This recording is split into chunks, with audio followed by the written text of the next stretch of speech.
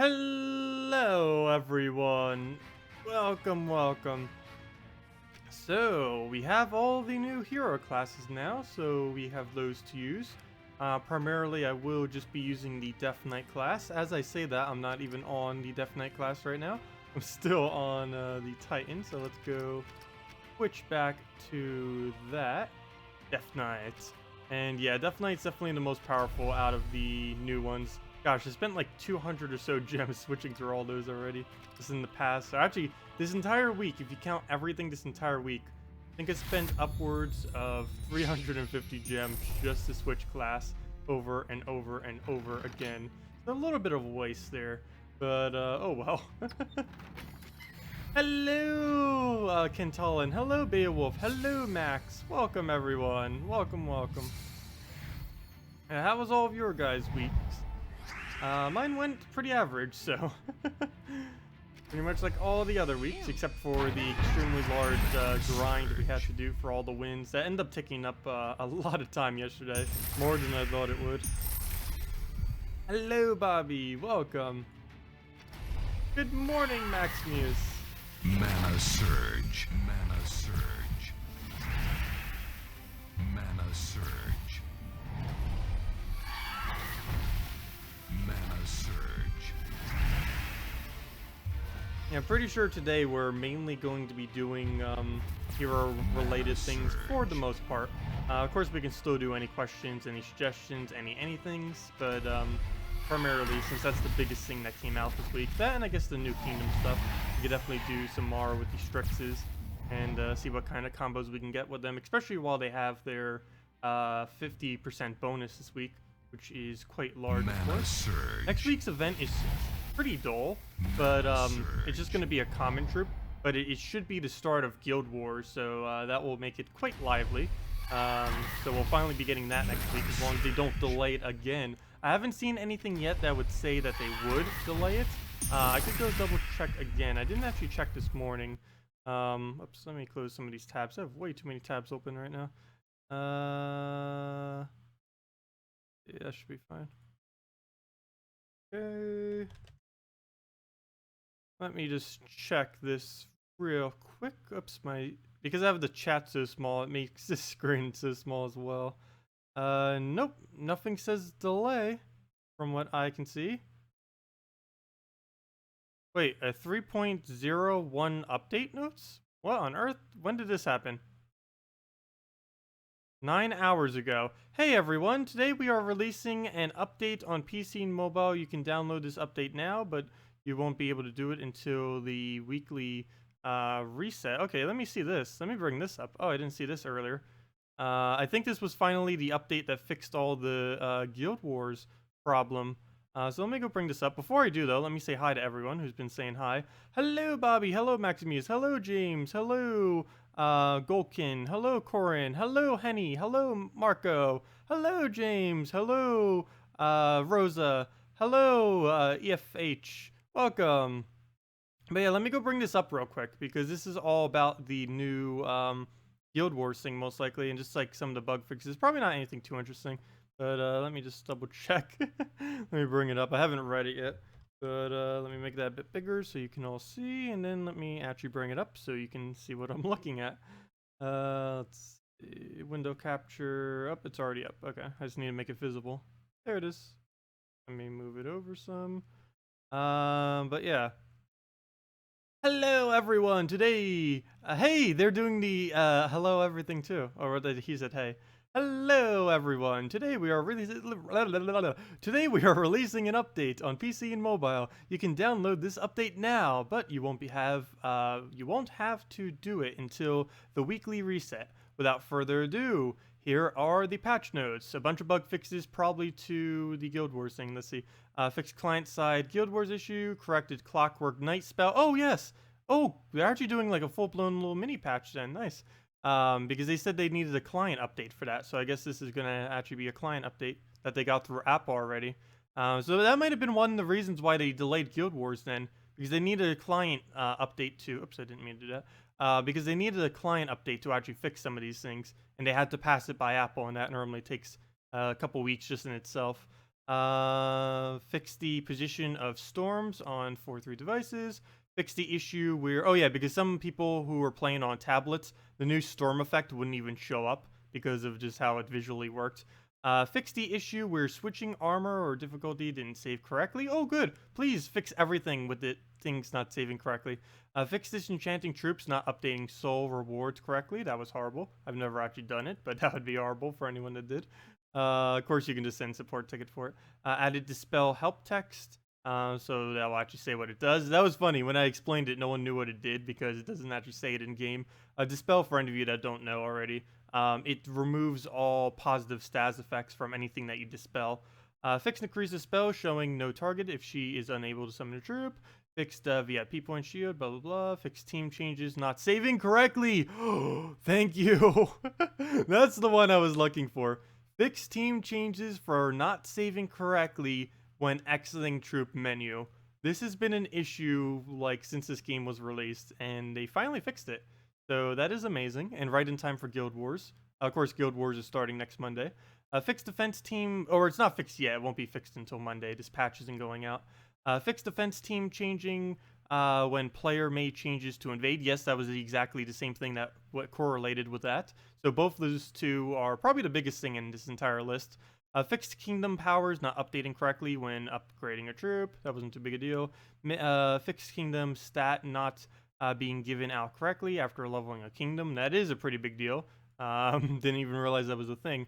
Fixed armor changes not being saved, and just a bunch of known issue and extra notes. When Guild Wars ends, it may take some time, probably an hour or more, for the next week of Guild Wars to begin. This is because the game has a lot of data to process in order to set up a week of Guild Wars. Okay, interesting. So yeah, looks like we have an interesting Monday coming ahead. Of course, it'll be the start of the Guild Wars, and we get some nice fixes that we finally got.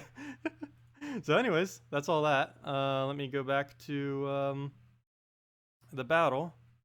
Move this over. I need to move a lot of my tabs open. Let me see. Move that over. Move this over. Move this up. Move this to the side. And I think we're good to go. Anyways, let me go see chat now that I can actually see it again. Let's see. Hello, Javier. Welcome. You had teams disappear yesterday? Yeah, it's been a bug that has been occurring for pretty much forever. I'm surprised they didn't fix it earlier than this, but they did finally fix it, so that's great. One other thing that they're doing right now, for any of you that don't know, they're switching over the entire code base of the game to Unity as well. So that's another reason why some of the things like the Guild Wars has been a little bit slower, because they are working on that in the process, which is something that has made me think that they might do multiplayer eventually. Because if they're switching to Unity, that's a pretty good sign that they could be considering it.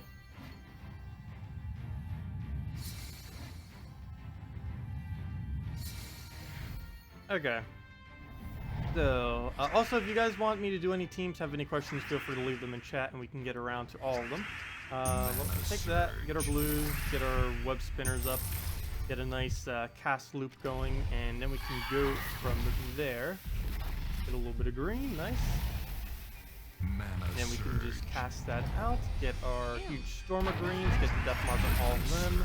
Looks like an extra turn, yes, and a really good board setup that shouldn't miss for the next few. Oh, not if we take that much off the board, though. That was a little bit too much. We're probably going to miss this one, but not the next one. Yep, exactly so. So we'll just take a skull, we'll follow up, and that should land. Ooh, it didn't. We at least got double green, though. Hey, and a death mark kill. This board will definitely land. Ooh, that disabled us more than it helped us. That double green right there that we took. Mana surge. And there we go. All we need now is... Oh no, gosh, demonic pack. Really? That would have been a win right there off that skull if he didn't demonic pack right there. Mana surge. Multiplier. I meant... Did I say multiplier? I meant multiplayer.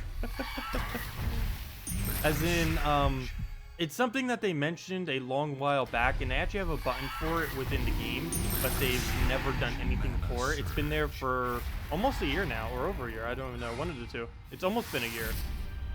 Yeah, it's almost been a year. I don't think it's actually been over a year yet. Pretty close, though. But this button right here was something that they said they were going to do ages ago that they never got around to, was adding a friends list to the game. You can see whenever you go under any person's profile that there is this grayed out button over to the left that says coming soon. This is going to be used for a friends list. This is already a known fact. But one thing that I believe the reason, I don't know, or as far as speculation, as far as why they've delayed it so far, my consensus on that is mainly because they're waiting until they can do real-time battling between people, because there really isn't a point in having friends that you can battle if it's just going to be like an AI battle like this. You can basically already do that, but it would make sense if they delayed it in order to implement something like a real-time function where you can go add a friend and battle them with your team. So between the fact that they're switching over to Unity and the fact that they're delaying it so much, we can kind of put one-to-one together, and they're probably going to allow you to battle friends in real time. Most likely. That's yet to be confirmed, but it is probably likely. Eventually. Soon, TM. Pretty disappointed with the Arcane coming out Monday. Yeah, isn't it like a pure brown or something? Let me see. Yeah, it's a pure brown trait stone. The only thing you could really use that with is Honor if you don't already have it buffed up. That's literally the only thing. Oh no, there is one other one. The Troglodyte, that brown Guild Wars troop that currently isn't existing yet, but it will be within the near future. That will also be a somewhat good troop to do it with. Pretty limited purposes, but you would use it on pure brown Guild Wars days, and you would use it on the quick explore team. Those are like the only two purposes you would ever use it within. But Honor definitely has a lot more purposes, so I'd probably say doing Honor first would be the best bet with pure brown trait stones. Yeah, next week's troop, for any of you that don't know, it's pretty simple. Nothing really excited, but we do have Guild Wars coming, so that will be the main event, of course. All it is a Bone Scorpion. Destroys a row, poisons a random enemy for every skull destroyed. It's a common, so it's basically a low rarity mass poisoning, which there currently isn't, so at least there's a way to do that now. You could essentially, as a really low player, pretty much as soon as you start, since it's a common, poison out your entire enemy team, which previously was not possible, because the lowest rarity prior to this troop that could poison the entire team was Legend, which was the Web Spinner, and which we have right here, as well as the Shadow Dragon. But and now Plague as well. But now there's going to be a common that can do a mass one. There's things like Poison Master, which do 2 poisons, but that's of course not the entire team. Well, we'll just take some green, I guess.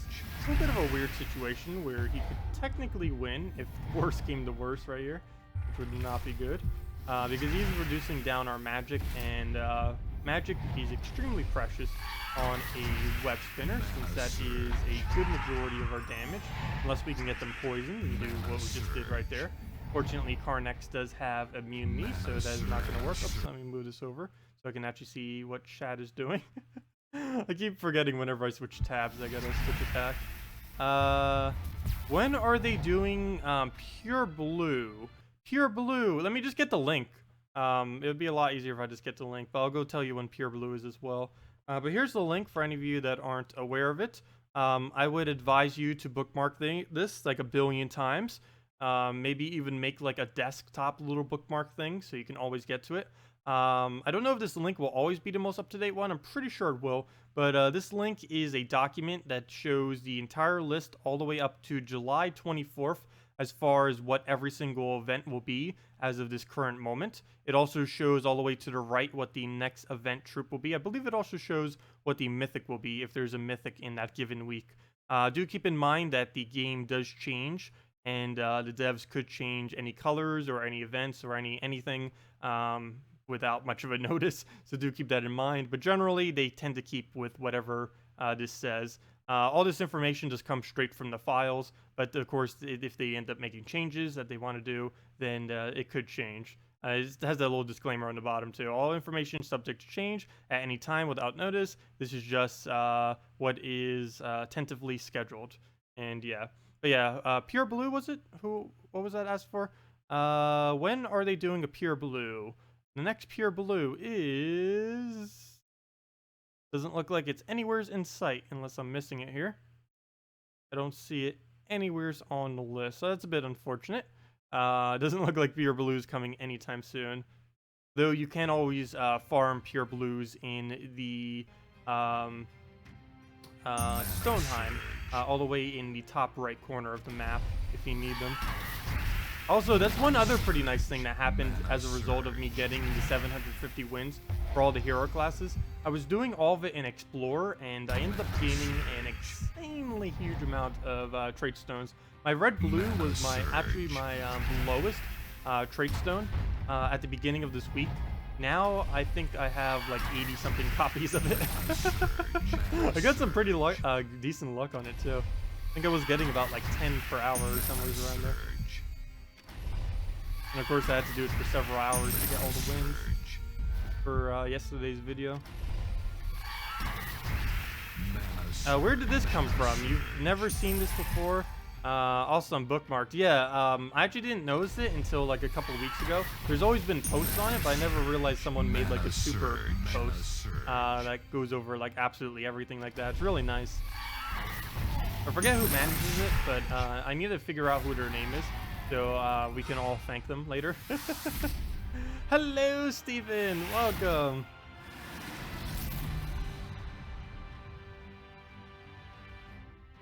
Okay, let me switch it up because I have a feeling I'll end up using that like the entire time if I don't. Let's see, what's my anti-skull these days? Oh yeah, the Escuela, I almost forgot.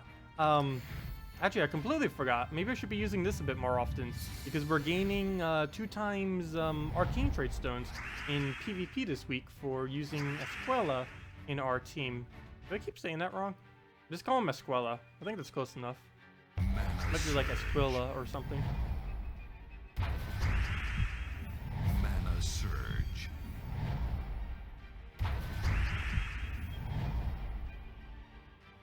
Oh, you're off on Tuesday too to start the Guild Wars. Nice. Well, Guild Wars doesn't really take that long, I don't believe. You only need to do 5 battles for every single one of the days if you're going to be a competitive guild that does it every single day. As far as that 5 battles takes like what, 15 minutes? Or maybe a little bit longer than that because these battles may be slightly harder. But let's say like, let's even say 30 minutes. This is what? 6 minutes each? Yeah, 6 minutes each. 30 minutes. So that's not too bad. 30 minutes. And you also don't have to do them all in one day. You can do them towards the end of the week. Though for any extremely competitive guilds, it is advised to do them on every single day if you can. Mainly because there's a daily like battling thing where if your guild ends up doing more than the opposing guild that you're against on a given day, you'll get some extra seals as well as a EXP bonus for the following day. And if I'm not mistaken, if they didn't change it, that EXP bonus is 50%, which can definitely add up, since you would be gaining basically every 2 battles would be giving you an extra battle EXP essentially.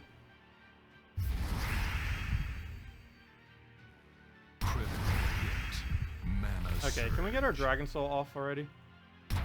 Also, I had to record yesterday's video twice because I had a really embarrassing moment where I wasn't really paying attention that much, and they basically looped the... I almost should have kept it in because it was pretty hilarious, but they ended up looping a dragon team, and in 2 turns they ended up wiping me out.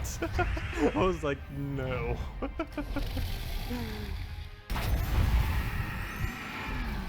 I do have some pretty funny moments that normally don't make recordings too. There's also been some games that I've been like trying to do content for, but the content just seems so cringy sometimes that I don't even bother uploading it. Like I'll spend hours like trying to make it, and then it's like, no, I'm not even gonna pursue this any further. Probably should sometimes. What's this I heard about? You were giving away loads of stuff to the best looking ginger bearded Welsh man called Ryan. Nice, Ryan. Well, we do giveaways occasionally, but as of currently, codes are not working. They are going to be working on this after Guild Wars gets released on Monday. So hopefully in the next week or two, we will have codes functional again, which would be great. And once they do that, we may be able to do the giveaways again. I wasn't supposed to do one for Easter. I was also supposed to do one for when the 3.0 patch came out. And yeah, codes were broken for both. So hopefully we'll get it up done soon. And then we can kind of do it for celebration of when Guild Wars comes out at like a week of delay or something. Okay, well, we'll throw the Dragon Soul into multiple Gorgolfas. Actually, really only one Gorgolfa. Keep them all looping. I still don't know if it's time efficient to really use this team, mainly because I don't know. We're getting twice as much trait stone, but our battles are going to be slightly slower. This is a relatively safe team, though. There's very few things that we're going to die with using this. Mainly just if the enemy gets insane luck. Alright, so we got our Dragon Soul right there. That'll wrap up most of the rest. Also, hello, Dinoscoverar! Welcome!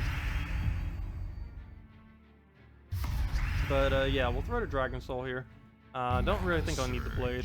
Maybe he can give you loads of applause. Matthew Bannock, welcome!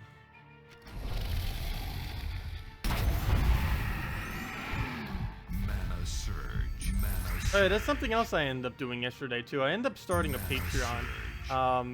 Currently, 0 funding, but I haven't really advertised it yet, and nor will I really be until probably this Sunday, because Sunday, for any of you that don't know, is basically the 1-year mark of us doing this, or me doing YouTube on a weekly basis.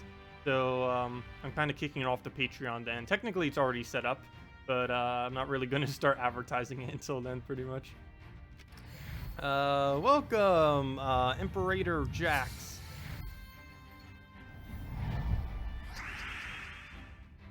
Okay. Oh, I was just about to try using Princess Elspeth, as if I actually have her on my team. Question: what is a good anti-Mercy Valkyrie Justice Queen mab team?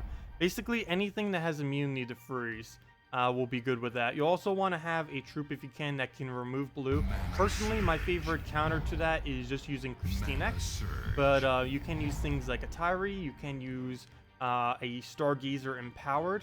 You can also use a Kraken. Even though it creates blues onto the board, you can utilize the blues that your enemy is creating in order to get extra turns off your Kraken. And stuff like that. Generally, I just go with a Christinex though, keep it simple. Anything that can deny their mana is always good though. And of course, if you can get at least one Impervious, particularly to your first slot, or just immune to freeze on your first slot, that'll be helpful as well, since they will not be able to utilize their freezes on you, at least for skulls and stuff like that. And like right here, this is what I mean with using Christinex. We just use it on the blue, and all it does is boost our damage, plus we get all the blues away, which it uses for 3 of its troop, plus the extra turns for the Valkyrie. So we're able to disable quite a bit out of that. I will have the Gorgolfa here, which is a little bit unfortunate, because that will set up a board that it might be able to use. Actually, that's not too bad a board. Barely any blue. The less the blue, the better. So that works out then.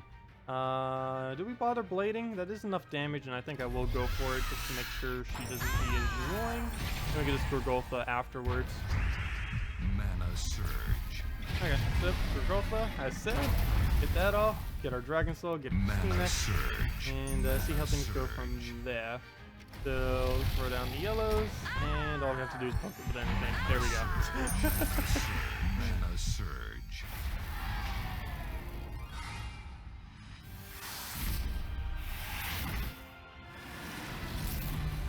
Yeah, there's been a lot of interesting new updates, and the one on Monday was probably the biggest, because even though Guild Wars is technically already here, it's not officially here until this Monday.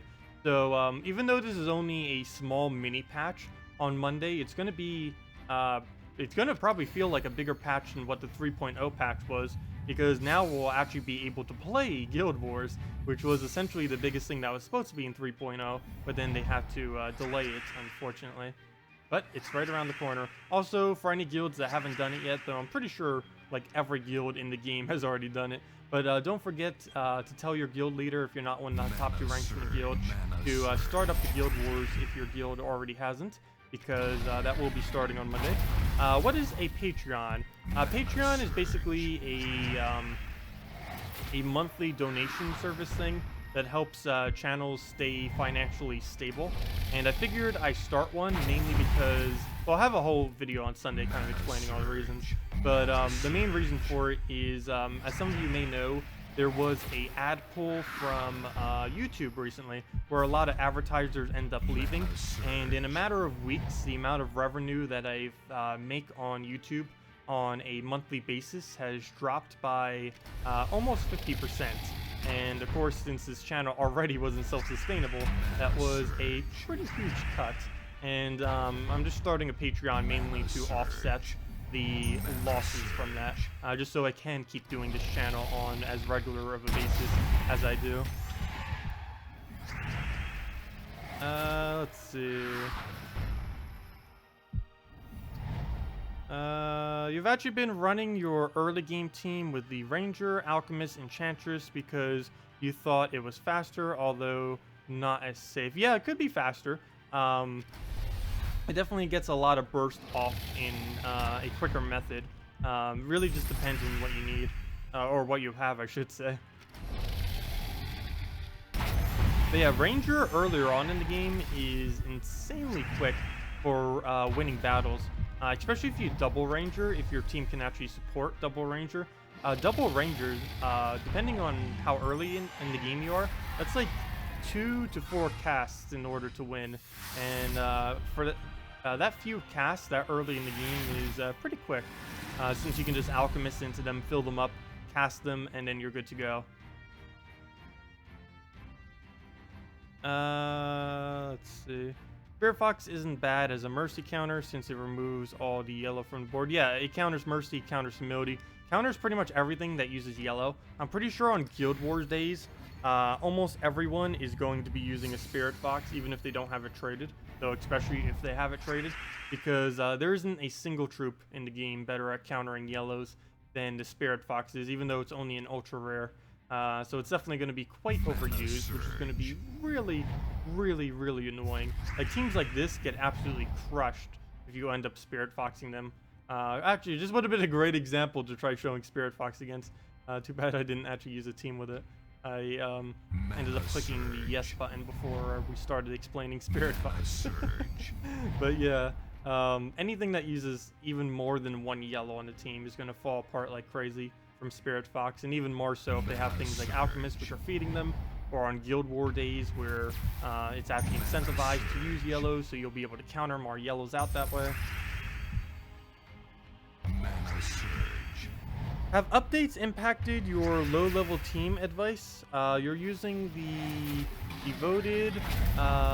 wait, updates impacted my low-level team. You're using Devoted, Valkyrie, Rowan, Warlock. No, that still works. Still not a huge fan of Devoted, mainly because of how random it is, but of course she is a really cheap troop that you can use. One thing that you might want to consider that didn't exist previously when I suggested teams like that is the new, I forget its name, the new yellow-green from the most recent Suncrest Kingdom. I believe that may be able to work in that team. Let's see, what kind of color conflict would that have? Not really any. But you could try doing that, because I feel like that would almost be better than a Devoted at this point.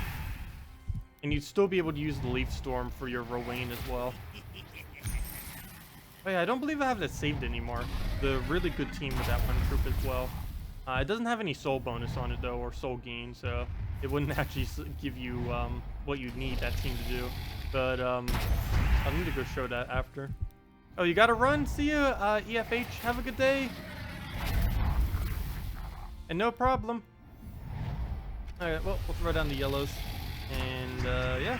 We'll just get our Dragon Soul down, and we are good to go. Yeah, let me go show that one team real Mana quick. surge. But yeah, let me go get the name for it. Let me get the name of it, and then let me go get the one team to show you. Mana surge. So we'll throw down the Browns there, and then we can just blade into it. Go, and then we'll just do the blade. And oh, don't you dare revive again! Wow. Mana Always. surge. Why do I expect anything other than endless revive when I just want the battle to end? Mana Ooh, surge. didn't even get an extra turn off that. A lot of yellow clumped together, but didn't land. Mana surge. Hello, Nikolai Curry. Welcome. There we go, finally. Okay. So the troop I was referring to earlier is called... Whoops, loading screens go. Is called... A defeat. That's what it's called. Is called... I'm pretty sure most of you know what I was referring to, though. This thing, the Heronef. Summons a Leaf Storms, all allies gain armor boosted by ally Strixes, which will basically have no effect on that team. But yeah, I was basically saying earlier that instead of Devoted, you could go Heronef, particularly this week since it has 50% bonus. But you can go Heronef, Valkyrie, Rowan, Warlock instead. And as far as the team I was referring to earlier, I don't believe I have it saved. I can, of course, just overwrite something, though. Yeah, I don't have it saved anymore because I ended up overwriting all of them. But let me go make it again real quick. If I can remember what it was. Don't know if you have all the components for it, but this is something else to consider. Because it does still gain all the souls, too. Hey, it does come in if you just type in hero. Nice. Hero, Rowan, and Setite Warrior. Even if you don't have this, like the Dragon Soul, you can still replace it out with a Warwick. It won't be as good with a Warwick, but the main combo of this is the is relatively low rarity. It's just the Heronef. What is the base rarity for Heronef? Is it rare? Yeah, it's a rare epic that you can get from a kingdom for free, and an ultra rare. That's the base of the team. First slot can be really anything, as long as it's a red purple. Some options are things like Avena, which you can get for free from completing out Golvania, which you'll likely want to do for the Deathnight class. And now, anyways, there's the Ward, which also gains souls. All three of these gain souls, by the way. There's also, well, Amira doesn't gain souls, but she would be a decent first slot as well. And you can also do, wait, that is all of them. I was going to say Dragon Soul again. But yeah, that's pretty much most of them. I guess you could Carnex as well. Wouldn't be too bad, but you wouldn't gain souls from that, unfortunately. So we'll just rename this to the Armor Souls. And we'll throw this down. Oh, we have mail. It's just defend rewards. Did we lose again? Nope, a win this time. What is even our defend right now? It probably switched it on me. Yep, it did. Also, as we read at the beginning of the stream, for any of you that weren't here, they will be fixing that glitch where your teams just randomly end up switching over in your defense when you don't want it to. They're also going to be fixing your teams not saving, which I absolutely am going to love that, because that has wasted me at least 10 to 20 hours, if not more, over the last 2 years, probably even more than that. Because whenever I do a video, well, the first year because I was just playing, but since I've been doing like videos for it, sometimes I'll make like a bunch of teams for a video, and then like I could do like maybe 10 teams, like if I was doing a top 10 video. Then I'll click away, and then it won't save a single one of them. And I do generally remember most of them, but of course it takes some time to rebuild them all again, remember what they were, and all that. But they should, or supposedly, based on the patch notes for what's coming on Monday, it should be permanently fixed, which is going to be absolutely great. So we'll throw this down, throw down Dragon Soul, throw down Rowan, throw down Setites, and we're good to go. Just take a couple of our yellows off the way and clear out the board. Come on, greens, greens, greens. Yeah, there we go. And that's how you do this team. You throw these, you cast all of them once, cast these Setites, and ideally we'd win off of the Rowan right now. Though unfortunately that doesn't look like it's going to be enough damage this time around. Maybe if I give it another armor buff, I'll just use a Dragon Soul. Dragon Soul into a Rowan, I think will be good enough. It should give us a green extra turn. There we go, perfect. And just in case this is not enough, let me take some greens off the board. And we're good to go. And we just throw that down. And that's that.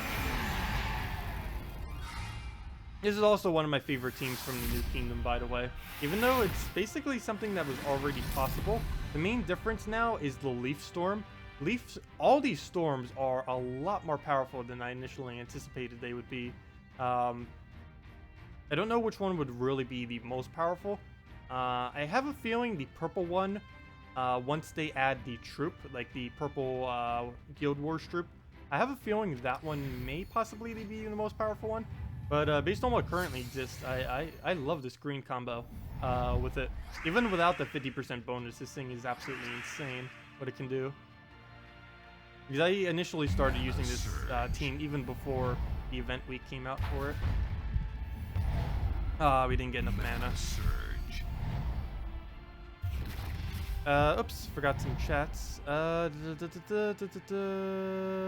Your experience is that reviving chance is higher than the stated 25% chance. No, it actually is 25% chance, but it can be annoying sometimes. Just feels like that sometimes. But quite often I can kill these things without them ever reviving. Did I happen to see your YouTube comments on your random troop battle? Very cool video. Wait. Did I happen to see your comments? I do not recall for sure which one. I get a lot of comments on videos. Normally I try to answer to all of them, but I normally don't pay attention to whose name is actually commenting. I just answer whatever the question is without any regard to what the name is. So I may have seen it and just answered it. I don't know. If you have a reply to it, then I definitely have. If I haven't, then I might not have seen it yet. Don't you just hate when Dragon Soul and Inferno King keep reviving? Yeah, they're very, very annoying when they keep doing that. There is a way to stop it. You can just stun them. Though, I don't know. I just don't like having to waste the time to have to go out of my way to stun them. Plus, it wastes the team slot. Hello, Spooks. Welcome.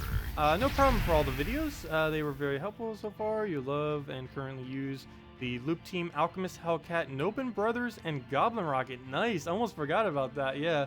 Those Nobin Brothers. That Nobin Brother buff that they did that one day was pretty insane. Haven't really used them too much, but he is definitely pretty good after the buff. Prior to it, he was like useless, but now he's definitely pretty good. Well, glad it's working out for you then. Anyways, let's wipe that out. Let's see, you don't have Dragon Soul yet. Oh, and you found the wargs. Oh, you did find the wargs then. Nice. Yeah, the climbing damage is pretty fun on any troops that have it. Bonnie Rose is probably the most notorious for the climbing damage. That and Fair Shra, though most people don't have the Fair Shra. Bonnie Rose I don't use too often, mainly because this late in the game, she generally does not have enough damage to one-shot. But earlier on in the game, she does, mainly because a good majority of her damage comes from how much gold you have, and the gold cap is always the same. Even if you have like extra bonuses and stuff, the only thing that can really increase it is merchants on your team. So a level like 50 player will have the same bonus as like my level at like level 1100 something. So it works a lot better at Bonnie Rose and stuff like that earlier on in the game, as well as things like Warg. Generally, you'll never see me using or suggesting a Warg team, though earlier on in the game, it's pretty good. It's just later on in the game, there's like no purpose for a Warg whatsoever. It gets completely outshadowed by Dragon Soul. The only instance you would ever need Warg later in the game, which is why you still need to upgrade it, other than for kingdom levels and stuff. But the other reason is if you're going to run a Sybaris, because of course your Sybaris, if you have fully traded summoned Wargs, will then give you even more souls, which is kind of nice, especially since the Sybaris has Necromancy on it for 50% bonus souls. Something pretty similar happens with Keeper of Souls as well. Keeper of Souls has a let me use that. Oh, I forgot the greens, which would have given me purple. But Keeper of Souls has a 50% chance to summon white, and of course white creates souls as well. Any comments? Mainly you were mentioning Burgess' comment on where to the first troops. in any order you want. Wait, any comments? Mainly I'm mentioning Bridget's comment on where to the first 4 troops in any order you want. Not quite sure what that sentence says. I don't know if it's me just reading the sentences wrong sometimes. It probably is, more so on my part. But I honestly have no clue what you're asking there. If it's even a question. Maybe it's not a question, and that's why I'm confused.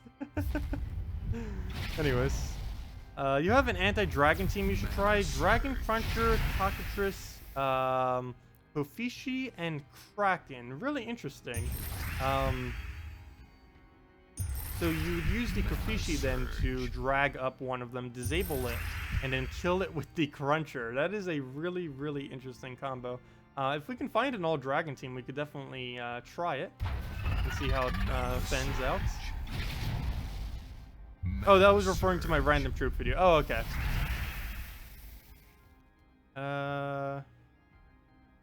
Yeah, there were people that were mentioning doing them in any order.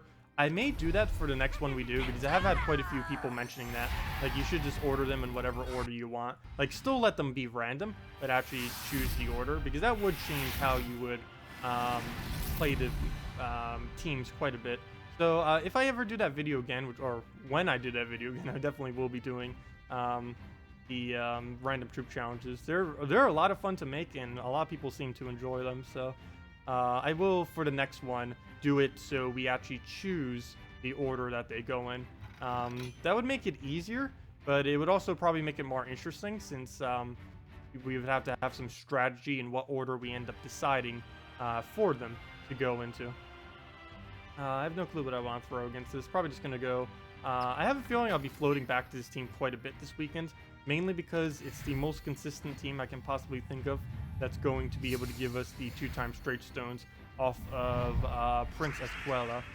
We could also use some kind of team that uses it in first slot. My main concern with using him in first slot, though, is he's going to block too much mana, and it's going to be too slow of a battle generally. So that's why I've just been using mana generators up there, like Gorgulfa and the such. Okay, we'll just move that over.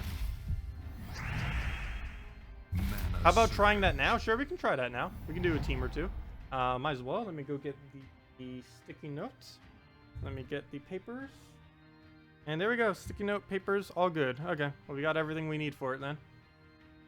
So we'll go do that right after this battle. Might as well. We can go do 1 or 2 of them. It stuns Dragon Soul, so he doesn't receive the... oh yeah, you could use it on the Dragon Soul so he doesn't get the revive. You just have to make sure you kill it pretty much right away, because of course stun doesn't last forever. You'd probably have to weaken the Dragon Soul some first before you commit to doing that. That, or use a Kofishi into a Dragon Cruncher ability could also work. Mana Surge. Generally, when I play Dragon Cruncher against a Dragon team, one thing I like to do is Stargazer it. Because getting that Stargazer right off the bat, if you're using a full-blown 4x Dragon team, I believe the damage from a single buff of Stargazer is enough to be able to one-shot them, as long as it's not on any kind of bonus week. I believe that is enough damage. I still need to double-check if that is or not. But that would probably work best as far as countering it out. Yeah, I do really like the Kofishi idea, and we can definitely try it if we end up seeing it. You're missing this game? Have you not played it recently? Yeah, I know. Kofishi is a pretty fun troop. I'd place him on similar level of fun as Peasant. It's like a troop that you wouldn't really use that often, but it's fun to use. I do like troops like that. Troops that may kind of be useless, or not useless, but like, you know, they would never be used on a general team, but they're still a lot of fun to use. I do like when they add troops like that, and they haven't been adding as many of those as of recently. Generally, troops that they've been adding recently are just either good or they're bad, and some of the good ones are fun, but they haven't been adding like ones that are like specifically extremely fun to use with like any extremely outlandish abilities. Though I do have to say, maybe that's not incorrect, or maybe that is incorrect. I mean, because all the storms are quite a bit of fun to use, and there's a great deal of strategy with that. But other than the storms, like Lief, I guess, is a little bit of fun to use. Like we end up the first battle I ever did with her, we got her to 1,000 attack, which is pretty funny. So I guess she is kind of a fun troop as well. But like things like Teska is personally for me basically dead content because I barely even really ever need to use it. Princess. Prince. I think I said that in the event video too, like princess instead of prince. Princess Quella. After this week, I'd never use again most likely because there's already a. Actually, never mind. We would need him for Lightstorm until they add the other Lightstorm. That's it. Owlif we'll definitely use for Darkstorm. This Jaguar is completely useless to me. Finarif we'll use for Rowan. Of course, Garuda we'll use for pretty much everything, as well as our Red Storm. And Chupacabra. I don't know why they added this thing. Like, this doesn't even really fit the kingdom, does it? I don't know. I guess it kind of does. This seems like an really weird thing to put in. And a beast counter. We do not need a beast counter. I can't think of one beast that is wrecking havoc at the moment. The only thing I could possibly think of is maybe Magrim Woods with a Forest Guardian Sybaris combo. That's about the only thing beast related that can get out of hand. That and using a black beast in PvP battles, that's only good when you're invading. It's not good when the AI has control of it because the AI is completely dumb and will not know what to do. Oh, 4 Horsemen of the Apocalypse, you know what we must do. I think every single time I ever see the 4 Horsemen, I'm just going to use 4 Horsemen against them, because why not? It's like the only time I ever get to use this team, and we might as well use it. Currently, until they add a crafting system, assuming that the crafting system will allow you to craft anything, the 4 Horsemen, as of this current moment, is the hardest possible team to obtain, and realistically, you would never need it. Some of the troops on it, like Famine, Death, and stuff, are pretty useful. But as far as this team in general, you would never actually use it because it's pretty weak.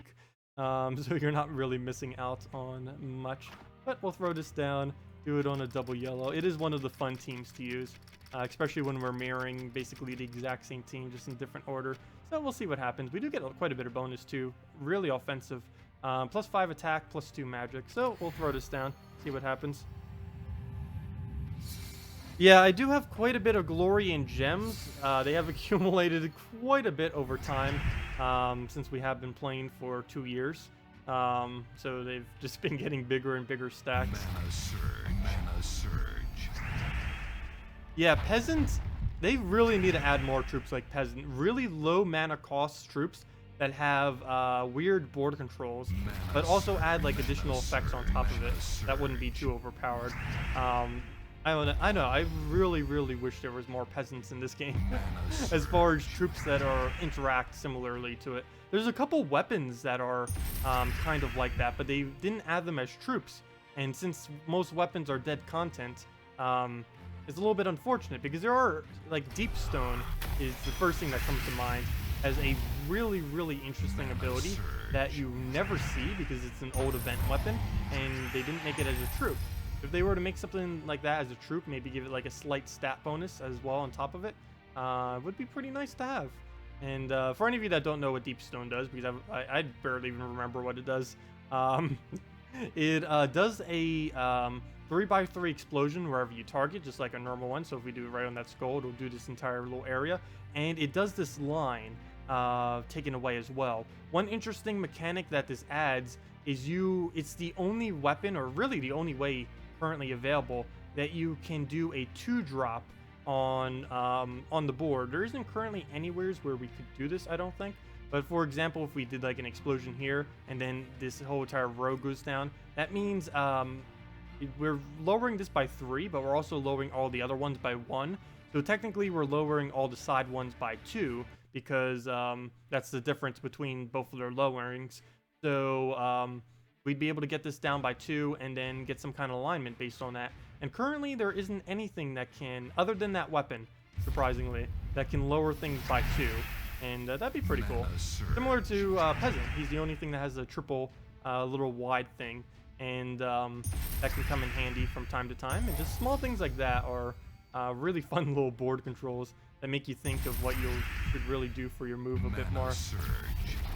The easiest things that you can possibly use that have basically no thought process, really, if you just want to have something that kind of goes through the motions. And you see me doing a lot, particularly on streams, because it just works better for looking at chat and stuff. But those are explosion teams. Explosion teams, all you have to do, explode, explode, cast an ability, explode, explode, cast an ability, win. That's basically the cycle of how they work in a nutshell. Alright, well, there we go. Oh, should have thrown famine first. Mistakes were made. Also, did I miss anything? Hello, Matt!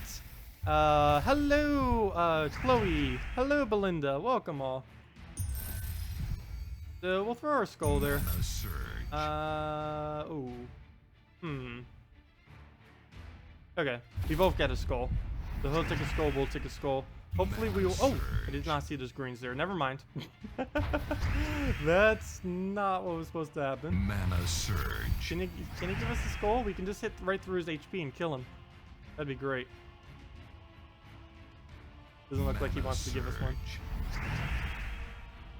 Oh, there goes famine. Gotta cast. Oh, ooh. Wait, never mind. That's enough damage. Never mind. Doesn't even matter if it does true damage, and it did do true damage. Overkill. But there we go. Again, I probably should have done famine first, but it doesn't even matter. We get the armor piercing for the kill, and there we go. War wiping them out. Also, I keep forgetting my PvP rating is actually pretty low this week because I did most of my farming for all of the classes in Explore, which I probably should have done some of them in PvP. Just to do them quicker, I was doing a good majority of it in Explore with... oh, I don't have the team I was using. It was just a simple Rowan team, though, with the Princess Espef to give it greens. Hello, Tatolicious. Welcome. You just started playing Gems of War and you're wondering, as a free-to-play, is it better to spam Arena or... Oh, yeah, when you're first starting off in Gems of War, particularly as a free-to-play, or really, even if you're paying or not, it is a really, really good idea to start in Arena. Arena has the best value of anything you could possibly do when you're first starting out.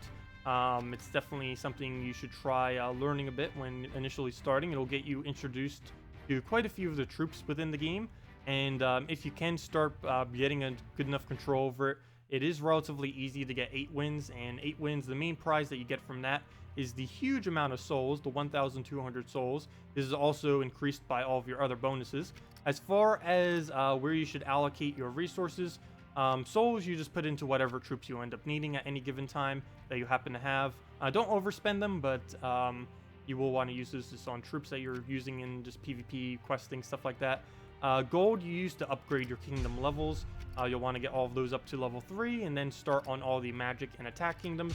You can see which ones are magic and attack just by going into the kingdom page on them and seeing what bonus they give, and then going for those, all the magics and attacks. The magics are Zolkiri, Carecraft, Darkstone, Blighted Lands, and Silverglade. And those are the ones that you kind of start getting to level 10 first because they give those extra stat bonus at level 10. Glory, you allocate completely to the glory packs every single week. Every single week, a new troop is added at minimum to the game, which you can buy with glory. This will give you a new troop, 2 glory keys, 10 gold keys, 5,000 gold, 2 arcanes, or 1 or 2 arcanes, depending on the pack, of a specific color, and a bunch of minor trade stones. And these help you with trading, and just in general, they're the best value for anything you can do with your glory. And as far as your gems, when you're playing free to play, you spend them on armors, most particularly the celestial and or dragon armor. Generally, I say go for dragon armor first, mainly because it has the you'll need gold much more than you'll need souls. So it is good to have both of them. Generally, dragon armor is best to go. They both cost 500 gems. If you need something cheaper, if you're a bit more impatient, you can just go for one of the 50 gems. Only the assassin and dwarven ones are decent, and then you can work your way into the higher ones.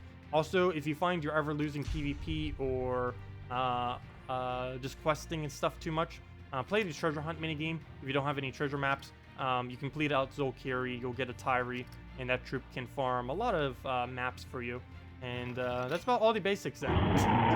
That's about all the basics you'll really need to know. Also, thank you for the subscribe. If you have any other questions, let me know. I've done a Let's Play series, or actually 2 Let's Play series, which may be somewhat helpful to you since they go over a good majority of what I said, plus plenty more. I actually, that reminds me, I haven't really been doing any, as of recently, I haven't really been doing much of the Let's Plays. I think it's been like 2 or 3 weeks since I even did an episode of the last one. Might even be like a month now. It feels like that keeps happening. That's the same thing that happened to the initial one too. Like, we ended up doing it like once a week, and then I kind of just stopped for a little while. Because it does reach the point where that account just becomes, I don't know, it just becomes a point where videos aren't as helpful anymore. So hello, Merrick. Welcome. Okay. We'll throw a scroller. Mana surge. Hello, Techni. Welcome. You finally got 4 million gold. Nice. I don't even... Yeah, I have actually. I think the highest amount of gold I've ever had in this game was 6 million. Of course, I've accumulated way more than that over the times. But as far as like just hoarding gold, 6 million I believe is the highest I've ever accumulated. And that was the week I tried going for #1 as well. That was also the week I ended up starting my own guild. So a lot of stuff happened that one week. Back when it occurred. That was like, what, 10 months ago? Gold used to be quite a bit easier to gain in the past, though. At one point, it was possible to gain over 10,000 gold per battle, which is pretty broken. Back when difficulty... It's actually why difficulty doesn't work in PvP. Back when it did, people would just use the Great Maul with Bone Dragon. Of course, this was pre-nerf Bone Dragon, so it was absolutely insane. And they would just use that combo, and it would kill through anything, regardless of how high stats. It could be literally max stats, thousands down the line, and that team could still beat it. Mana surge. Because it would utilize all their stats against them. Oh, no problem, Tatalicious. You watch a few videos, but there are so many resources, I was pretty confused. Oh yeah, there's quite a bit of resources out there. Oh, I do have a video that explains the basic ones. Let me go get that real quick. I almost feel like I need to redo that video, because I did that video just casually one day thinking it's like, oh, okay, I'll just do this video, and it actually became pretty popular, and I didn't fully explain everything as good as I could have. Let me go get that real quick, because it is a good basic starting point. Oops, I did not mean to click there. How to use these, I believe is the title. No, but I do need to change that, so whenever I search that, let's see. Resources, maybe? I need to change these things tags. There it is. Okay, I need to change this thing's tags later so I can find it easier. But this video right here goes over all the basic resources, and we'll explain it probably a little bit better than what I just did. I tried to explain things a little quick during stream, for anyone who might already know, because I do tend to explain a lot of things, and I don't mind taking the time to do it, but I don't know. If people don't mind me explaining things constantly, I don't mind explaining it. Just I tend to do it a lot sometimes. But yeah, that video will give you pretty much all the information you'll need as far as the basic resources. There are quite a few more than that. I still need to do a comprehensive video on how to use trade stones. I have done, of course, like smaller videos on it on certain topics, but trade stones are the most complex resource currently within the game. Mainly because if you end up using some of a certain color, it'll prevent you from also trading up other troops, and I don't know, it's just like a whole mess of having to figure things out. Mana surge. Did I see the question about what you would combine with land sharks? You mean the sand shark? You mean, I think? I'm pretty sure you mean sand sharks. You want to mess with them, but you're not sure what to combo. I know when they initially came out, I haven't tested it as of recently because I'm pretty sure it would completely fail if I did use it in the currently what exists in the game. But what I was using with it back when it initially came out was, well, there's two options. There is the double... You could use a double sand shark with a alkalite, a double sand shark with a deep borer, and then the last slot you can make as a support troop or just a third sand shark with it, and you just keep putting browns onto the board, let the sand sharks devour like crazy, and then you go from there and hope that the 25% chances actually land. And sometimes they do, sometimes they don't. It's an excessively random team. Pretty funny to watch though. That was like literally the first team I made when Drifting Sands first came out ages ago. was triple sand shark with, I believe, either alkalite or D4. I think it was alkalite, because at the time alkalite was actually a better option than D4, if I'm not mistaken. But yeah. Okay, well, we'll throw this at yellows. Oh, I shouldn't have thrown that at yellow. Never mind. I keep forgetting. Because I was using this with the Garuda earlier. I keep assuming we have Firestorm, but this other guy has the Light Storm, which is yellows, of course, which is not a good idea to remove yellows if we are going to put more yellows on the board. Yeah, no problem. Tatalicious, I believe that is. Also, you'll learn quick, I'm completely bad with any names. I am pretty well known in this community for not being able to pronounce anything whatsoever. There was even a thread on it recently on the forum. Oh no, the skulls. Okay, well, we can just granite skin it. Hello, Aldris. Welcome. Mana Surge. My headset bothers you more than it should. I will be getting a new one soon. I ended up breaking about a month or so back, and I just haven't bothered replacing one out. I'm slightly hesitant to it, mainly because whatever I do end up replacing it out with, I'll be using for the next few years, and I just haven't really committed to any headphones yet. But I will be replacing this out. I don't know exactly when. Currently, as far as financial spending, I have two main priorities right now, and that is, my first one is getting the heating and cooling fixed at my current location, because that's going to be about a $4,000 to $6,000 expense, and I'm kind of waiting until that gets done before I do any kind of smaller expenses like getting headphones and stuff like that, just to make sure I do have enough money for it, because there is a possibility that I will be needing to get new ductwork, and that could run as high as like $10,000, which I don't know if it's any higher than 8,000. I don't know exactly what I'll do about that, but I'm still getting estimates and stuff, and as long as it doesn't need ductwork, should only be about 4,000, so fingers crossed for that. And then after that, I'm going to be getting a new computer, because I'm still using my 5-year-old, 4-year-old, yeah, I think it's more towards 5 now, 5-year-old college laptop right now, and for doing YouTube as much as I do, I really need a better setup than what I currently have. But yeah, I will be getting new headphones eventually. Let's see. Though I am starting to get used to like the one-sided sound. It feels weird, but I've gotten completely used to it at this point, because I don't know. It's been like a month now, and I don't know. Something about it is kind of nice because it doesn't make both your ears sweaty. What's kind of interesting, it doesn't even make my left ear sweaty anymore. Like, you know, if you wear headphones for a long time, it'll kind of make them sweaty, especially when it's hot, which it is right here. But for some reason, they don't really get hot because, I don't know, just because this one can air out, the other one is kind of fine. I don't know why that is. But it is. What is up with the leaderboard? Everyone's PvP points are really low. It could be because they bot crushed. I don't know for sure if that is indeed what they did. But there was quite a lot of commotion on the forum recently about bots and stuff. I wasn't really getting into that because I have in the past, and I don't know, it is a whole drama mess. But as far as bots, there was a lot of complaining about it recently. And since the devs have basically gotten everything done, it seems, with the Guild Wars that's about to come out on Monday, they're now allocating their time towards crushing bots. So that might be why the leaderboard is so much lower, because all the bots that were at the, or assuming that there were bots at the top of the leaderboard, have now been removed. I haven't looked at the leaderboard all week, so don't quite know what it's at right now, but I can go check right after this battle. It's not normally something I pay attention to, especially because it has been notoriously ran by either excessively active players or bots, either of the two. People are complaining about you. Yeah, you definitely don't bot. I can confirm that after seeing you play for like 2 years now. You definitely do not bot. Yeah, he seems realistic. About 50,000 by Friday. That's still ridiculously high, but that's realistically high.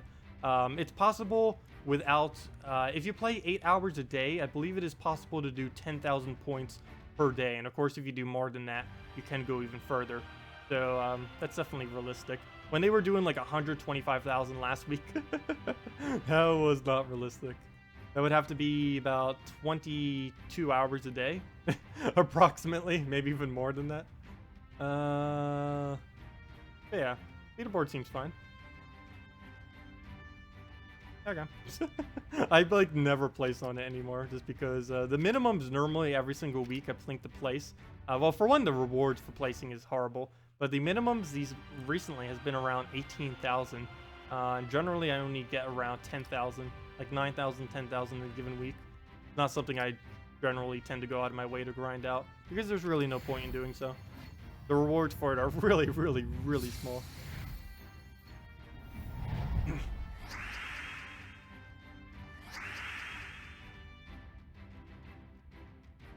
Oh, they ended up resetting the Guild Wars thing? I didn't notice. I think I may not have noticed because I believe someone from my guild already reassigned the guild, so I didn't even notice that was a thing. I did mention that earlier to everyone to make sure they're signed up, but I guess I need to start mentioning to everyone that you need to re-sign up because they end up resetting the thing. Yeah, I can go double check that right after this battle. I'm pretty sure I didn't notice it earlier, so I'm pretty sure someone from my guild just assigned my guild already. Because I do have like half my guild set as that. Every single person to reach level 1000, I just up their rank to the level 2 rank thing. So anyone who's the leader or the number 2 rank can just sign you up. Can sign the guild up for the Guild Wars. So I believe they already did that for me, which is why I didn't notice. Oh, Breath of the Wild. Yeah, I've been watching quite a bit of gameplay of it, or I was when it came out. As of recently, I haven't been. But yeah, Breath of the Wild looked like it was pretty good.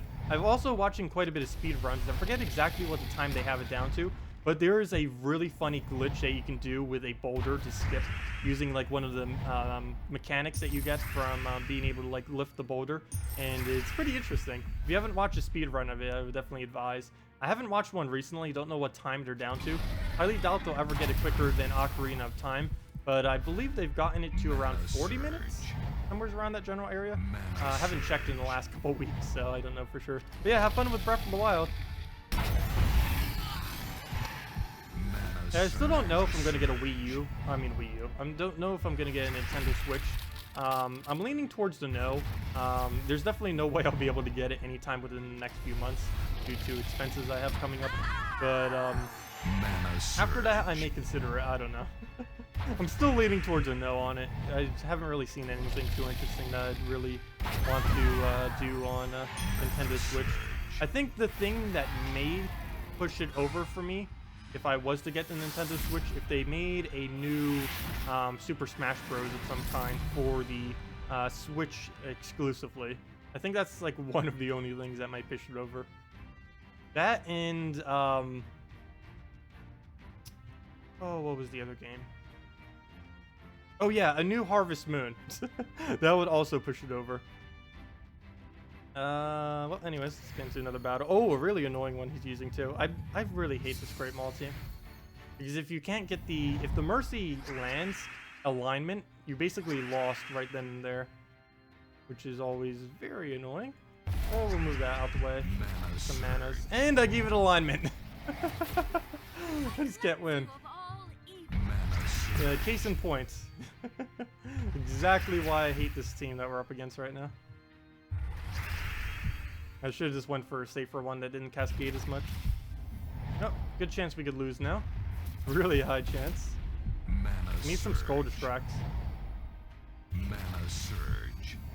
Okay. He's gonna do another Mercy. It will completely miss though, so we'll let it do it. No! You've got to be kidding me! What is this luck or lack thereof? Good thing it didn't Mercy there. That really? I take a skull pair and it gets replaced purely with colors he needs there of yellows and purples. That is insane. Well, let's remove the yellow so he can't do anything. Yep, were those greens just sitting there? Probably not. Mana surge. Oh, there goes the Great Maul. At least it didn't hit anything that was really decent. It was just the current event troops, which this team doesn't even need to win. The only annoying part now is we have to deal with 73 attack. And if he kills through our granite skin, we're pretty much dead. Even though we do have stone skin behind, but he'll still basically two-shot that. At least with our granite, we'll be able to survive several shots. Right here, I'm going to remove brown just because I don't want him to get alignment on that. We do get a little summon there, though. That's basically going to do nothing. Take a little purple, and please use this now because I don't... Oh, no, it does have alignment. Never mind. Don't use it now. Double alignment. Come on, keep living. Don't die yet. Don't die on us. I think we can distract one more time. Yeah, we can distract one more time without really losing anything.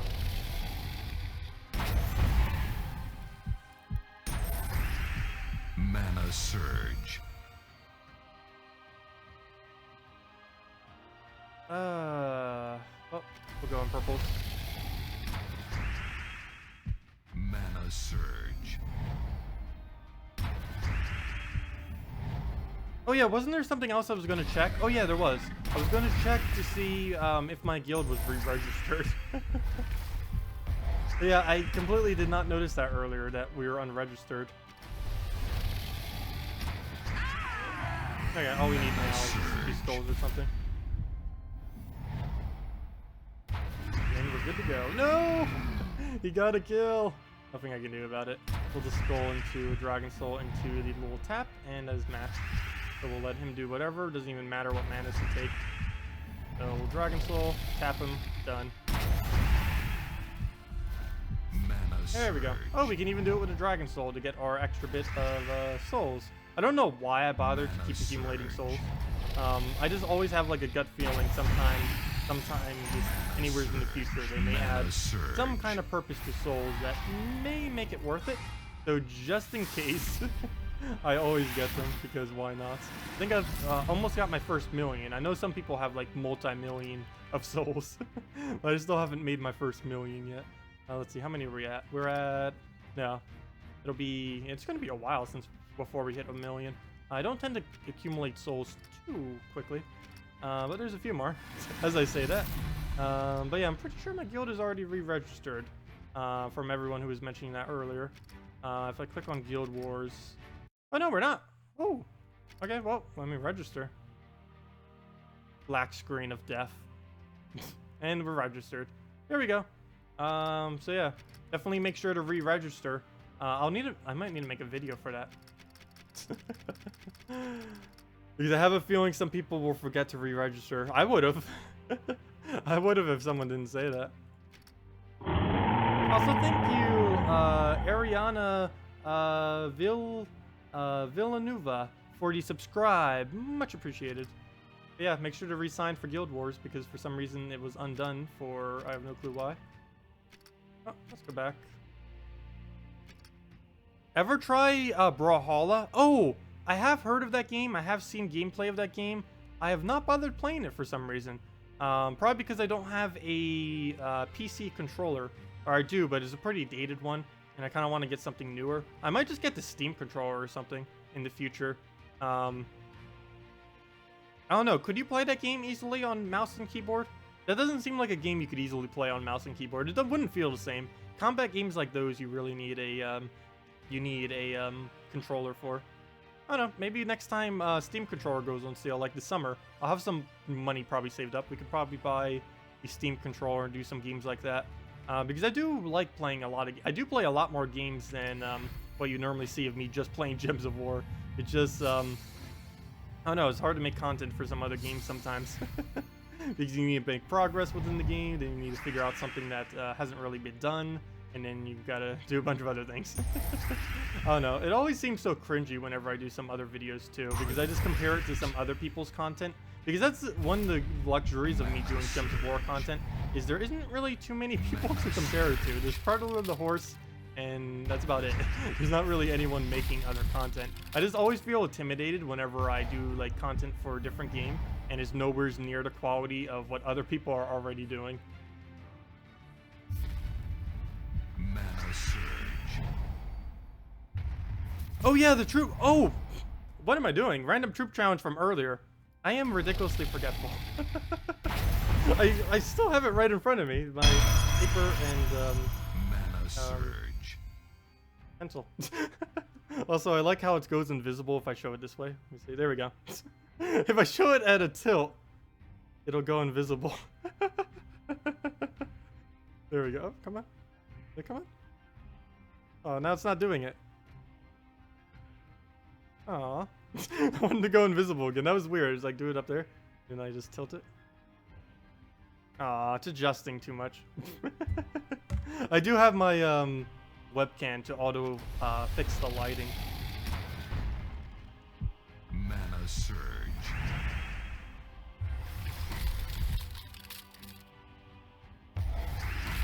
Yeah, Crawler comes in and out. Oh, I forgot we were frozen on blue. I was looking at Christine next and it's like, oh, we can take skulls, we're fine. And then it's like, nope, we're frozen on the other one. Hello, CSGO Shadowburn, welcome. Mana surge.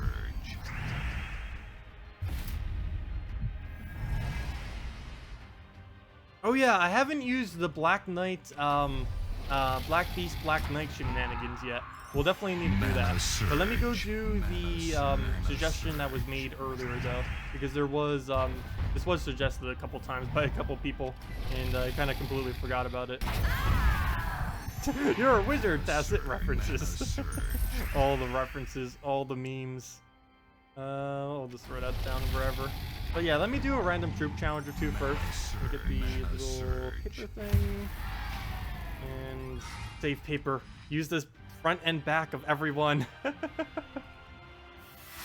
I was really bad with that in school too, particularly middle school, and somewhat in high school as well.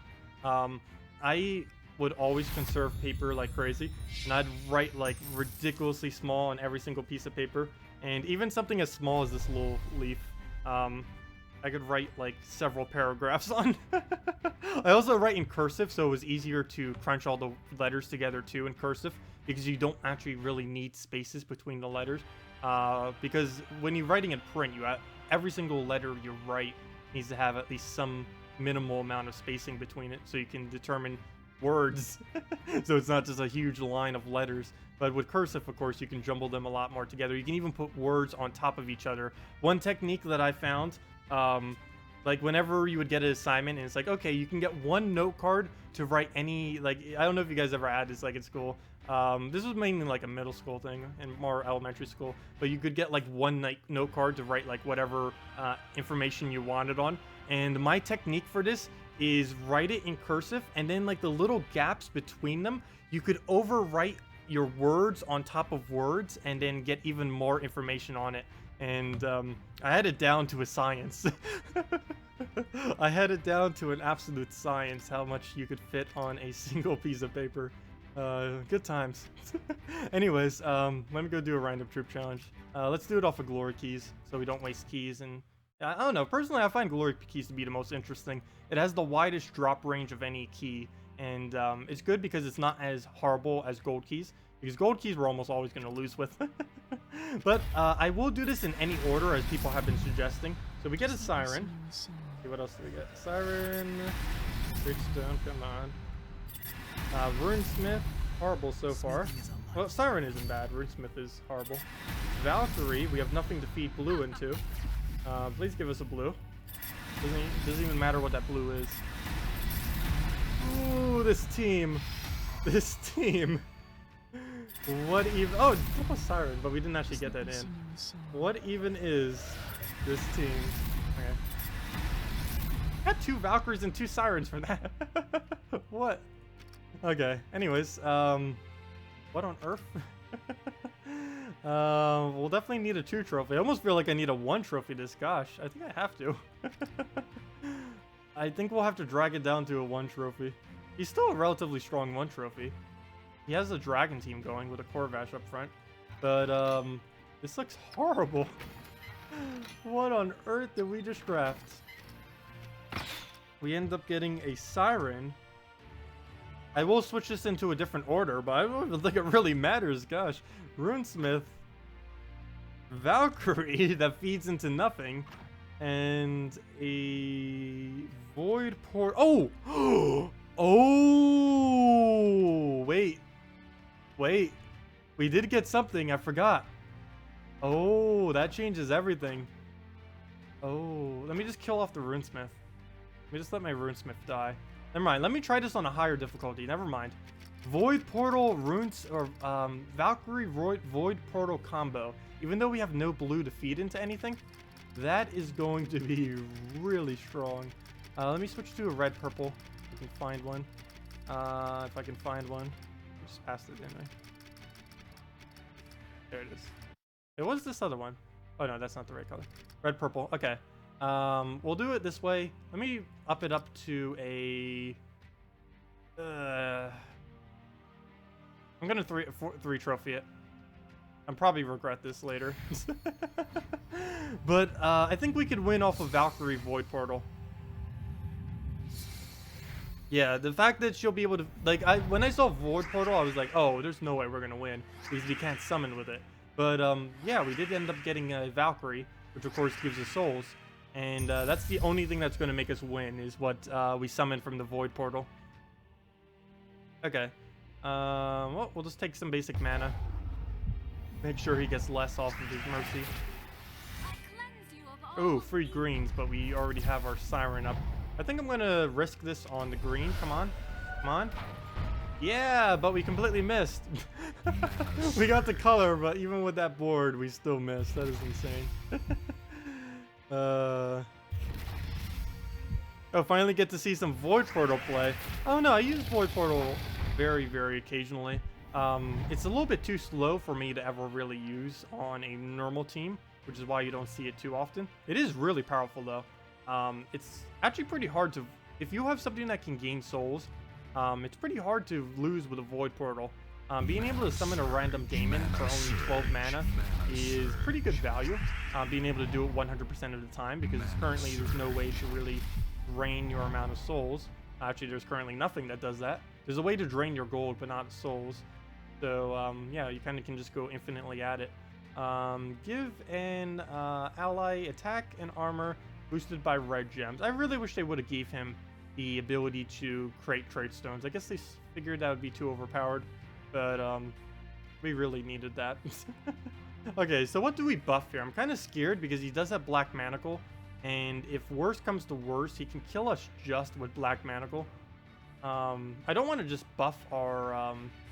let me just take red. I don't want to just buff himself, though, because he does need to die regardless of what happens here. We do have a Valkyrie, though... well, I guess our first Valkyrie cast doesn't matter too much. Every subsequent one is pretty bad to do, though. We'll do one, and that'll give us the souls I believe we need for the portal, right? Yeah. So that's all the souls we need, so we don't cast Valkyrie anymore. We can just let it die. Actually, maybe I should have Valkyried first slot, now that I think about it. That might actually been a better meat field. Because all we needed was that one cast from her. Everything else, it will just be helping him. So we'll throw this at the Christine X. We have a good amount of green and blue, so we should land, and we do. Could probably possibly repeat this a couple times. Pretty good board setup for both colors. Mana surge. Mana surge. Okay, now a little bit less so. We're only one shot away after this. Oh, so close. Come on, 9 HP, and he's gonna get a Christine X off now because of that. Well, nothing I can do about that. Mana, where are you? Come out, mana. I guess purple. Not what I need though. I need greens. Please don't remove green. Good. Okay, where to go? There's nowhere I can take green from. And I don't need to take Valkyrie. Well, I guess I do. I need Valkyrie mana in order to... Actually, let me buff up this thing before it dies. I need Valkyrie mana in order to not block the reds from our portal. Because now if we take reds, we'll just go straight to our Valkyrie, which is not optimal at all. Let's take our red right there. Oh, almost got double red. Okay, one off. Here goes his Valkyrie. Good, not on green again. And he misses. Decent. So we'll do that. There's our green that we can take. Any other options? It does not look like it. Well, there's a skull, but I'd prefer him just to kill the first group so we can summon. So yeah, we'll let him take a skull. Actually, there's two skulls. We might as well take one of them. Which way? Which way? I guess we'll do it that way. So we'll let him take one. Oh! Okay, never mind. That just creates two skull instances. So he gets to take two then, which I don't mind. Oh, never mind. He took it the wrong way. But we can use that to kill our Christine X. And now we need to focus on killing out the hero, which unfortunately does not give us colors that we... Well, I guess the purple we need. Everything else we don't. Color-wise, it would be best to do it on Mercy, but we'll just do it on this. Maybe we can get purple. Oh, good. We did get the right color. Sweet. So you can just summon off that and go from there. Can we get it? Ah, that is useless. And the exact same color. Plus, it has such a low base attack. Wow. There are worse options, but that is pretty far down there as far as what we could have gotten. Fun fact, more than half the daemons in the game are legendary or higher, and we just pulled an ultra rare. Fail. Well then. Well, let's get Siren up, kill the hero. Very important to get that dead so it doesn't Black Manacle kill us. Not only does it have Devour, it has full AoE, which will start chipping us down like crazy. And now we pretty much just win at this point. Now we're good to go. Oh! Deathnight class, I did not notice that. That is a bit annoying, because now everything on our team can die except... Oh wait, never mind, we have 2 warded. Duh, never mind, that won't really matter. Mana surge. Never mind, false flag. Mana surge. Okay, well, we'll just throw this at Mercy over and over again. And hope for greens every time. Mana surge. Oh, what is this team for? We're doing this team because of Random Troop Challenge. If you ever see me doing a ridiculously awful team, it is likely one of 2 reasons. One, because someone asked for it and we were just doing it for fun. And the most likely reason is we're doing a Random Troop Challenge, and that's what we're doing right now. Which is why this team is absolutely abysmal. But we're seeing if we can win with it. This is our 3 trophy battle as well, and it's currently winning, so it's not doing too bad. It gives it a higher chance. This Tacet work for the government. Watching too many politics-related things. Mana surge. I know, that's the first time I think I've ever even used false flag in a sentence. I don't even know why. Mana surge.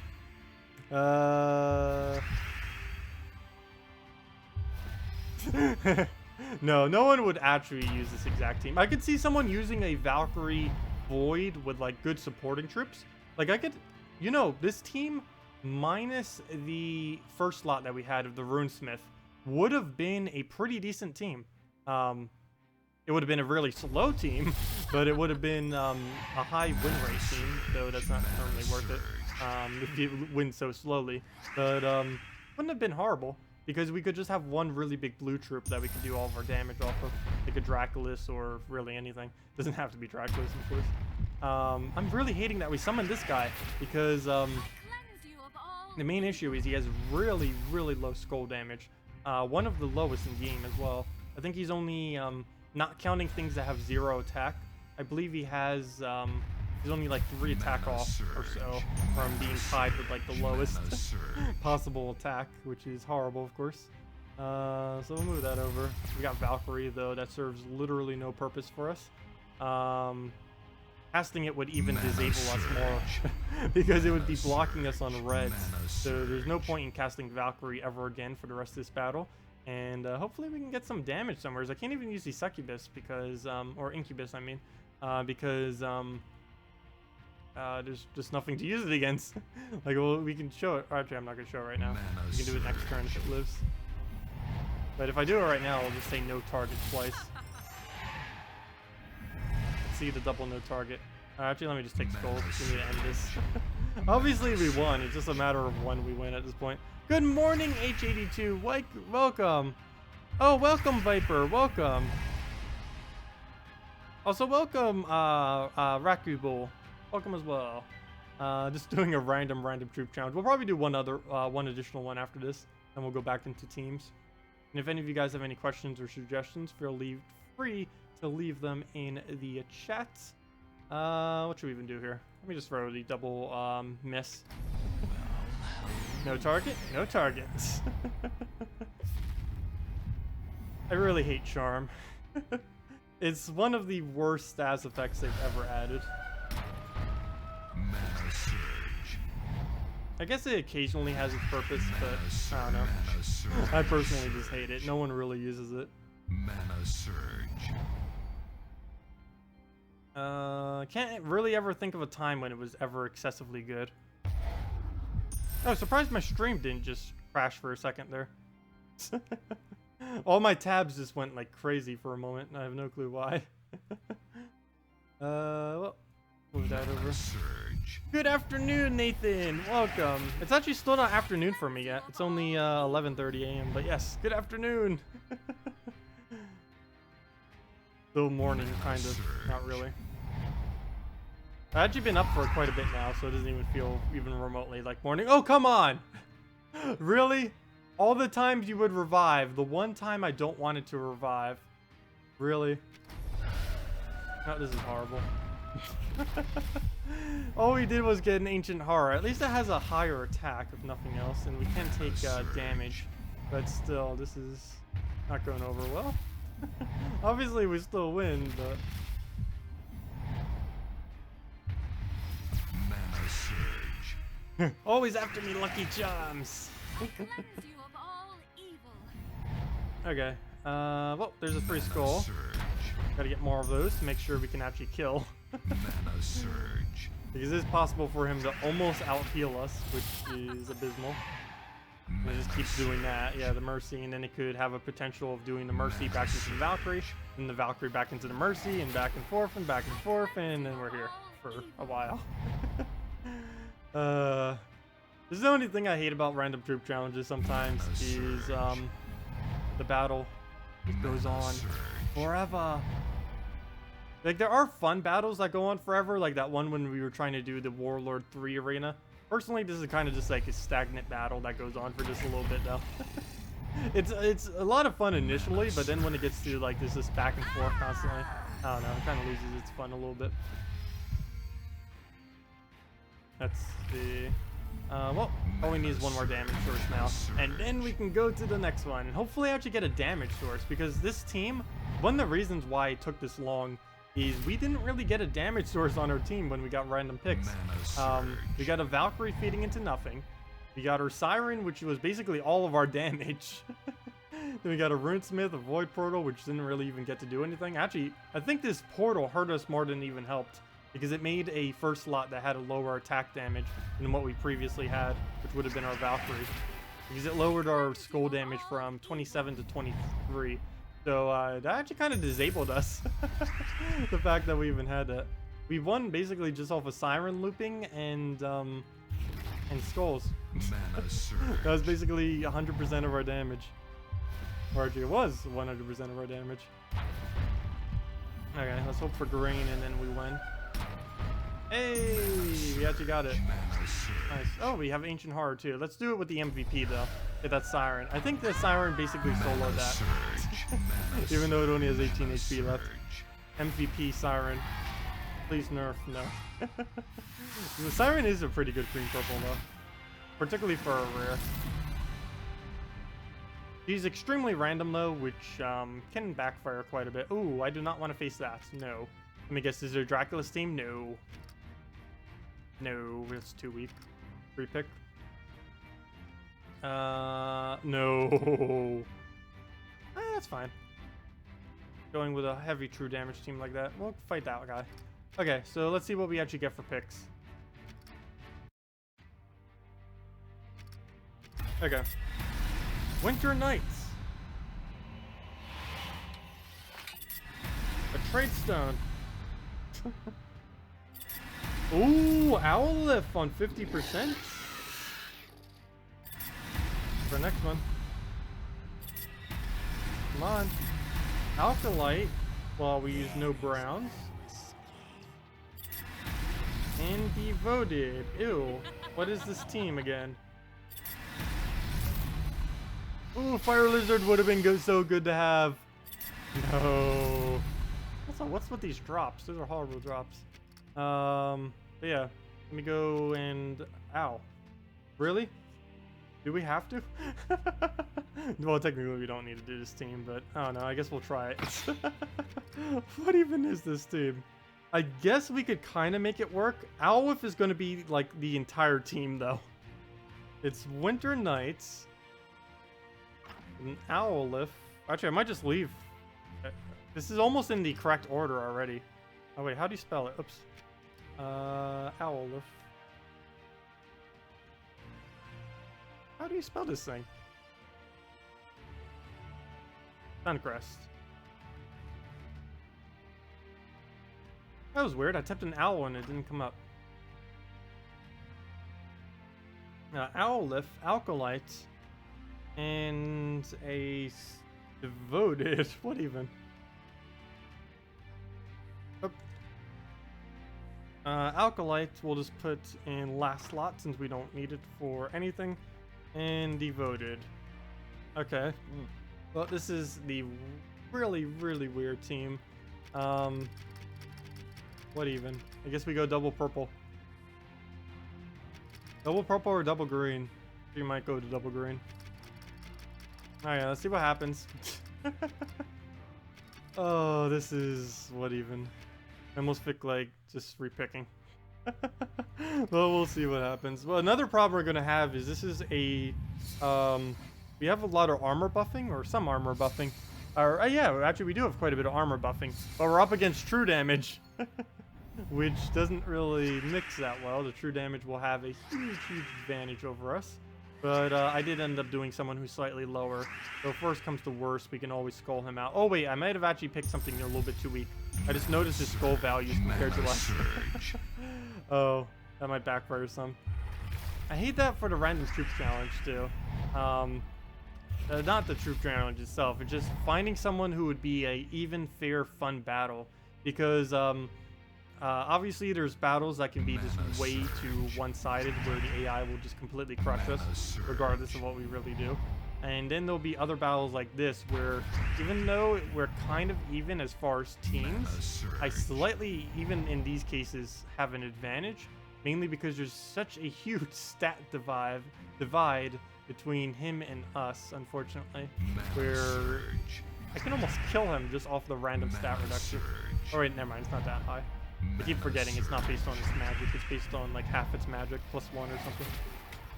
You're running Wolf Knight, the Dog, Hunter, AoE, Mistwalker, and Miststalker, and Vampire Lord.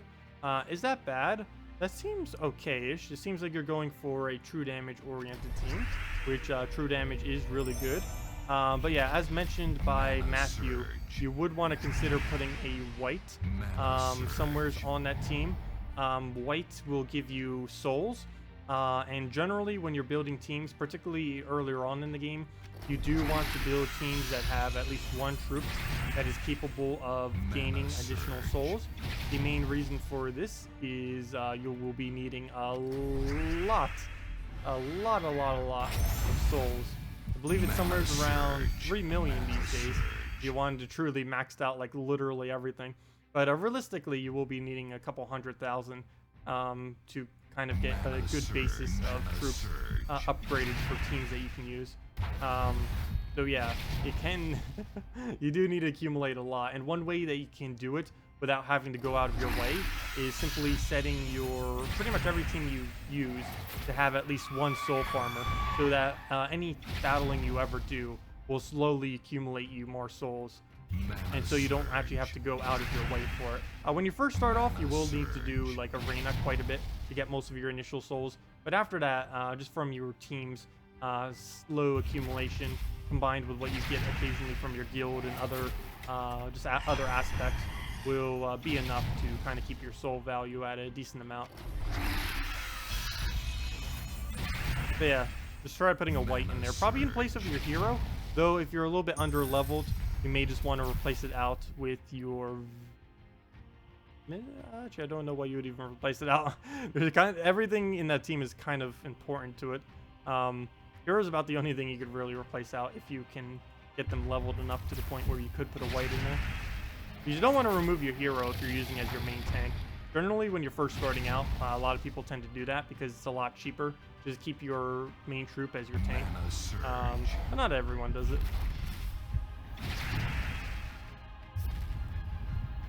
Oh, also, if you haven't already, make sure to get a hero class for your group as well, or for your hero. That will help out a lot, since your hero class will give you additional stats on top of your hero, which of course is pretty helpful. How does one contact me? Like message. Easiest way to contact me, it depends what it's on. If it's just a basic question, you could easily do it here. Or on any of the comment section. If it's Gems of War related of anything, the two easiest ways would probably be on Steam or on the Gems of War forum. Either of those two. And actually those are about all the locations, because I don't tend to check Facebook that often for messages and stuff. Actually, I think I have it backed up for like 2 months now. I should probably go through those. But yeah, Facebook's definitely not a good location. Generally, just the Gems of War forum or Steam are the two best places if you want to contact me privately. Give my phone number? No. Not gonna give out my phone number. Let's see. I barely even use phones. I'm not someone who tends to text or call like at all for the most part. Like very, very rarely.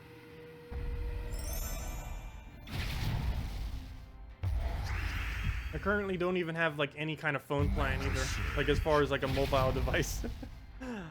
And even when I was in college and stuff, I didn't bother having like any kind of real package. I just had like a standard budget phone simply for basic calling. Because at the time I didn't really need much. All I really ever did was go from, take the public bus system from college, occasionally over to, every single weekend over to flea marketing, and that's about it.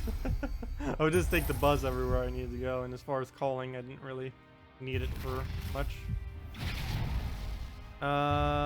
Let's see, that makes a lot of sense. You'll send your white and your banshee. Oh yeah, you can use banshee as well.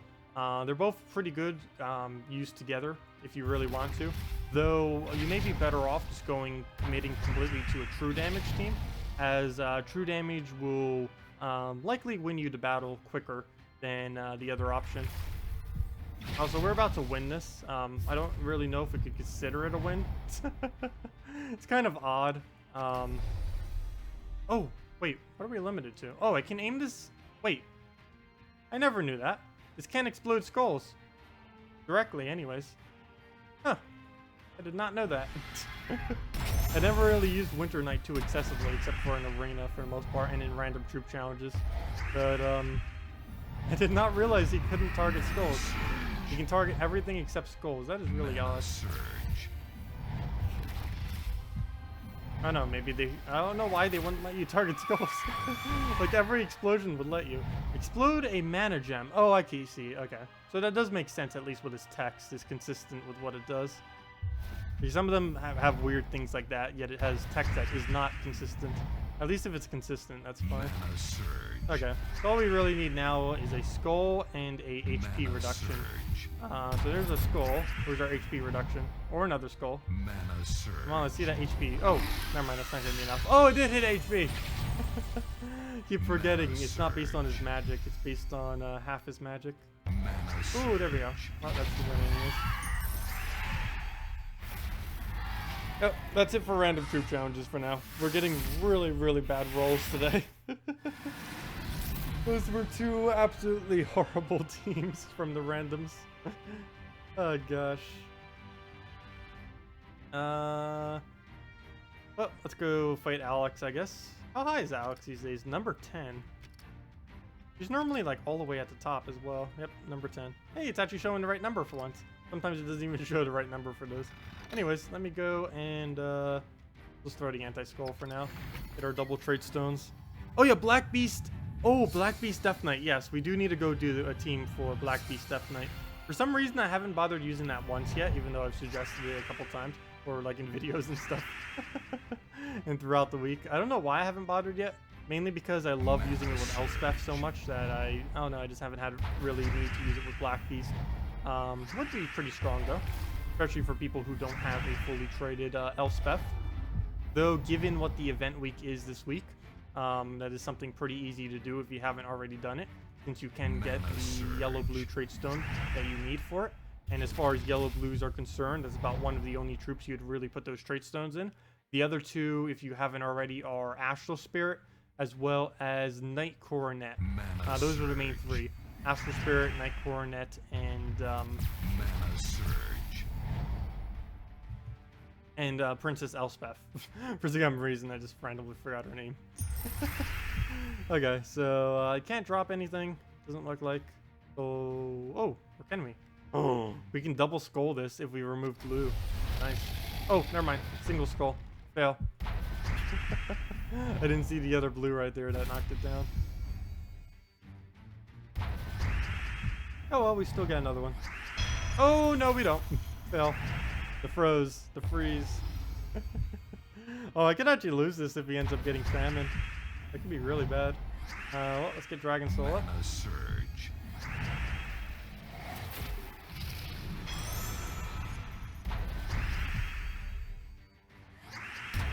Oh yeah, that was pretty funny when we did Sacrifice Krog the Dread that one day. Good times. Oh, there we go on that. We're gonna need so many extra turns to make us not die here. We'll get rid of those purples, even though we kind of need that as a color. For the skull poke. I think I'm going to kill him so we don't get frozen anymore. Getting tired of getting frozen. Only problem here though is that if we don't get cleansed, oh wait, never mind, wall to cleanse off the ability. But we need an extra turn here and start getting that famine down lower. Ooh, we missed. Okay, so he's gonna get max mana here and for free. Ooh, well, nothing I can do about that. Ow. Well, he keeps going for the most useless troop on our team, so at least that's not too bad. We'll take some of our mana. Will you use the Deathnight in the Guild Wars? I think it would be... Yes, I will be using Deathnight in the Guild Wars. I may even use it in every single team I use, because if people are focusing specific colors, they might not be focusing to counter Deathmark. Especially, there's something we still don't know yet, and this will really change how you build teams as well. But we still don't know for sure if the enemy will or will not be able to see the team prior to battling it. Like for example, if I was battling Guild X, would I be able to see their team that, like on a given battle, would I, like basically what the scouting system is, would I be able to see what their troop is or their team is before engaging the battle? If it is hidden completely, then that will really change up what you can do for defend teams. But you'll have to play safer methods for defending if it's able to be scouted. I really hope it's not scoutable. That would add... oh, the amount of trolling that will occur from various teams if it's not scoutable will be insane. Oh, there will be scouting. No! Why? Well, that's still... I don't know. The problem with that is if they can scout, they can adjust their team to whatever they want to make sure it can win, which is going to be a bit annoying. I think I probably will still be using Deathnight class-related things, mainly because there are very few teams that can actually protect against that kind of stuff. Like if we go look it up right now and we type in Warded, here is everything that is immune, plus all of them that have Impervious. But you can see, this is only 12 troops. Plus, and a good majority of these aren't really used. The only ones that are used from these are Astral Spirits, occasionally Avena, occasionally Corrupt Sorceress if you're talking early game, occasionally Dark Troll if you're talking a lot of purples. Draculus is used a lot, Dragonian Monk is used a lot. So that really leaves... Night Hag is dead content. Bearish Ra is used a decent amount. Dead content, okay-ish. So that really only leaves a few options, really. Astral Spirit, Draculus, Dragonian Monk, Bearish Ra, and Stonehammer, pretty much. But there are, of course, the ones that have Impervious as well. And this list is slightly more expansive as far as what is usable. Because basically anything with Impervious is usable these days, with how many things Impervious does. Most notable ones being Behemoth, Carnex, some occasions of Dracos, though not really. Some occasions of Dragon Cruncher, since you can scout it out to see if they have dragons, which is probably likely with how strong dragons are right now. Gloomleaf occasionally. Manticore is still decent. Plague possibly. Void Portal if people really wanted to play it safe. And maybe Wolf Garrick, and that's about the full list. Okay, anyways. Yeah, I probably will be using the Deathnight class just to troll around with people. Because there is a relatively limited amount of things that people can use to kind of counter it out, so it could be useful. Oh, I actually would like it more if it didn't have scouting. I don't mind it having scouting, though. I think, actually, the only really good thing about scouting that I guess I'll kind of get over with, mainly because of this, is at least if people start making the most ridiculously annoying builds that have ever existed within the context of Guild Wars, at least those teams will be able to see what's coming. So we'll be able to adapt and play accordingly. So at least we have that. So I guess if there's like a couple really annoying teams that are going to need a hard counter, we'll at least be able to supply the hard counter for them. But honestly, I think it helps with team building as far as when you're going in to try to invade and defeat them. But it takes away some of the strategy from actually creating teams. Because if they have it scoutable, it's just going to be whichever ones are the most scoutable proof that are just the most consistent against everything. Whereas if you were to remove the scouting ability, it would make it so you would have to strategize a bit more and just counter out the colors, because they don't know exactly what's coming. They just know that they're going to try to counter your colors, and you kind of have to just deal with it. But now you'll just be able to choose, oh, they're going to try countering out my yellow with a Spirit Fox. I'll go like a Corvash or something and drain them pretty much just as quickly as they can do me. Though if it's a yellow day, you may not go Corvash, I don't know. You definitely go Valkyrie though, maybe into a blue. There's still a lot of strategy with it that everyone will need to develop. I'm not even quite sure on quite a few of the things with it, as far as strategy-wise. But we'll learn. It's also why I'm not doing any videos on it initially, because I want to make sure we actually have solid information before we just do a bunch of videos. Because I could do some general videos now, kind of going over like the Fentines and kind of various things. And I probably will on Monday's stream. Next Monday, I'm probably going to dedicate the, maybe not the entire stream, but a decent amount of it to kind of talking about what on earth we're going to set as defense. Because once we can actually get them down and kind of like think about it, we'll figure out some stuff for it. I'm pretty sure I will be basing them around Deathnight class though. Mana Surge, Mana Surge. Probably Deathnight with a Creeping Death, because that's a double whammy right there of annoying. The only problem is if I do that, they might end up countering out with a something that has immune to Deathmark. The only problem with that. That could Black Manacle it, but then we're blocking on brown for utilizing that color as well.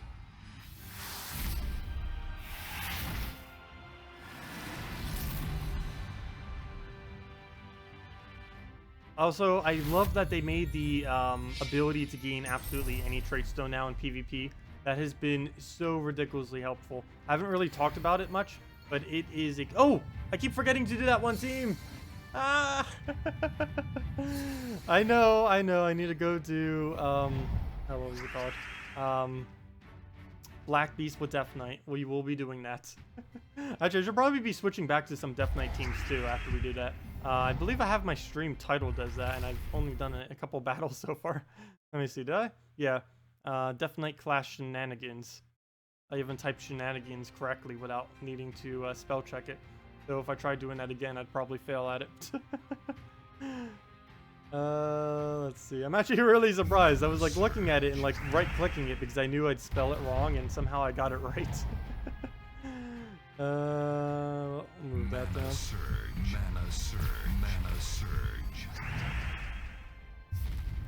Oh, hello, Bridget. Good morning and welcome. Okay, let's remove blue, mainly because Queen mad. Then again, maybe we should be removing brown because Great Maul. Great Maul is probably more of a threat. Gosh, in the quarter. I haven't even opened this water yet. Actually, I'll be right back. Let me go get a fresh water real quick. Be back in 1 minute. Ugh.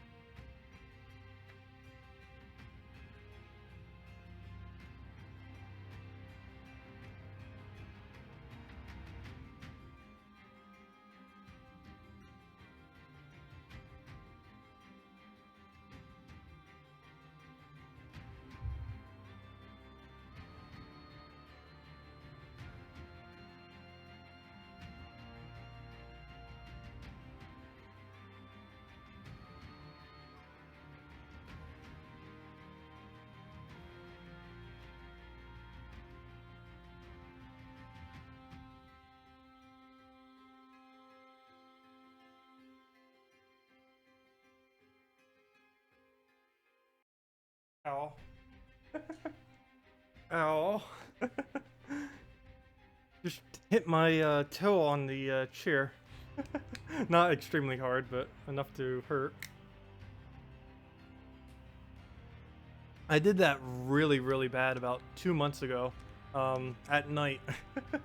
Was walking around, cut the corner really sharp, and ended up stubbing my toe on the cabinet. It was like blistering black for like 3 days. That really, really hurt. Mana surge. But was nothing like that. Mana surge. Okay, well, I'm scared to do this because I have a feeling I'll do this and I'll get like a 5 times a brown or yellow. Mana surge. Mana surge.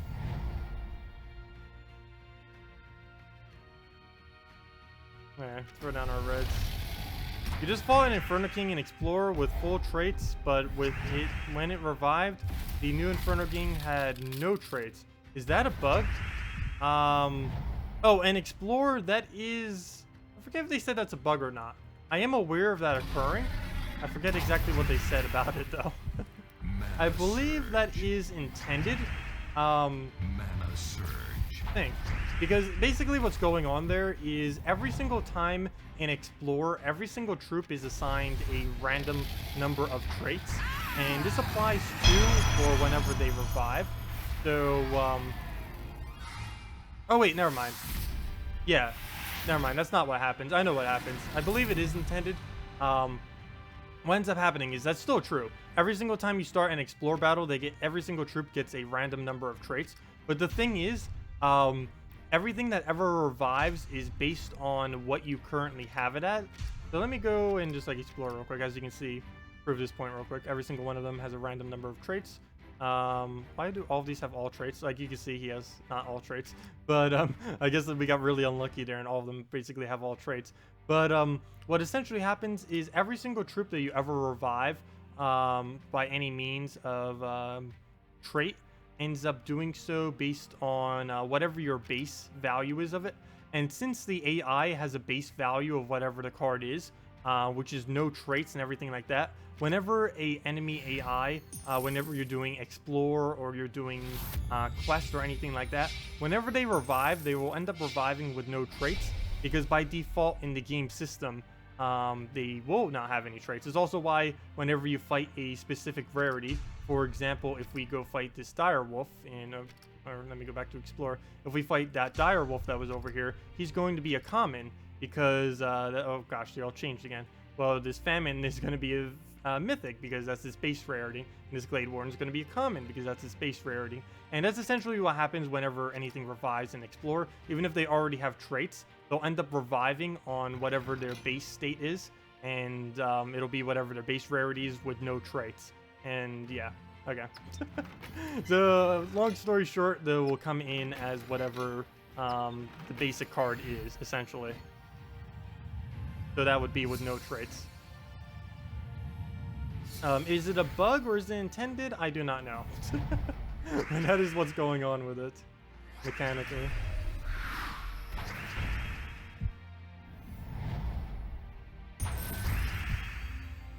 It may be intended because it's been in the game since Explorer was a thing. Oh, thank you, Elspeth. I forgot. We actually win. If Elspeth is if Elspeth kills itself and summons, you lose or you win depending on who just did it. Completely forgot about that. It's the quickest possible way to lose as well. Is just to set a single troop as Elspeth. Speaking of that, why on earth is it Elspething with 3 Bombots? I guess it's going for the Bombot Blitz. I might actually use this exact same team. Oh no, but it's going to make one of them into a Knight. Too bad it won't always aim at itself, or else I would go do that. Should I go bring out the... Let me go bring out the... it's a revenge battle. So let me just clear this team out real quick, and then we can go do... what should I throw at it? Oh, we'll just throw this, I guess. But after we clear out this team, I'll go do the Black Beast with the Deathnight class. It wouldn't really be too good of an example if we tried doing it on this thing, which we're currently up against. Alright, so we'll just move that down. Get some mana. Could've gone for a little bit more blue there. Skulls, not worried about at all. Get our Valkyrie up now that we have access to it. And we can just do something on our blues. He'll use his princess right there, and we're good to go from there. Check your last message. Let's see. You remember when Elspeth first came out? You weren't too fond of her until you learned about the Explorer. Yeah, that was basically my consensus on it too. Like when I was trying in PvP, it's like, oh, okay, this isn't really gonna work that well. And then the first time I tried in Explorer, it's like, oh, this is the most overpowered thing that has ever existed. It's really interesting the stark contrast that it has compared to PvP and Explorer. Let's see. Where's your other message? I don't see where it is, Maximus. Oh, you asked Nimhane for another exclusive week for the Horsemen, and she replied with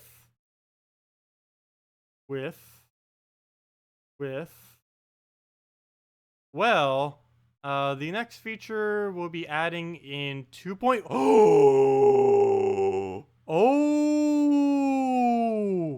Oh, that says a lot. Oh, and this was 10 hours ago, so that's pretty recent. Oh, crafting system confirmed to be able to create any troop in the game. The 3.1 crafting system, repeat, 3.1 crafting system confirmed to be any troop drop in the game. Thank you for that, Max. I did not notice that earlier and wouldn't have if you didn't bring that up. Okay, that is definitely confirmed. She would have not said those words if it is not confirmed. It's not actually confirmed, but it's pretty much confirmed. There's no other way to possibly mean anything else by those words. Okay, so yeah, I have no clue how the new crafting system is going to work, but it's basically just confirmed that it will be able to craft any card. So it's basically going to be like every other game that has a crafting system, which this game has been needing for a while. Ever since they added Mythics, they've been needing this system, so that's going to be great. Can you say hi to your little brother, Jess Lum? Hello, Jess Lum! Welcome! Let's see. Oh, well, we might as well just take a scroll into another scroll. And we're good to go. Mana Surge. Yep, and there we go. This gives it to us. Well, that helps speed that up. So let me go do the Black Beast team that I said I was going to do earlier, like 5 times. So let's go do that now. Oh, it's against the Justice team. I'm still going to do it, though, because I think it'll still be stable enough against one. Oh yeah, that's, I don't know.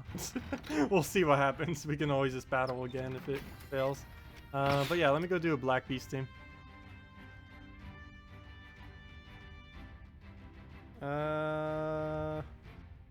Okay, so we'll go with a Black Beast. Go with a hello, Jess Lum, again. Okay, so Black Beast. We'll obviously need our hero. I don't know what color I want to put this team around. I kind of want to do something really weird. I think we can get away with it. I'm going to do this on brown. Do this with a Great Maw. Oh, Apothecary won't work for colors. Oh, Deep Borer will, though. Okay, I'm completely committing to Black Beast.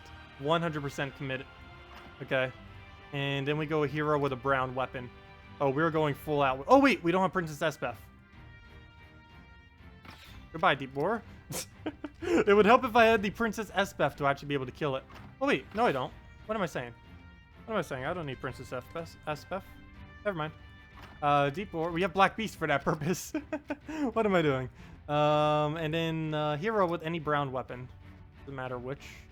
Though it does have to be pure brown. Sure. Chain flow. Okay. Boom, boom. Doesn't matter at all. We'll go double brown. And let's make this work. Oh, wait. Why does it have to be a brown weapon? Never mind. I'm like half making this for Princess Esbeth, half not. I don't know what I'm doing. Let me make Black Manacle. That'll be better. Oh, what even? Okay. I'm still going double brown, though. I know, you're going to eat him. I know. I know. We're going to eat the Great Maw first. Actually, we should probably eat our hero first. Yeah, we'll just eat our hero first. It depends how we go on manas. Yeah, this should be fine. We'll just go a brown-purple. I mean, a double brown, if I can find it. And that'll help with our Deep Borer, and we'll go from there. I don't know why. I was trying to make this as if this had Princess Elspeth in it the entire time. I don't know what I was thinking. I was just so used to using her earlier. Oops, let me just move this a little bit. Move this up so I can see more of my stream. And there we go. That should be fine. And we can just move that over. Okay. Tabs have been restored. Okay. So we'll go on to yellow or brown. We're gonna just go Deep Borer mana, but brown we get bonus on. Might as well take that first. Nice. Nice. One more? Aw, so close. Okay, we'll throw this down because we need the manas on the board. Even if we don't align anything, we'll need them for laterish. But, oh, that was an extra turn. Really nice. Let's get rid of Queen Mab. I think she'll be the most annoying, especially since we're not frozen yet. We can get a black man. Oh, please. Please get a Devour. Please get a Devour. This couldn't go more perfect if it got a Devour. Oh, we can take mana right there, too. Hopefully he doesn't go for it. We'll take that next turn. Please Devour. Oh, that would have been so perfect. Okay, we'll take that right there. Get our turn. And sorry, hero. And then we get Death Mark on all enemies. And then we devour the Great Maw. Then we devour the Deep Borer. And then we win. Actually, we'll probably win before that even happens. Yep, Death Mark, as I was saying. I think Queen Mab might be a little mad that they spelled her name wrong. Mad? Let's see. We'll move that over. And get the Deep Borer down. Should be good from there. Come on, brown. Yeah. I didn't even need that much brown. Let's get rid of our Great Maw. That should be enough to one-shot now on all of our skulls. There we go. And all we need is one more, and that is the match. Mana Surge. Board is not favorable. Mana Surge. We'll use Deep Borer and kill out our last troop. The Black Beast is vicious. This kills out his entire ally team in order to become gigantic. That is pretty big, though. 155, 171, 291. Definitely not small. That would be amazing if they ever gave Black Beast Impervious. Do you know how viable Black Beast would be if they ever gave it Impervious? They should really do that just for fun one patch. Like Hunter's immunity to Hunter's Mark is almost useless. If they gave this thing Impervious, he would be used at least 3 times more than he is right now. Like right now, he's kind of just one of those fun troops that you put into teams. He's not really something that you seriously use as a contender in teams because you have to kill out your own team just to use them. But if they ever gave him Impervious, There's so many weird, fun things you could do with him, which you kind of already can do. But of course, Death Mark gets in the way, Freeze gets in the way, just everything gets in the way as far as status effects. But there we go. Definitely not as strong as other available options like this, but it works. Definitely works.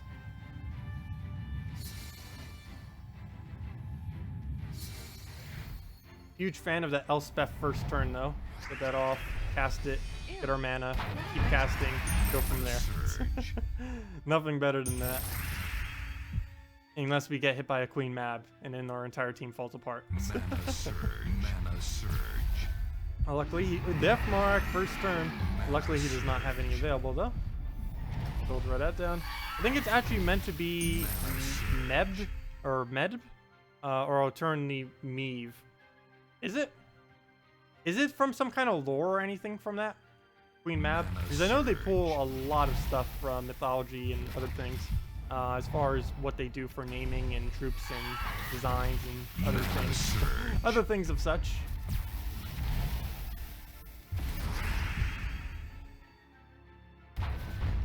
Mana surge. Mana surge. Okay, and now we just loop until we win.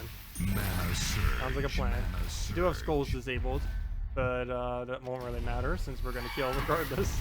They're all gonna die at the exact same time, Mana even if we get the surge. skulls or not. And that's Mana mana. surge. Mana surge. Web spinner, infinite loop. Mana surge. Currently, Web Spinner does have the highest potential amount of damage that it can do on one turn, and that is infinite. There actually are a couple legends that can kind of do stuff like that. As well as actually, there's not really a mythic that could do it that well. Kraken and Web Spinner are probably the two most notorious ones for being able to infinitely loop, or infinitely loop. They don't always go infinitely. But Kraken you can do by doing an Alchemist or Hellcat loop or a Green Seer Giant Spider loop off of its trait.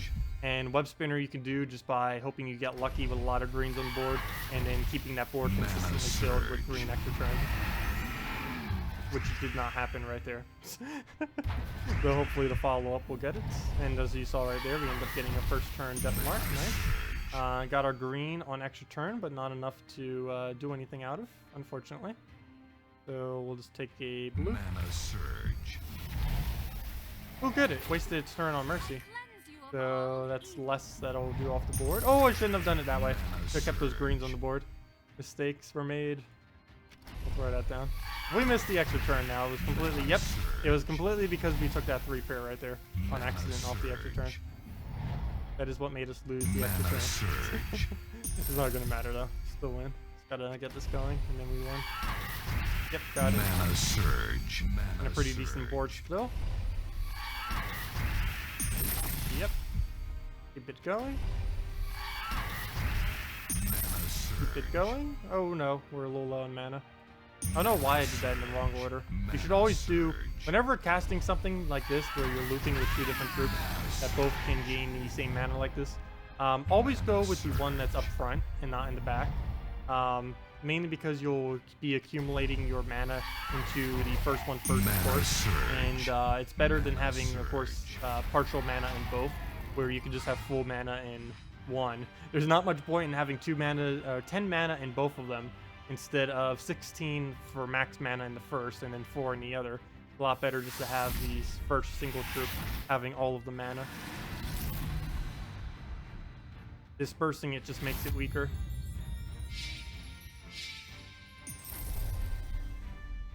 Oh, it's the Queen of Fae in Arthurian mythology. Interesting. I actually don't know my mythology, like, at all. Like, very, very, very, very little.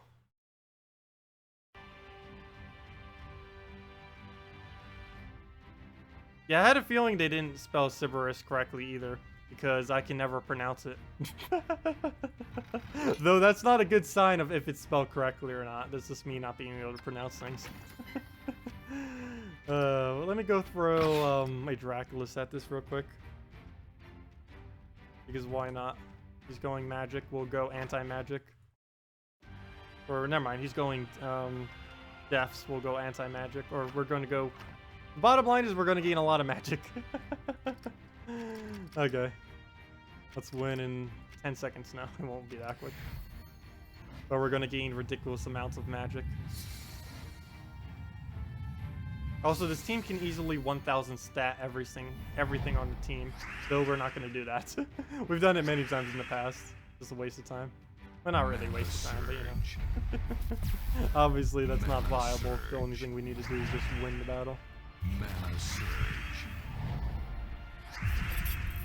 Yeah, you can see every single turn we get magic, as well as armor. Don't really need the armor, though. We need just some magic. Mana surge. There we go. First ability is up and armed. Dun dun dun. Oh, he just took away some of our yellows we needed. But we'll throw down skulls. And do we land? Well, we land the skulls. Not what I wanted, though. The skulls are for distracting his turns and to do damage to us. I don't actually need the skull damage off of them. Ability is a little weird in that instance, in that you're not actually... there's another one like that. Honor's the same way. The pure brown guardian, field guardian. Both of them take skulls, or use it on skulls, not because the team actually needs skulls, but because the AI will get distracted by the skulls.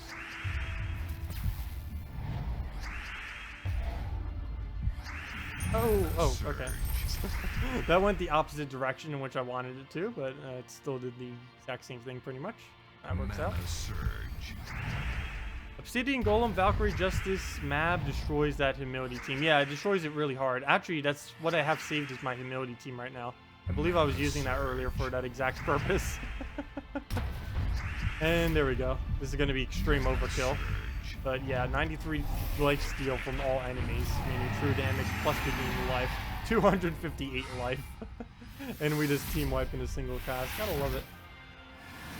And you can do the same thing with Crimson Bat as well. But yeah, we actually have that team saved right now as our Justice team. Obsidian Golem, Valkyrie, Justice, and Queen Mab. The Justice team. It has been good for forever. Anything with Valkyrie, Justice, Queen Mab is insanely powerful. When you want maps, you just stick Tyree in a team. Yeah, you can do it with Tyree. It's about the only way you can really do it quickly. Generally, you do it with either Dryad and Goblin Shaman, or if you have the troops available with Giant Spider, or with Green Seer, Giant Spider, double Tyree. Otherwise, you go with a budget team with something like a Dryad, Goblin Shaman, Dryad, Tyree with the Frozen Banner of the +2 blue, +1 purple, -1 red. Yeah, that. Also, why is this my 0 defend thing? I think I just put that over it for, I have no clue what reason. I need to overwrite that later. Where'd it go? Yeah, right there. We'll need to overwrite that team later. With something that's not horrible, like this. Though I say that and I'll probably lose right now because we're up against double Corvash. If we can get some skulls, we'll be fine.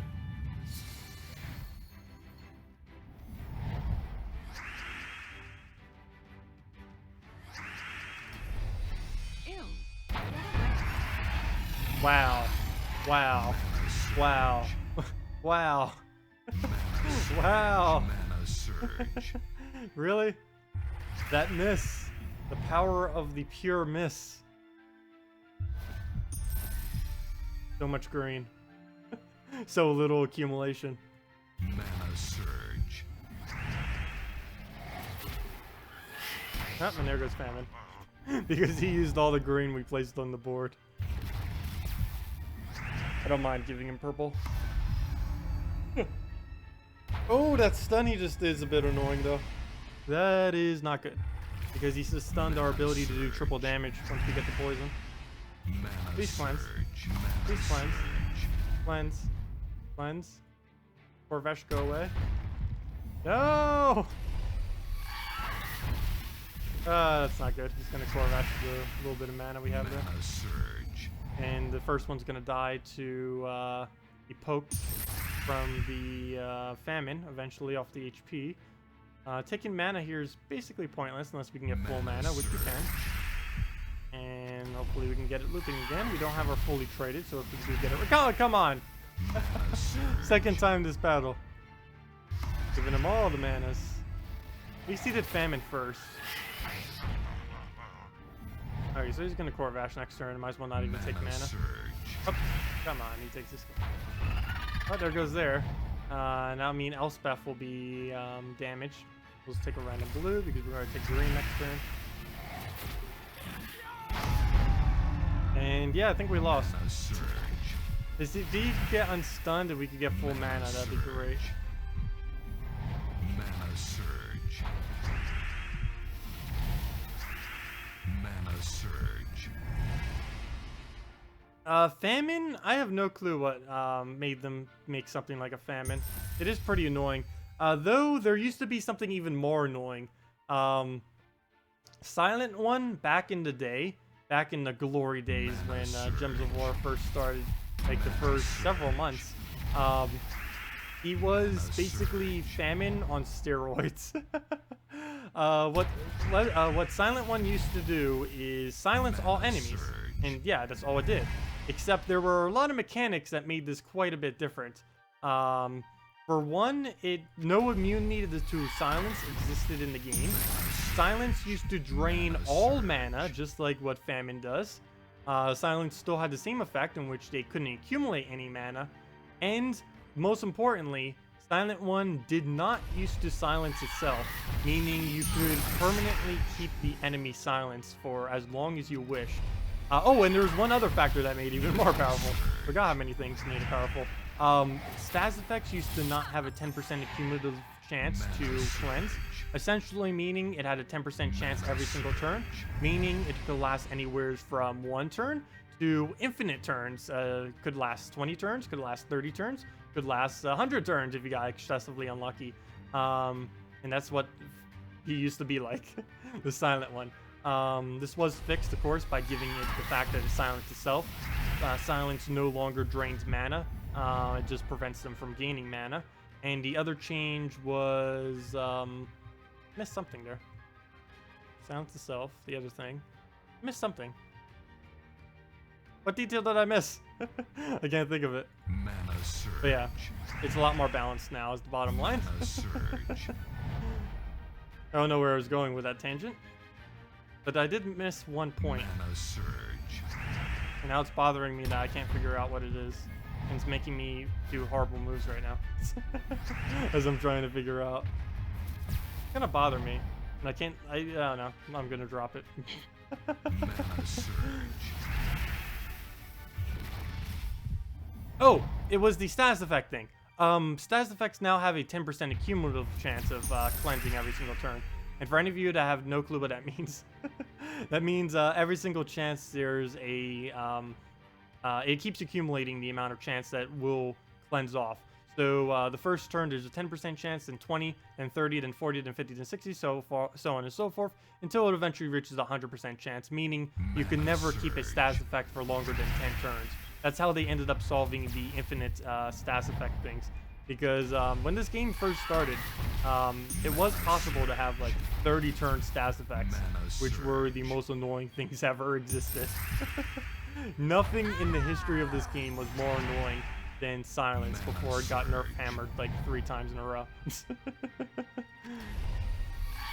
The only problem now is Silent One is so useless because it got nerfed so much. Currently unusable in this state of the game.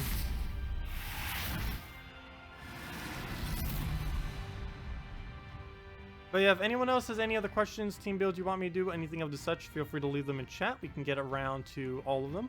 We will be around for another 3.5 hours, so we still have plenty of time today to do whatever you guys want. Still a big fan of this. So we'll throw this down. Good afternoon, Deborah. Welcome.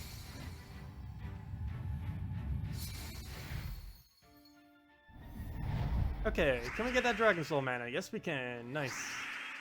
Anything else I'm forgetting? Doesn't look like it. So we'll go on the purples.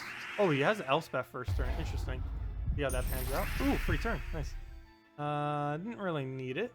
There's 2 skull chances here. Oh, I just realized what we're up against. That's actually not too hard. I say that now. Well, the fact it doesn't have 50% anymore, I don't think we have to worry as much as we did last week. That's for sure.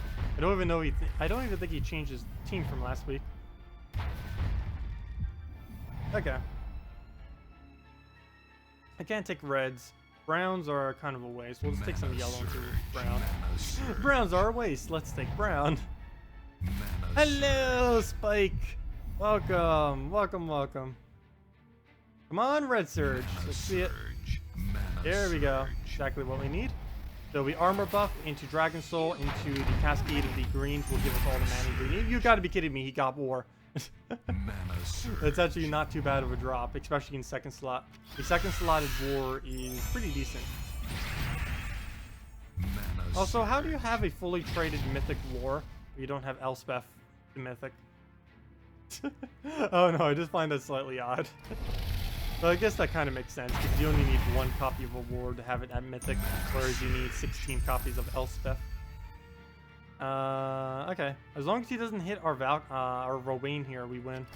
So we just throw that down, and then we just cast Rowan, and then we win. Please don't cast on it. Good. And that should be enough damage. If not, we can Dragon Soul. There we go. Also, thank you, Dylan Sion, for the subscribe. Much appreciated.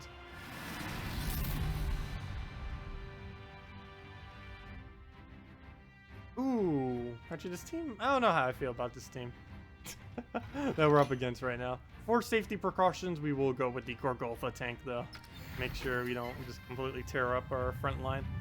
You have just unlocked both of the 500 gems armor. Nice! Big milestone right there. What should you spend the gems on next? Generally, you will want to save your gems for 50 bulks of gem keys. This has the absolute best value of anything that you can possibly spend your excess gems on. The main reason you wait till 50 bulks is that this does not increase your chances or anything within the drop pool, but what it does do is it makes buying them slightly cheaper. Compared to buying them one by one, buying them in 50 bulks is 1 gem cheaper each, and that can definitely add up if you're going to be doing multiple. So it's normally best to save for bulks of 50 at a time of just gem chests. The only other thing you would really ever spend them on is occasionally on event keys, on 10s or 50 bulks. Event keys you would only ever spend if the event week is a good week to actually get valuable cards. Normally on Monday and Tuesday videos, I go over this, and sometimes on stream, going over like if it's worth using event keys for the given week.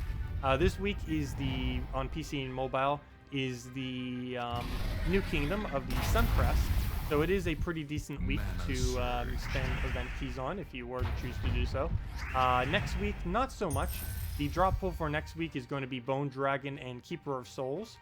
They are two pretty good skull spammers, but of course Bone Dragon did get the nerf hammer, and it might not be as viable to really go for event keys. One thing that is in the event key drop pool next week, which I highly don't advise trying to waste your keys for, but it is indeed in the event key drop pool if you did want to get like Keeper of Souls and at least wanted to try a chance at it, if you didn't already have them, is Farish Ra.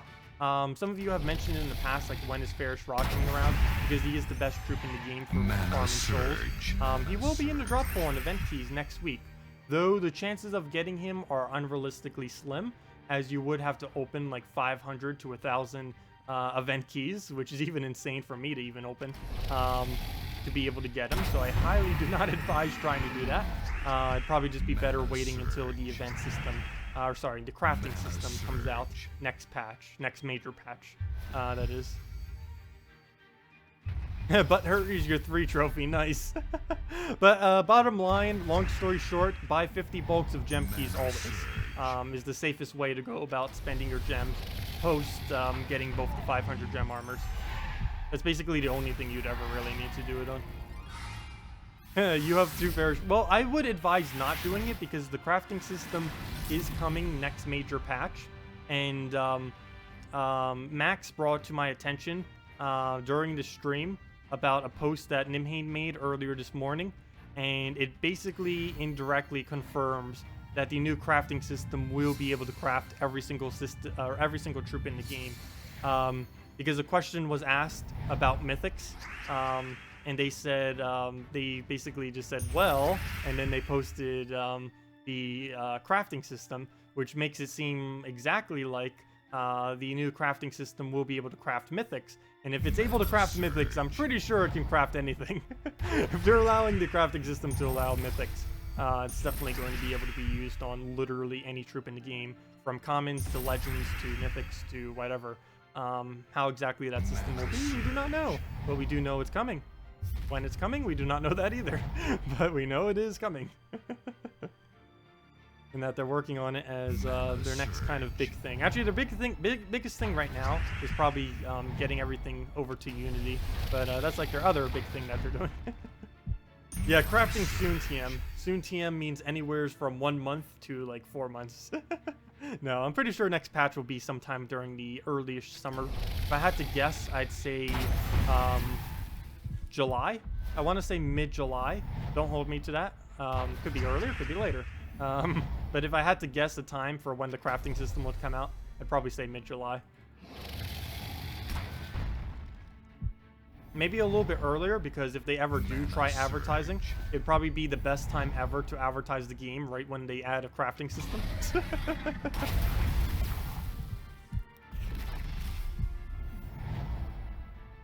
Because arguably right now, there's only like one possible thing that could be considered pay to win, and that's the fact that mythics exist and that they're only possible if you open like an extremely huge amount of keys.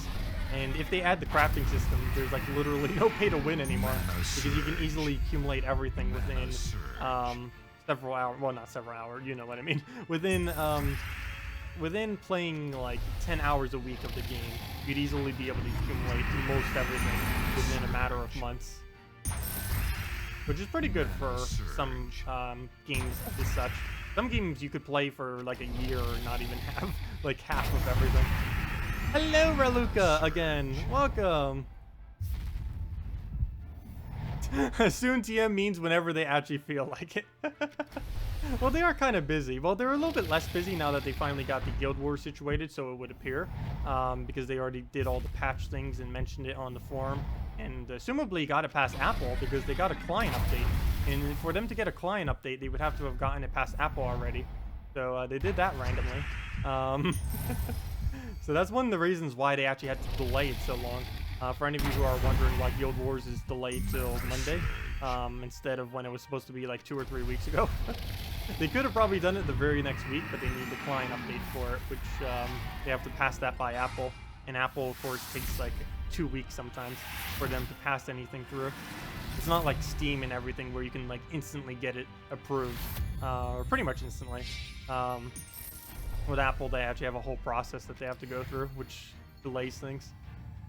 Control should be getting Guild Wars soon. They sent it to Microsoft and Sony today. Nice. Well, that's good information then.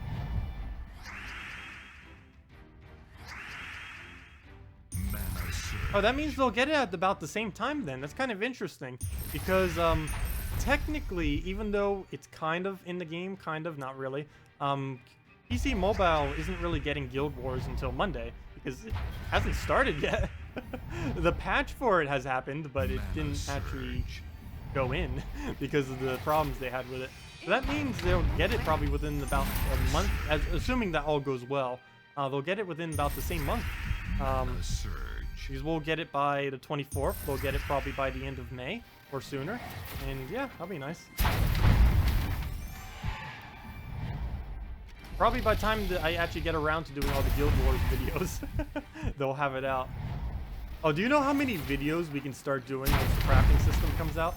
I'll have to do like whole tier list for troops to use. Oh gosh, that's gonna be a whole mess. I'll need to do like a whole thing for trait stones and a whole thing of like what troops you need to buy with your resources.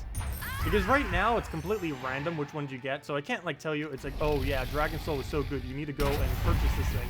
There's no way to do it. It's just a random drop. But you can always just once they get that new system, and it's like, okay, well, try saving your resources, consider getting a Dragon Soul, and then I can like say specific troops like Dragon Soul, Fair Shra, you know, all the extremely overpowered ones. And just, that's gonna be a little bit annoying too, The only bad thing I can see about them adding a crafting system, it's going to make the game a lot easier, which can be both good and bad. But one slightly bad thing I could see kind of occurring is earlier on in the game, it could make a really high difficulty curve, because people who are experienced who get into a decent guild early on are going to have such a ridiculously huge advantage, because they're going to know exactly what to do. They're going to have all the resources just for free, basically, from the guild, and then they're going to just craft like the most solid 4 combo of a team. That might be another issue too that could arise depending on what they do on the crafting systems. Everyone will just create the same 10 ridiculously overpowered teams. And instead of seeing that curve where these teams normally don't come out until you start getting around level 300 to 500, that could start being a slightly lower level that you start seeing them constantly, because people will know what teams to go. If they check the forum or my videos or really anywheres, they'll be able to just ask people and then see what's good, and then, oops, I shouldn't have taken that, and then just make their team go get whatever 4 troops they need for that, go level them up, trade them up, and then they just have an insane team that'll last forever. It'll be interesting how that pans out. It won't have like any effect on late game, but it will have a lot of effect on the progression through the game when you're like newer of a player.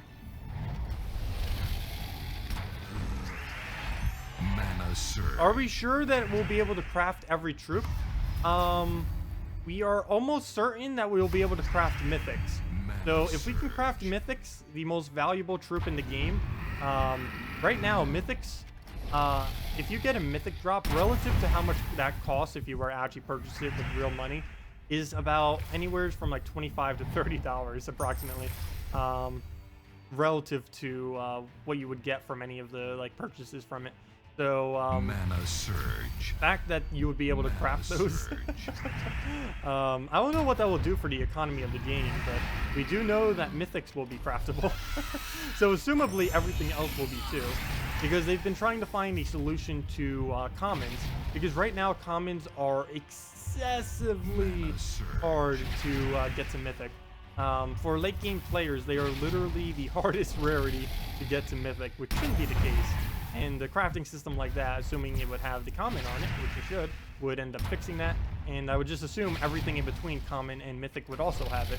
So it has yet to be confirmed, but they did make a forum post that basically gave a pretty good hint that it is indeed going to be mythics included, which we can kind of just put that together and assume, yeah, probably everything's going to be included. They're adding mythics. Like, if there was one thing that they would exclude, it would probably be mythics, so. If they require you to sacrifice 2 or more mythics to obtain another mythic, it might not be too broken. I have no clue what the system's going to be. I believe they're going to use a resource for it, though, because they do like using resources. I think they're a bit resource happy. If we go over to our hero right now, I'm pretty sure they're just going to create another resource, because there's like 50 different resources in this game, about like 7 different primary ones. There's gold, gems, souls, glory. Let's keep count. Let's see, gold, gems, souls, glory, maps, trait stones. I'll just count as a singular one, even though they're like 50 different things. Trait stones, that's 6. Keys, 7. And I guess you could kind of end it at that. You could throw in even more if you count like every individual key, of course. And if you counted EXP, that would add 1. If you count Deathnight or class wins, you could count that as 1. Count like actual resources of like troops as 1.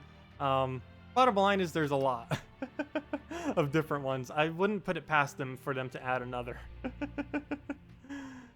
Look at that glitch. Ghost troop. What ghost troop? Let's see.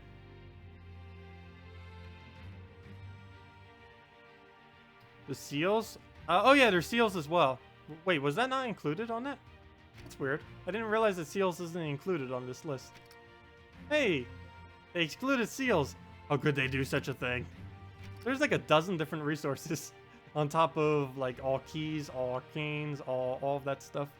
Ooh, this is a little bit of an annoying team to have to face. Let me go throw instant Dracula's kill at it.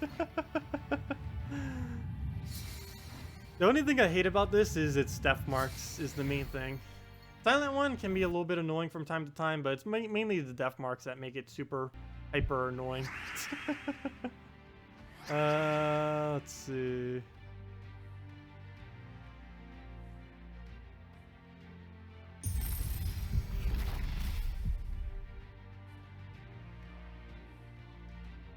Did I miss any questions? Oh, can I show a link? Sure. I had the link earlier. Do I still have it open? Ooh, I don't have it open. Oh, here it is. Found it. This link right here is all the evidence we have. This was a reply to, this was a reply, oh, there it goes. Max's thing. It was a reply to if the Horsemen of the Apocalypse will get their own event. Yeah, he beat me to it. Max was the original person who actually posted it. But yeah, that link right there was a reply to if the Horsemen will be added. And then Nimhane, one of the developers, one of the more leader developers too, ended up saying, well, ... And then she just posted Surian's post, which ended up saying everything about the crafting system. So we can kind of put one to one together. And since she's answering that to the mythic thing, well, we now know that the crafting system will be able to make mythics. And if it's going to make mythics, it's definitely going to be able to do any rarity. If they, like, that was the one thing that was going to be in question. Like, if they would actually allow crafting of mythics. And it is indeed so. Assumably. There's really no other way to interpret that post other than that. They haven't verbally said it, but they technically verbally said it. Mana surge, mana surge. Yep. Oh, I have a little post thingy. What is this? Oh, never mind. That's nothing. Well, while I'm here, what are the new posts like? Mainly just recruitment threads.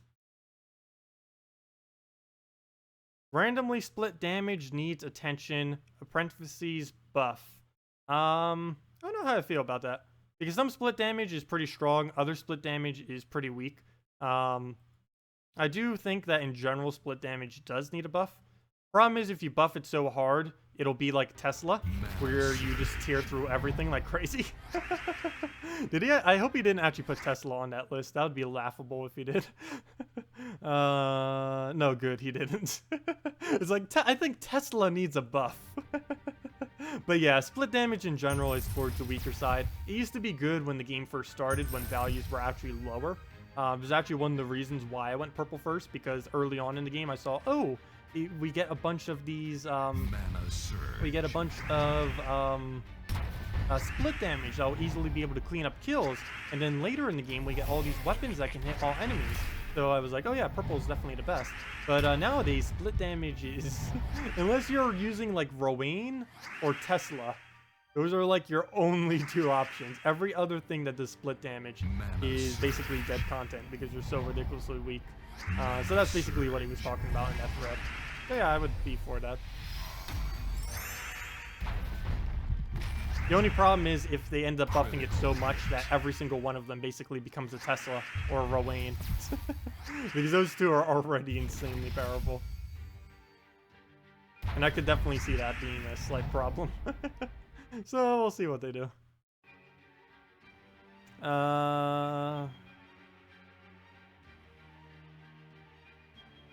Your Christinex, after it died, the power animation was still there. Yeah, that does happen sometimes. There's some visual glitches here and there.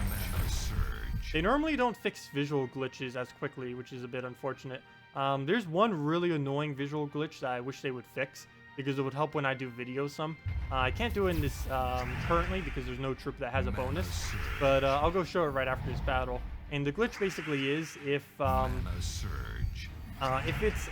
any troop has any form of bonus for the event week, and you click on the trait stones, it'll make it disappear from visibility, and it will no longer show, which is pretty annoying. Not that big a deal. Really small visual glitch, but it bothers me every single time I see it happen. Which is like literally every time I ever make a video that it's evolved around an event. I don't know. The small things paranoid me. There's also, I don't know if they fixed the other glitch, but under the guild tabs, for some reason, one of the little clicky things did not make a light nor a sound when you clicked on it. and it bothered me to no end. I forget if they fixed it or not. I hope they did. I'm gonna go back to it, and it'll annoy me again if I go back. Oh no! Oh, famine into the silent one. No, I have a bunch of mana right now that I need.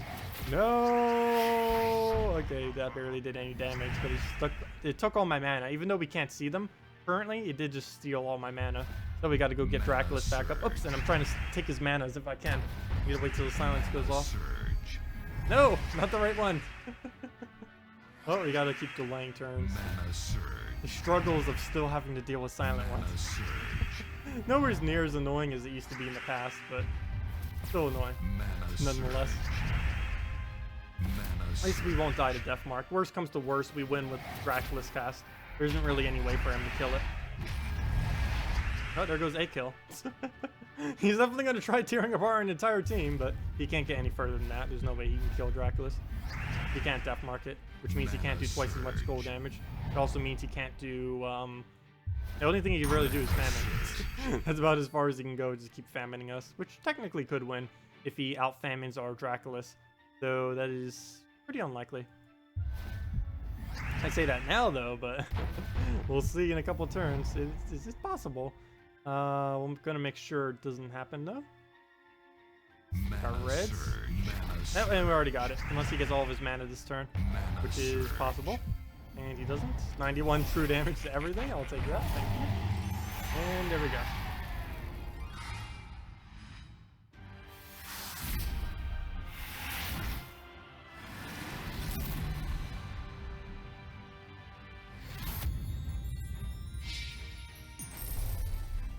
Oh, you can't access your guild at the moment? I have seen a glitch with that occasionally.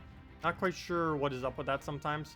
Generally, restarting your entire game tends to work for that, though it could be servers because mine is doing the exact same thing. Infinite loop into the guild. This would have to be server problems or something then. Yep, server problem. Gosh, servers, what are you doing? Also, thank you, Russ Hilder, for the subscribe. Much appreciated. Yep, endless loading screen. Endless loading screen of death. Yeah, it's for everyone, it would appear. Guilds are just off limits right now. Hopefully they get that fixed. No, they'll have that fixed soon. Generally, stuff like that doesn't last too long. Normally just like 30 minutes, possibly even less. Oh, the glitch I was talking about earlier. Let's see if I can find it. Under Hero. Okay, yeah, it does do it now. Before, Collection didn't used to make the little... it didn't used to light up, and it didn't used to make a sound when you clicked it. And it bothered me to no end, but they fixed it. But the other visual glitch that still bothers me is if we find a troop with a bonus right here, like, let's say I was doing... I don't know if any of you notice whenever I do videos, but it's like, okay, here is the hero Nef. We'll go over this, blah, blah, blah, blah. Here are all the bonuses for it on this given week. And then we go over to this tab, they all disappear. Then we go back to the tab that just had them up, they all disappear. And I don't know, this really annoys me that it doesn't show up like this. It's not that big an issue, but I don't know, it bothers me. And obviously it still comes back if we go right back here. But clicking on the traits at all will make it disappear permanently until you click back onto the card. And you click back, it disappears again. Really annoying. I find it annoying.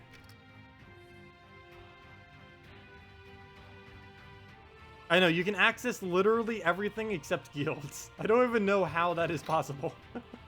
Literally everything, but no guilds.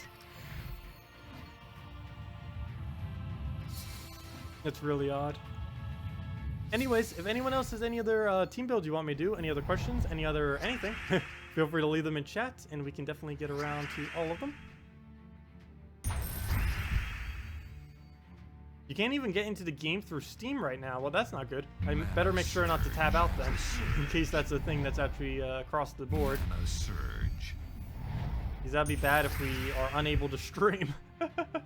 I could always bring out the Puzzle Quest if we need a backup. I haven't bothered playing Puzzle Quest 2 for like 3 months now. Last time I played it was when Steam crashed. For like a few hours. And which was like, what, 2 months ago? 3 months ago? Somewhere around there. Oops, I did not. How on earth did I just click on the chat behind my video? I somehow just managed to click on that chat. Interesting. Let me move this over so that doesn't happen again. Fail. Mana surge. Oh, I did scroll it all the way down, right? You better double check. That'd also be a fail. Okay, good, I did. Move that back. Okay.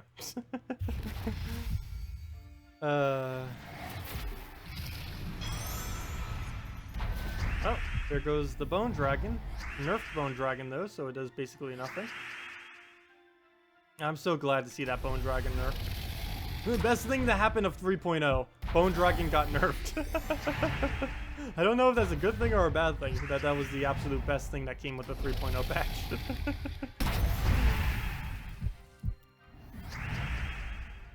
Because we don't have to deal with the whole lopsided skulls are the only thing that you can possibly use or counter kind of aspect. Now you can actually use other teams again. Oh yeah, it's really funny when Draculus, or really anything for that matter, gets a, or not Draculus, when Kraken or anything for that matter gets a Devour off on Draculus. It's always pretty huge, since you're going to be gaining a huge amount of HP from that. Generally over 100 whenever it occurs. Okay, I need a Skull Distract somehow. I believe yellow will do so. Mana surge. Yes! There's no way I could have known that would have happened. But it worked. So let's blade him down. And then we Dragon Soul forward. The win. What would be a few good examples for a 4th troop to go with Corvash, Valkyrie, Crimson Bat? Mercy is the first thing that comes to mind always for that. A second Corvash. A Tesla. A Scion. A Queen Mab. And I believe that's as far as you can really go with most options, as far as like really good options. The console bonus is for giants. You set your hero as a giant for the bonus, and it works when you use it in PvP, but when your hero is on defend and detects if the bonus is missing. Any thoughts? Wait. On defend and I text it, the bonus is missing. Are you looking at it just from the screen or in an actual battle? Test it when you actually engage in a battle. Just click on your own name, fight, and battle yourself with that team, and see if it is getting the bonus. Because sometimes there's visual glitches with hero weapons where they show with like all colors and other just like odd things with it. So generally you want to be able to like actually see it within a battle to see if it is or is not getting the bonus. Yeah, Tesla is better than Crimson Bat now. In almost every single instance, Tesla is stronger than Crimson Bat. The only instance where you would ever use a Crimson Bat instead would be if you're using Crimson Bat in 1st or 2nd slot. Tesla is better if you're putting it in 3rd or 4th. Crimson Bat is better if you're putting it fully traded in 1st or 2nd because of its high skull damage on its traits.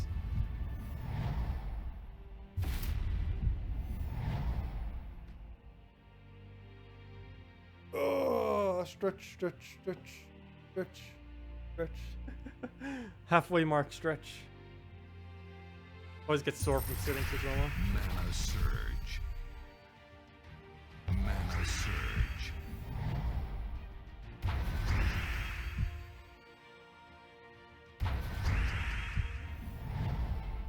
Mana surge. You got endless loop when changing difficulties? Oh gosh.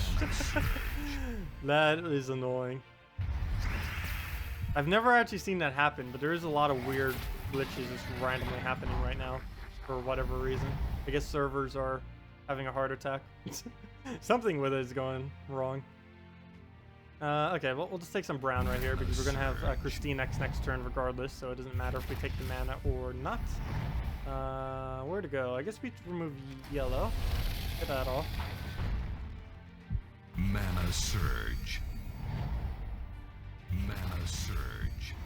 And oh, that will not be dropped enough to be able to do anything out of it, but we'll still take the mana. We need it. Oh, I didn't see the other cascade of the green. Nice. So that will be enough for Christine X. Mana surge. Your video is, yeah, if your video is ever lagging, you can change the resolution settings on YouTube, always under the little cog image thing. Generally, by default, or, I don't know, the max that it will go up to is 720, because that's what I stream in, because my internet that I currently have cannot survive anything higher than 720 at 30 frames per second. But you can normally lower that to like 480, and it should still be completely visible while not slowing down too much. I wouldn't advise going any lower than 360, or else you'll be able to count the number of pixels on screen.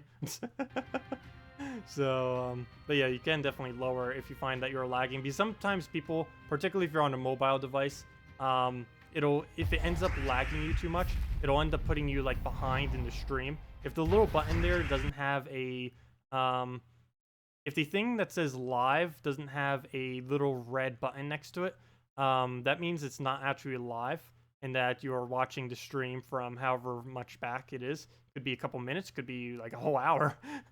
Could technically be like 6 hours back. I believe I have 6 hour retrieve on my video. I know it's at least 2 hour back.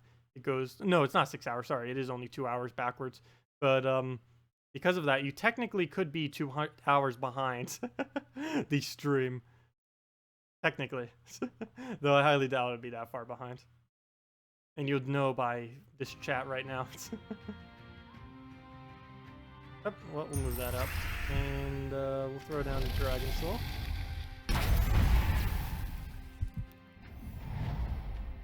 Mana surge.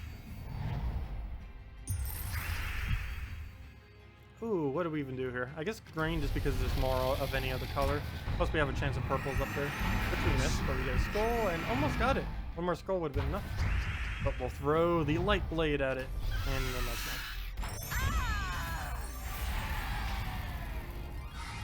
Keep getting timed out of the stream or of the game. Well, one win, one lose.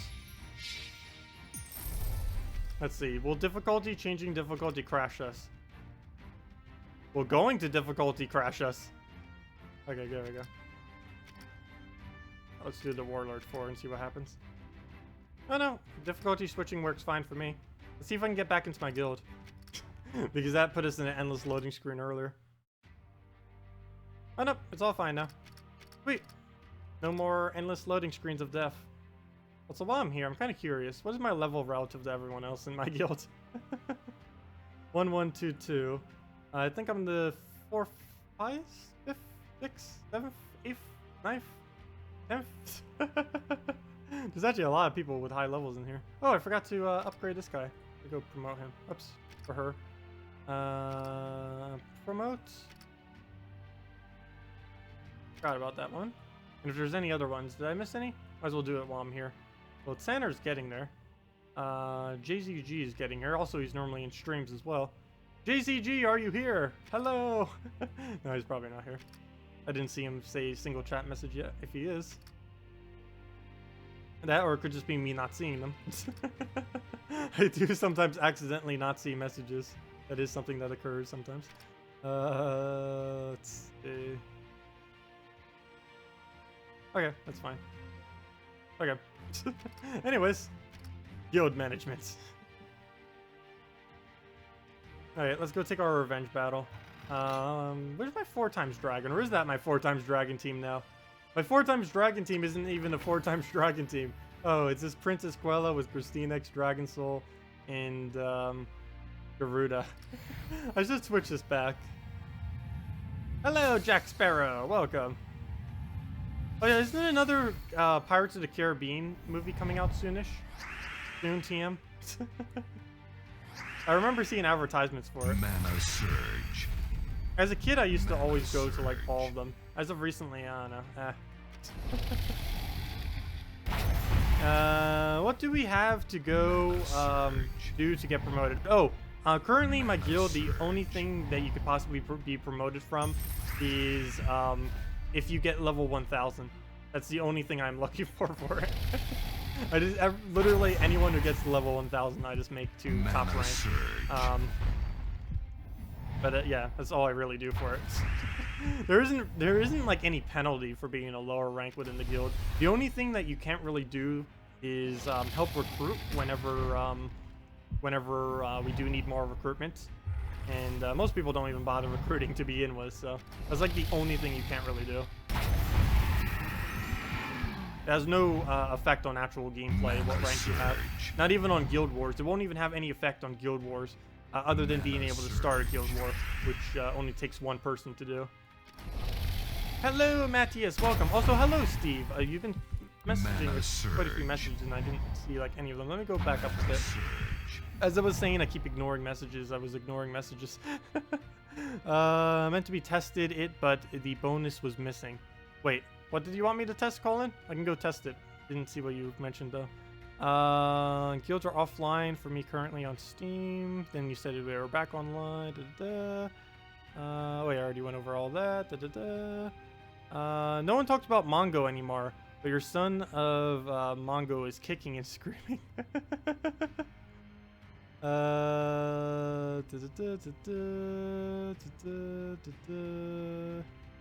You can sort by level to make promotions easier. Oh yeah, I could do that. Thank you for mentioning that. I forgot that's a thing. I'm still not completely used to this newer system. I'm still like so used to the old system where it was surprisingly more visual than it is now, where it was like actual cards and you got to see like all these little things you can click on their profile. It looked like a little bit more personal for every single one of those squares. Now it's basically just a name with a bunch of things beside it.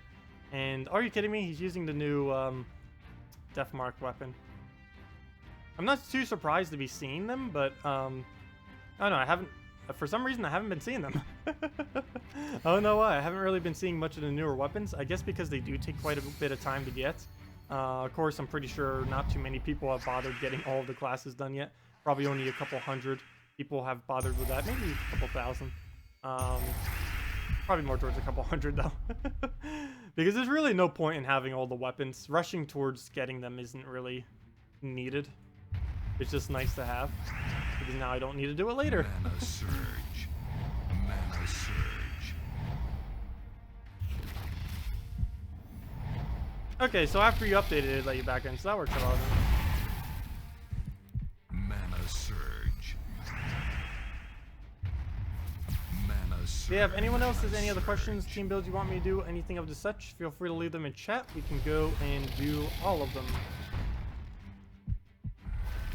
Ooh, he's gonna get a famine off if we don't get a purple there, and we don't get the purple there. Okay, we get one turn. There we go. Come on, get the extra turn. Let's see that extra turn. You're taking those purples. Yes, one skull distract. How much more damage do we need? A lot. A lot is the number we need. Where on earth do we go? Blue will not be it. Green will not be it. Actually, maybe I will blue and get Cascade. Let's do that. I think that's our only hope. Come on, extra turn some way. Come on, extra turn.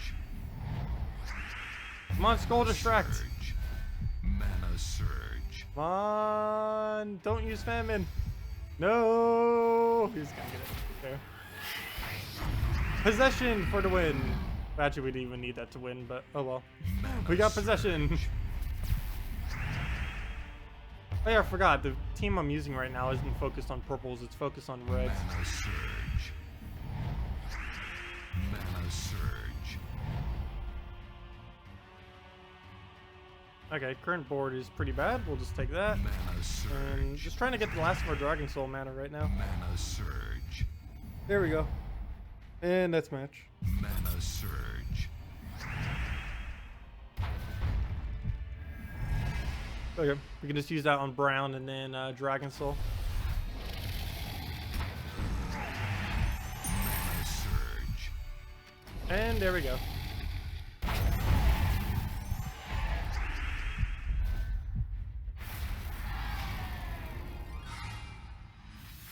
Also, I keep thinking this right here is like something in front of my screen.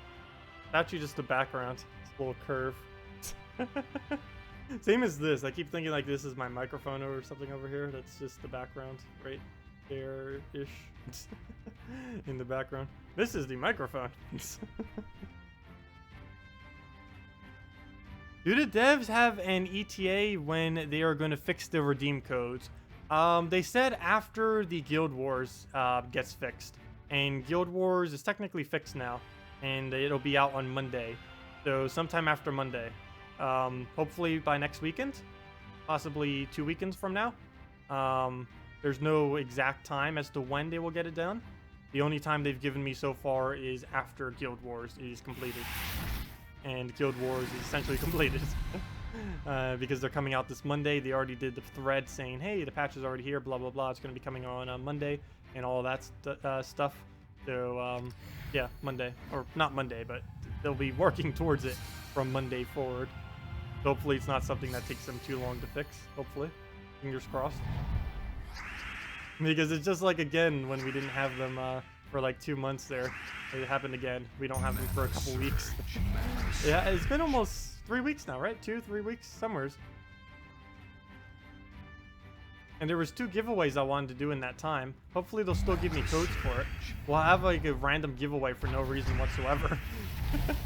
Because everything will have passed. Because Easter has passed. The 3.0 update passed.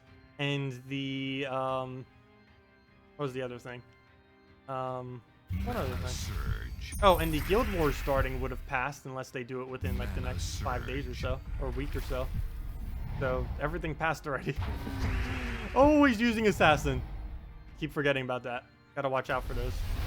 You can just randomly destroy your entire team. Mana Surge.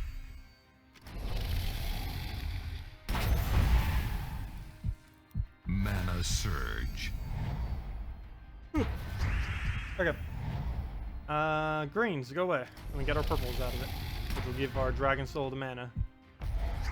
Mana Surge. Ooh, extra turn for him. But we pretty much cleared out his whole team, so don't need to worry about it.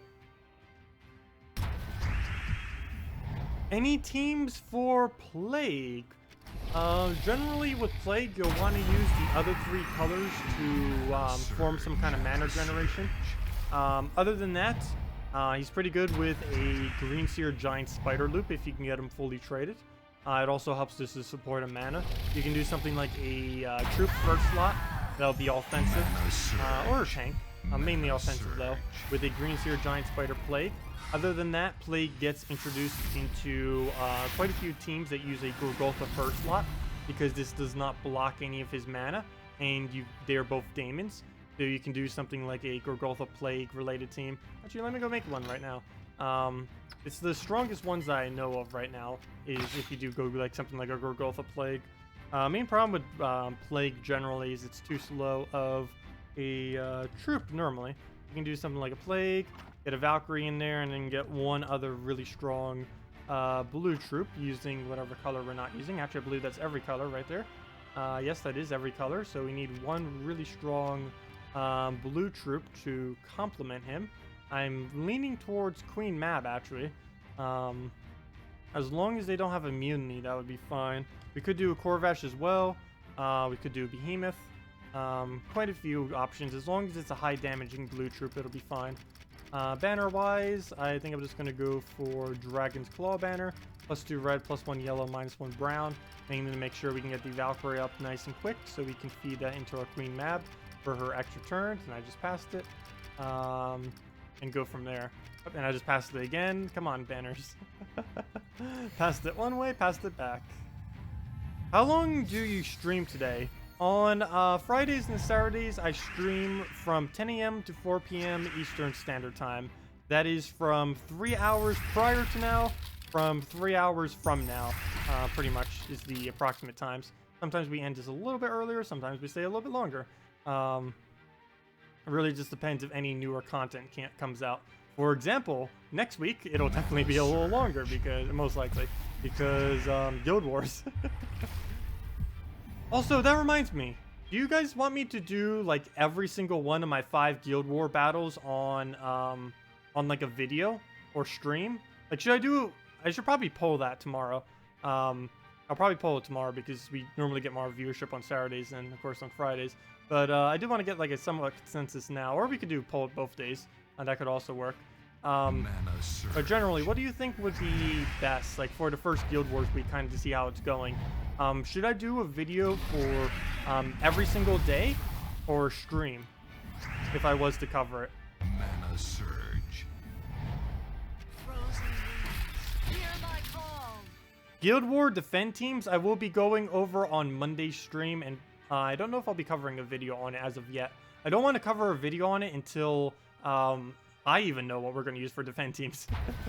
Because one problem I'm going to have is we don't really know what works. We don't know what's being used.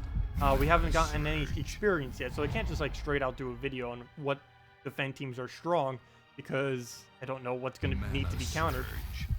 Because we don't know what people are gonna like to use. Video? Yeah, I was actually leaning towards video on it anyways, but we'll poll it. Actually, let me go get the poll right now for it. I'll go put it in the corner. Let me go get the cards. Oh yeah, that reminds me. I need to go make a card for the Patreon thingy. But let me add video. Also, I need to remove Stardew Valley from my playlist thing. Gosh, we haven't done anything with Stardew Valley for ages, even though I kind of do want to get into making some more guides for that game, even if I don't play it too much more. I will be getting back into it whenever that game gets multiplayer, which hopefully is soonish. Maybe it already has multiplayer and I don't even know. But let me go get a poll. Poll question. Guild Wars. First week. First week battles. Video or streams? Or video for each? Stream or video for each, I should probably say. Stream or video for each. No, it's not. For each. What can I get rid of? Guild Wars first week. First week. Stream or video for each. Stream. Video. Great card. Okay, if you refresh this stream right now, there will be a poll in the top right corner under that little eye icon all the way in the other side, all the way in the face, all the way on the other side of the board, way over there to the right. Little eye, whitish, kind of faded in icon. If you click on that, there will be a poll right there, and just answer which one, either video or stream for each one of the Guild Wars thingies. These will be, if these are videos, they will be a little bit longer because it'll kind of be me going through all the process. It'll kind of be like more casual of videos, like kind of how I do it while I stream, just kind of going all over the place and just trying to figure out what will work. Of course, I'll have some teams probably pre-made, but I will have to adapt some based on what on Earth we'll actually be battling, of course. And yeah, video or stream. Poll is in the top right. Let me just refresh that again to make sure it did go up. And I believe you guys need to refresh it to actually be able to see it. And let me just before I get back to the battle, let me just double check that that did go through. Let's move this up a little. Where'd it go? Cards. Poll. Okay. So that did go up. Mana surge. Yep, and let me move this over. What's a good defend team for this week? Generally for defend teams for any given week, it is best to go whatever the event gem is. This week is Nagas on PC and mobile and Explore only, so there is currently nothing that you can really set your team to that will convince people to battle it. You can either go with one of two options for your defend team this week. You can go the annoying option, which is to make your entire team, or most of your teams, Sunpressed, because they all have a 50% bonus. The other thing that you can do for your defend team this week is, what you can do any week, is just make it as weak as possible to ensure as many people as possible will battle you. This can be anything such as one troop, something really deliberately bad, or anything of the such. Because defense in PvP, as far as winning and losing them, there's basically no point in doing either. The only thing that matters is how many people battle you. It doesn't really matter what the result of the battle is for the most part. Of course, it is helpful to get more wins, but it's more helpful to have more people battling you, because even if you end up losing them, those loses end up becoming revenge battles that you can do as you are doing PvP, and then those revenge battles will translate into a lot more resources, possibly even more than what you would have gotten from just winning the defend, surprisingly. And that has pretty much always been an issue. Luckily, I think Guild Wars will be the first thing ever where it will be good to actually win defense. So they finally did it. It took them about 2.5 years, but once that comes out on Monday, they will finally have created a system where it is good to win a defend battle. That is laughable, but at least they finally did it.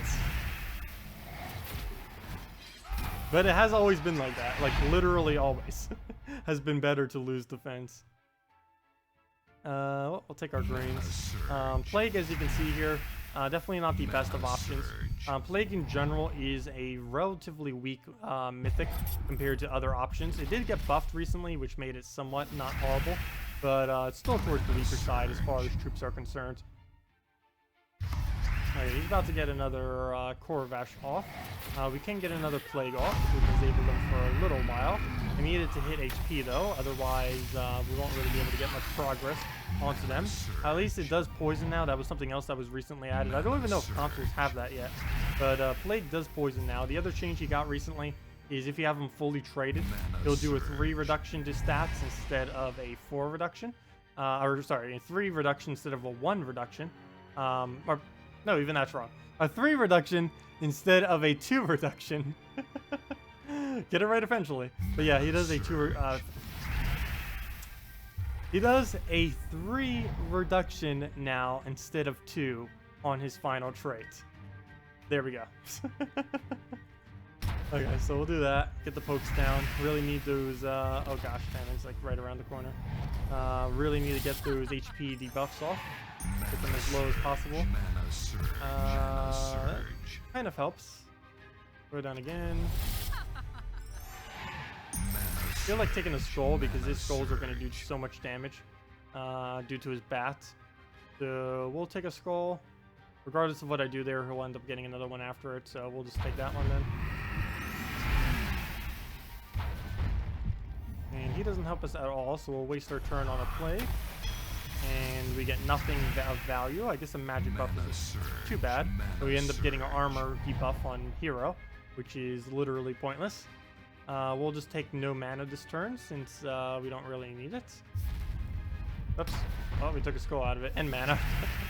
But Famine will go do his thing. We can take blue into his skull. Not really worth it. We'll take a skull. That's it. He'll take a skull.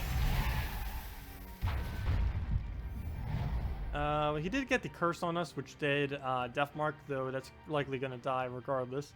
So we'll just take whatever's, and then let him do his thing. We get a famine cast off, or not. Okay. So that's actually pretty good for us then. We can go and take off the Browns. But yeah, Plague, main problem with it, very slow troop. Very, very slow troop. Okay. Throw that down. It's also an okay first lot impervious if you really wanted to. The main problem with that is it blocks so much mana. Oh, we got an armor debuff.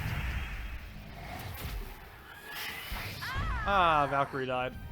It's Plague versus Famine. He actually has the upper hand. No. Well, technically, he has the better mythic here, but we have the higher durability by a lot. Also, 1 scroll is enough damage to win, which would be great if we could actually get. Mana surge.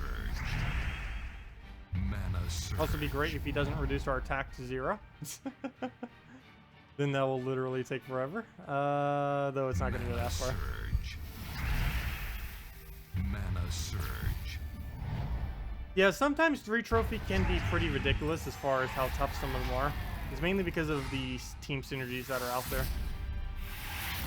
A couple of which don't really have counters for the most part, like Famine. Famine, you can kind of Desdemona it, but that's about it. The Desdemona and Draculus, I mean, sorry, Desdemona and, well, I guess Draculus would work too. But Desdemona and Guard's Avatar are like the main 2 that you can really even bother trying to use against it. or else it would fall flat. What is this brown yellow? Oh yeah, never mind. That's two guards avatar teams. Forgot about that. Also, I overwrit my pure green team. Oh wait, no I didn't. Never mind. I thought I did earlier. You know, my pure green team, I almost feel like going with the other team instead. The one with the Dragon Soul and everything. Which one? This team I was talking about. This one. The Dragon Soul with the 3 greens. I feel like if using 4 of the exact same color isn't too important, that this would be a pretty nice team to go use for green days. Because my current pure green team is relatively weak. That, or I could try finding a better first slot for it, but then we'd have to get rid of Web Spinner, we'd have to get rid of the mana generation we have from Dragon Soul, and that makes up a good portion of this team. Pretty good portion. Mana Surge. Hello, Adrian! Welcome, welcome, welcome. What would be the better hero weapon to use in Arena? Compared to... Or do you mean best Arena weapon? Mana Surge. I don't know what you mean by better. Mana Surge. Better compared to what? Which weapon compared to which weapon? Take that. As far as the best weapons in Arena right now, those are Creeping Death, Black Manacle, War and Peace, and the absolute top tier would have to be things like the one that you get at 40 red, 40 yellow, that one Dragon Flame thing, I forget its exact name off the top of my head. That one Dragon Flame thing, and of course the Runic Blade is not even an argument. Runic Blade is literally the strongest weapon in the game for Arena right now. It is so ridiculously broken. Mana Surge. And what's kind of funny is they buffed it up to that point. It's not like it's always been that broken. They decided one day, it's like, oh, let's go make this 100% broken. Sounds like a good idea. Mana Surge. I actually don't mind it too much because it does allow you to do higher difficulty in Arena. But it is very, very, very excessively broken. No, not Summer's Fury. No, it wasn't Summer's Fury. Also, Summer's Fury, I believe, is only 35 red. I was referring to the dragon weapon, the one that transforms you into a dragon and mana burns and burns. Take that. Because one glitch that currently still exists in Arena that I don't believe is being fixed anytime in the nearest future is whenever you transform within Arena, not summon, but whenever you transform, any effect that says transform, the transformed troop comes in with all traits. And of course that can be ridiculously overpowered, especially since when you can use on your hero weapon, become any dragon. Mana Surge. And nearly half the dragons are legendary, plus a mythic one is coming soon. So that is really strong, since you can just summon a random legend or mythic fully traded into Arena. So yeah, it's pretty broken. And of course, Runic Blade is broken because it gives 10 to all stats. Yes, Dragonfire. I think that's right. Surge. That might be its proper name. I actually don't remember. Mana Surge. Dragonfire seems right. Seems like something they would call it.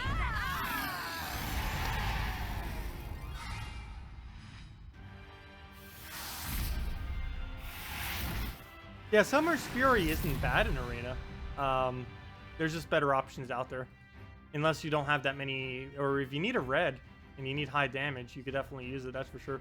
Summer's Fury isn't really something I use that often, or really at all these days. But it was at one point the strongest weapon in the game. Particularly the first month of the game or so. One really funny thing about Summer's Fury, when the game was initially released for the first month or so, first couple months really, if you count the Australia release and everything. But it still did the damage to all enemies based on magic, and it still had a red gem spawn, but the red gem spawn was based on magic, and of course you didn't have as high as magic as you do in this day and age, but you were able to spawn about, without even any magic buffs, like 9, 10, 11 red gems or so to the board, which was pretty insane given that you already were getting full AoE damage to the enemy team. And of course all you had to do was give it one magic buff, and you basically got what a web spinner is today in the old meta, except in, you know, now or back then. And you could just keep looping it with huge amounts of damage and win in a matter of like under a minute. It was pretty fun. Didn't last that long. I actually never got to try it. but I've know people that did. What's my favorite web spinner team? To be honest, it's probably that new one I've been using. Web spinner in general, I tend to either do with a green seer, giant spider, loop, or if I don't go with that, I basically as of lately just been using the instant kill on the hero with the SPF, using the Deathnight class, get all the green mana we need, and then just loop them from there.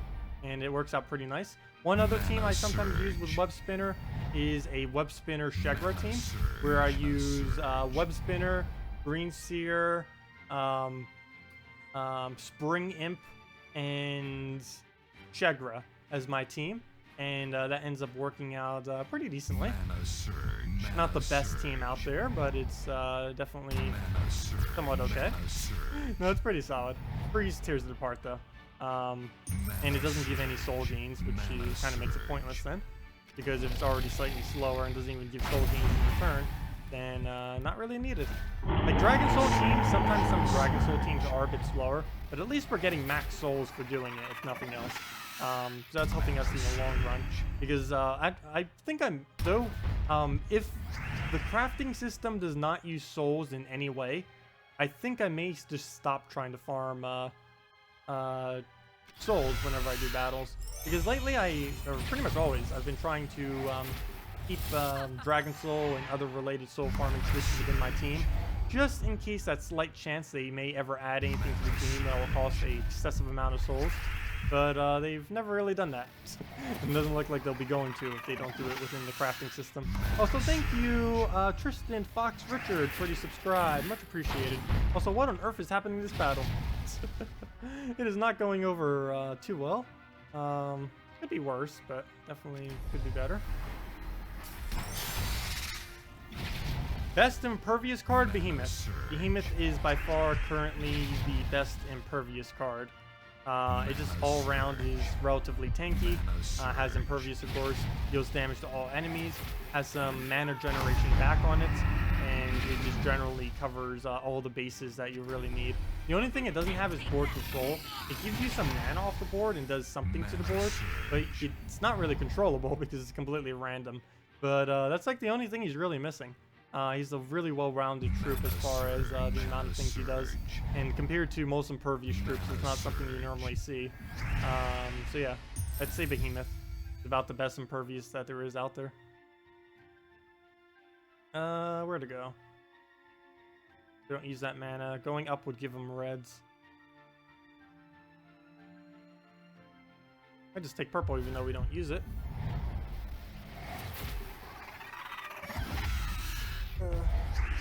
Having to stretch.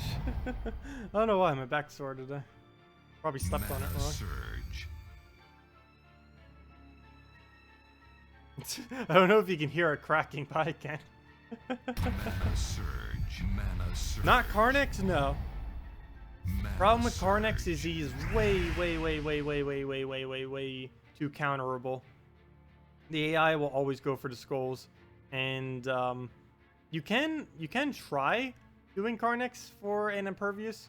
It's definitely not the worst option out there, but the main problem I generally have with using Carnex is he's essentially denying what he needs on the board. He needs skulls to do damage, yet he denies all the skulls from his ability, or at least 10 of them, which generally is all the skulls. 1, 2, 3, 4, 5, 1, 2, 3, 4, 5, 6, 7, 8, 9, as you can see. Generally, that tends to be the entire board of skulls. One nice thing about him is if there are 10 or less skulls, you know exactly where every single one of them are going to hit. So that's somewhat helpful on him. Other than that, it's not really worth it, personally, or I don't feel like it is. Some people may. I'll just move the yellow over. I just find Behemoth's damage output to be way more consistent. Carnex does do more mana generation though. Well, move the blue up, and please be enough damage already. I don't think that is, but we're still gonna throw it, and it is good. That was out there. Need to count those numbers. Ooh, a siphon from us. That could be... Ooh. Let me throw the warp spinner at it. He's not using it first slot. He's only going to do silence, which isn't really going to disable us too much unless he randomly gets it from a turn. Like if we give it to him for free. Which could happen. So we'll just take... Oh, Browns! Hello. I didn't even look at the Browns because we don't even use it. Well, he gets a stun on us. There goes our double skull damage. There goes our yellows. And our initial mana on our SBF. Ooh. Ouch. Can't get that up immediately. Mana surge. Why is Avina not mentioned much in soul farming teams? Mainly because she's only really used for anti-undead. That's about her only purpose. Generally, you tend to get Warg earlier on enough in the game. And Warg, when you're first starting off, I believe has a higher mana generation than Avina. So people just go with Warg instead initially.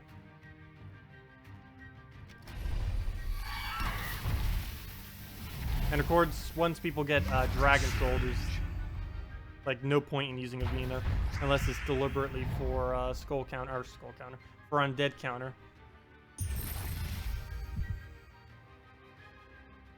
Alright, we'll just take the skull right there. Oh gosh, he got right back up. Right back up it goes. Usually the one you use is the one that works best with whatever mana generator you picked. Yeah, it does depend a lot on what kind of mana generator you pick. Generally, I build, or at least more towards earlier on in the game, I like to build around Giant Spider because Giant Spider gets a summon on the board that you can then just keep tanking with. And it's the safest option you can really do as far as a mana generation based team, since you can just keep spamming summon after summon after summon, and you'll pretty much be set to tank as much as you really need. I'm deliberately taking no mana there because I'm not liking the positioning of everything else on the board as far as what it will give him.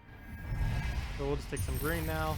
Got to start rebuilding our mana, and then we can go from there. I did give it some red. It doesn't use though, luckily. It does use brown though. And green. And that red swipe, which it didn't take. That'll be annoying if the AI ever gets smart enough to do stuff like that.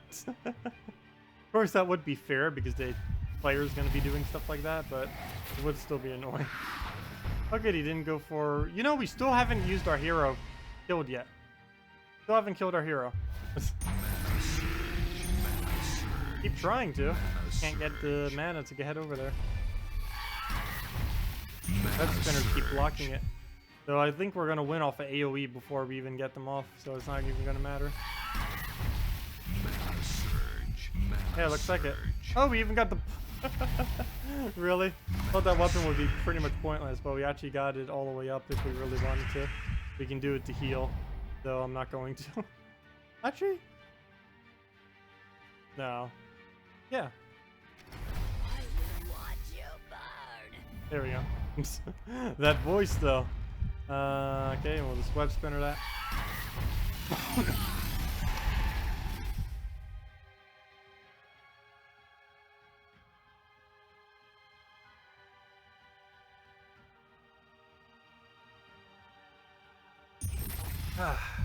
Refreshing. Did they change retreating to lose trophies or just rank? It's just rank. It used to do trophies in the past, but they have completely removed all removing of trophies. It is impossible to lose trophies anymore, unless it's some kind of weird glitch. But there's literally no way to remove your trophies by any normal means as of currently anymore. It used to be a thing, but it was completely removed at this point. Hey, defend win. Okay, well, that was that team. And should we trust this team? I'm scared of the Gorgolfa if we do. And the construct we don't really need a counter for. I'd have to switch it out. Whatever I do, I need to be able to do it with one hand, so I can't like switch it out because I'm holding water. We'll just throw. If worst comes to worst, we'll just throw some trait stones at it.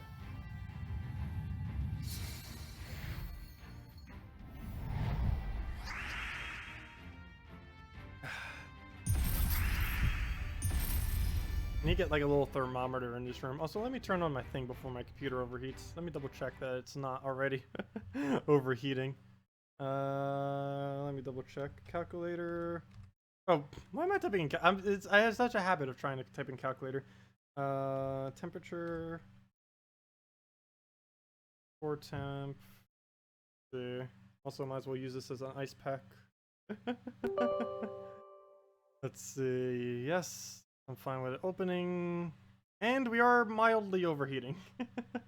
Only in the yellow, though. It's not getting anywhere close to the...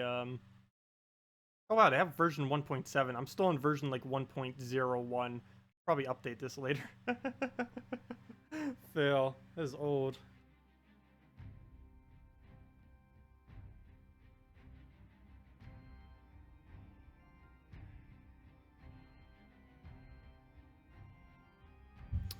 You have one Tesla, but no Crimson Bat. You would be able to use that pretty well with Gorgoltha. Generally, almost every single team I have ever really used with Tesla ends up using a Gorgoltha with it. Simply because it will be able to supply all of the mana that you're going to be needing to be able to make it work. I can go do a team with it after. Do you have a Gorgoltha? Because that's the main component that, if you didn't have everything else, would kind of help to put it together. Mana surge. Okay, so we'll move our reds right there. Get that going. Skulls, we can just ignore. Mana? Mana? Where are you, mana? Mana surge. Mana I just gave him surge. 5 times. Oh well, worth it for the mana. Critical hit. We'll take purple right here. Perfect. Mana That would be the crystallize that we need for our last one mana. surge. Oh, you have it and Dragon Soul. I guess you could use both of them together. Generally, there's no need to use a Dragon Soul with her, though. Gorgoltha alone is fine. You could literally be your team of just Gorgoltha, Tesla, and it'll be fine. The rest you just build as support troops, as whatever you want. Let's see. We'll move that down on purple. Mana surge. Mana surge. Let's see. What should we do here? Can't move anything, so we'll just Dragon Soul it into Gorgoltha. Go from there. Yeah, we'll go do that team right after this. Green hero, true damage, okay. Yeah, you could just use the green hero's true damage weapon. That'd be fine for it.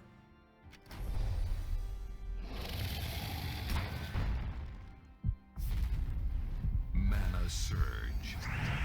I'll go see what we can make right after this. All we need is a Dragon Soul into the other thing. Mana surge. So we'll throw that. Oh, one thing to note with that, make sure to use the cheapest green weapon.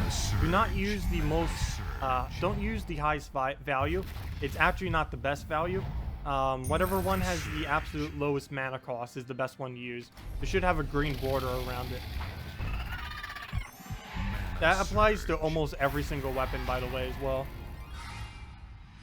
It's normally best to use their lowest mana cost version, because all these weapons were added to the game before all this extra magic was introduced, and a lot of these have a lot higher mana cost for only 1 additional or 2 additional damage. So it's a lot better just to go for the lowest possible mana cost one, because the extra damage you're getting isn't worth the value. Like if I go into my hero real quick and go under green weapons, and we go over every single green weapon that we possibly have. I keep forgetting, we need to go to troops to be able to do that. Then the hero, and then the green weapons. And if we do this and go to things like Bullseye right here, keep an eye on it. Keep an eye on it, get it? 14 mana for 25 damage. So 1425. We compare that to 1425. We compare it to the lowest one. This one is only 1023. For 2 additional damage, we have to pay an additional 4 mana cost for that other one over there. So it's just best to use whatever one is lowest. In this case, that would be the Phoenix Crossbow for a 10 mana cost, and it will do however much true damage. It's 1 plus however much magic you have on your hero. How much damage it will do. Also, using the Archer class would be pretty good with it, since you would gain additional magic on your hero from using a green weapon for it. And as far as just a team, let's go do our revenge battle and see what we can do for a team. So let's go Gorgotha, get a Tesla. I'm not using the right class, but I guess I'll just use your hero weapon thing. We were just at it too. Green, not it. There it is. We'll use that. And now we just need a good purple, so that will likely just be a Miststalker, really cheap, really effective. Works great early on in the game, and pretty much always. Especially if you can get that stealthy trait on it, and it's getting the 2 extra magic as well if you get it fully traded for 1 red per, 1 magic per red ally on the team. So we'll run with this. Banner will just go with a brown-yellow to rush Gorgotha. We can also go red-blue if you feel like your Tesla will die. If your Gorgotha will die. But we'll just go with a brown-yellow, rush him up. Also, if they're using a Emperor Corvash, you'd also want to go with a red-blue instead. And if they're using a Ray for Death Mark and stuff like that on first slot, you might want to go red-purple instead. Because your whole team is basically Tesla. If you have a Tesla, your entire team is Tesla. Just casting your Tesla as quickly as possible is essentially what your entire team is if you're using her. So that's what we're doing right now. Getting Gorgotha up as quickly as possible, which will then feed all the mana we'll need into her, and then we're good to go from there. We'll do that. Everything else is just for cleanup for the most part. Divine strength. Oh, that's a lot of attack. A lot of attack. Gosh, 58. But he's going to have to do it to Gorgotha. Not really going to mind. So we'll get that. Miststalker will then go for the lowest durability. Do keep in mind, this is not the lowest life. So it's not going to hit the Bone Dragon. It's going to hit the Centaur, it looks like, which will still be enough damage. There it goes. Even though he had lower HP, it didn't hit him because he has a higher durability. Durability is based on our weakest and stuff like that. Strongest is all based on what their total HP plus armor is. It's not based on any single factor. It's based on both of them combined. So do keep that in mind. Yeah, no problem, you blow, Joe. Yeah, this will work pretty easily if you have her. I'm not going to calculate out which one is the next weakest. Okay, it was Hero. And you're a Hero. And then we can just kill out Bone Dragon. And then all we need to do is get 1 mana for our Tesla. And yeah. You'll pretty much just do this exact same thing every battle then. But yeah, I keep forgetting. Tesla is ridiculously overpowered. I need to be using her more. Oh gosh, Tesla. That is ridiculously strong. You know, Tesla plus Miststalker, actually a bit stronger of a combo than I thought. Because she normally splits in there. It's a little bit uneven how she splits sometime. And that will allow the Miststalker to get the kill. But yeah, no problem for the team. And you have everything for it. So yeah, just make sure, well, it won't really matter. But optimally, you would want to use the Archer hero class, as that would give you a little bit more magic on your hero. That, or just use a fully traded hero that has good traits that you already have unlocked. That would also work if you don't happen to have that available. So yeah, where's my other Tesla team? I don't think I have one saved. I need to overwrite something for a Tesla team. That needs to happen. This is now my new Tesla team slot. Let's see. There we go. It fits. That is how you spell goddess, right? It is now. Because that's as much as will fit. Let me double check that on Google real quick. I'm pretty sure that's how you spell goddess. Oh no, it has 2 Ds. Oh well, 2 Ds won't fit. That's what she said. Had to. Had to. Anyways. Tesla.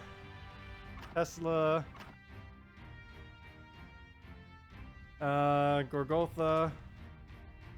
And I don't know, should I go Crescendo for this? I almost feel like putting Miststalker in there. I don't know, I'll go Crescendo. I feel like Crescendo never does anything on this team though. I really feel like Crescendo does nothing. You will be able to get Tesla when they add a new crafting system. Why can I not spell Crescendo? Oh, I'm not under heroes. I was like, I had to be spelling it right. Okay, there we go. It was because I wasn't under hero. Fail. I'm just gonna go red-blue this time around because, given that we're using double Tesla, it is a bit safer.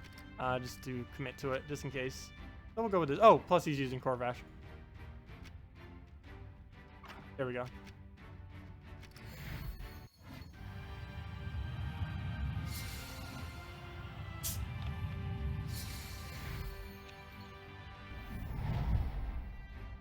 Yeah, double Tesla is pretty insane. Still no clue if they're going to nerf her. I could see it being possible. I believe they'll add a counter to her, though, before they ever just straight out nerf her. I don't think they'll really consider nerfing her yet. Because if they're nerfing her and not things like famine and stuff, then... because there's a lot of things. If they're going to bother nerfing her, there's a lot of troops with similar effectiveness to her that would also need to get nerfed. So they'll probably just add counters instead of nerfs, at least initially. Unless they do what they did with Bone Dragon. They tried added counters, they completely flopped, and it's like, okay, yeah, we need to actually do something about this. Okay, there we go. We already won. Tesla dead. That's literally all we have to do. Tesla. Oh, never mind. He might live a little longer than that. Oh, just a little bit longer. Tesla. Oh, it's gonna live even longer than that. Gosh, look at that tankiness on that Mercy. Not showing any mercy. I cleanse you of all evil.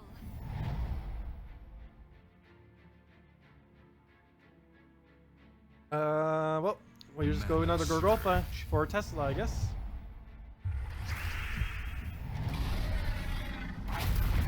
AoE needs a nerf if anything. Yeah, if anything needs a nerf, it probably is AoE. Things that hit all enemies at once. You know something is overpowered when the devs in their own video to newer players say that anything that hits all enemies is considered good. That's basically what they ended up saying. They did a video, actually it's the most recent video on the official Gems of War YouTube thingy. But they did a video and like top 10 tips to newer players, which technically I did first, but glad that they're providing more tips. But one of the tips was like, use troops that hit all enemies. You know it is overpowered if the devs are saying to use it. Or like suggesting newer players to use it and stuff like that. Yeah, anything that can hit all enemies simultaneously, like Dragon Soul, Christine X, Behemoth, Traxxas, all of them. Not all of them are overpowered, but a lot of them are towards the extremely strong side. And it's just the type of damage in general that is strong, not particularly the troops themselves. Mana Surge. And also Tesla is just insane because it's all true damage. Like if that was physical damage, she'd be nothing. And initially it was physical damage, but then they changed it to true damage. And I don't know if they thought that through completely. Next time, watch yourself. Because that is some insane damage. Oh no, can we AoE him before he AoEs? Actually, that's not AoE. I should stop counting that AoE. It's called split damage is the proper term for it, at least in this game. When you split damage, well, literally that's what it is. You have a total amount of damage that you do, and then it gets split among all enemies. Whereas full AoE or hitting all enemies is whenever a troop has something like Dragon Soul, where it hits all enemies for the exact same amount. Whereas split damage is it'll get a total number, let's say like 100, and then it'll split it among all the enemies at any amount. It could do 1 damage to one and then like 99 to the other, though normally it's relatively even. I believe it rolls every single damage. It basically just does a roll for the damage and then just picks a random target, and it keeps doing that every single time, is essentially what it does. So generally it does a relatively even amount, where most of them will only be a few numbers off, generally. Sometimes it could be a little bit more, but that is, I believe, how it works. Is like, let's say this did 10 damage. It would roll 1 damage, 1, 1, 1, 1, 1, 1, and then it would just accumulate a number, and then all those numbers would go down. That appears to be how it's working. Mana Surge. Well, we'll take, actually I probably should have just gotten Tesla up there at that point, but we'll just go and get Gorgolfa the rest of the way, I guess, or not. No mana available, we'll just throw the Tesla. I should probably put something here other than hero. I don't really know what we could put for support, though, that would give it additional mana. Maybe if I did... Oh, I could use Princess Elspeth on itself. That might be better. Though it could be riskier as well. But I think that might be the best bet, is just to get a Princess Elspeth and have her cast on herself on the very first turn. Because that could give us yellow, or that could give us blue. Either of which would be really beneficial, as long as it lands an extra turn. Or any mana for that matter, as long as it doesn't give the enemy anything too huge. Oh, there's a crescendo. Not really going to be able to utilize that, unfortunately. We'll probably win off a Tesla before we even have the chance. Let's go for that. We get a Skull Poke, which is not why I took it. I took it for the Gorgotha mana. Wow, 200 battles without a loss. Nice. I believe I'm at, like, a very low number. I think I'm at, like, 8 right now. Unless I'm deliberately trying to, I'm never going to really hit above, like, 100 win streak. If I was to actually try, I could probably hit about a 500 win streak pretty easily. But unless I, like, extremely try hard it, I'm not going to hit over 1,000. And I have no intention to try to beat the current high score I have, which is, or not high score, personal high score, which is, I think, 1,600 something. Let me go show it real quick. Connect. Let me find my name and I can see it. Oh, don't you dare lag the game. Okay, good. Let's see, what was my last message? Well, a lot of people talking in clan chat, and I haven't been replying back to any of it. Fail. Oops, that's not my name. Let's see, what are we currently at? Yeah, highest win streak I've ever done is 1,694. And according to this, I don't have any win streak? Did I just lose my previous battle? When did this happen? It should say a win streak. Even if you have 2, it says your win streak. I don't think it says it for 1. That means I lost within the last 2 battles. What did I lose on? I don't ever recall. Maybe I retreated because I didn't want to use the team? I don't remember. Oh well. Oh, there we go. And we can... Wow, 1 HP. This is one of the only reasons I want to kind of keep Crescendo. Because that 1 HP is going to be so ridiculously annoying to have to deal with.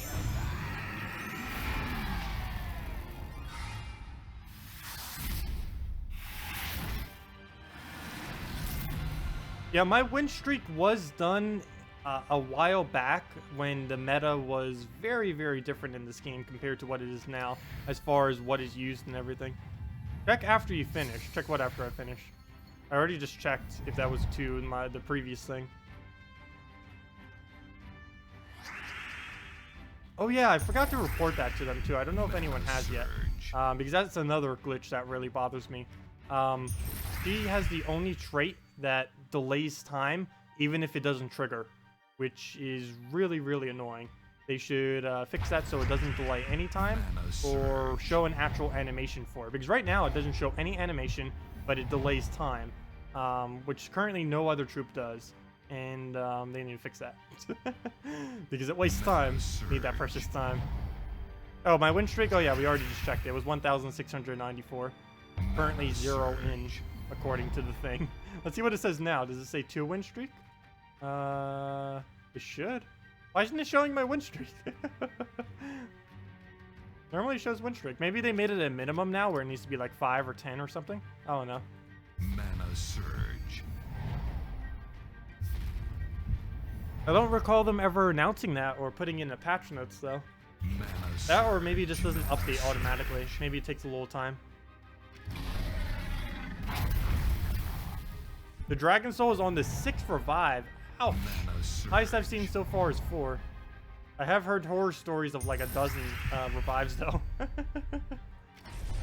Next time, watch yourself. Oh, it doesn't show win streak while you're in a battle. Oh, okay. I did not know that. Learn something new every day. Thank you. Yeah, Dragon Soul Revive is annoying, and Inferno King Revive is annoying. Both of them can revive themselves.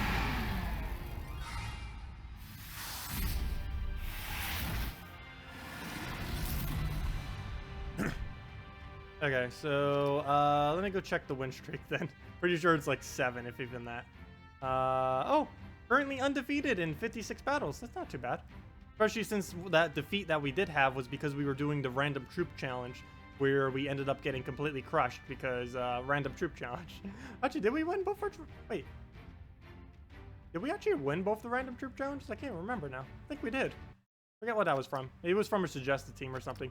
I think I ended up repicking because I didn't like what we were up against or something during the battle itself, which of course loses your win streak. It's not something I ever even pay attention to. The only time I'll ever pay attention to win streak is I am deliberately going to try to beat my own record, personal record, which I have no intention to do anytime soon. And if I was to do it, at least based on what currently exists, I think I would do it with Tesla. I would do some kind of Tesla team. I would need to get her to Mythic first, though. And I won't be able to get her to Mythic until they add her to the drop pool or until they add the crafting system, whichever comes first. Likely her being added to the crafting, her being added to the drop table will be first, because that will be within about a month or so. And I have a feeling the crafting system will be longer than that. I don't know for sure, though. You never know. Could be sooner. Mana surge. Because we're definitely going to get it out for summer, obviously.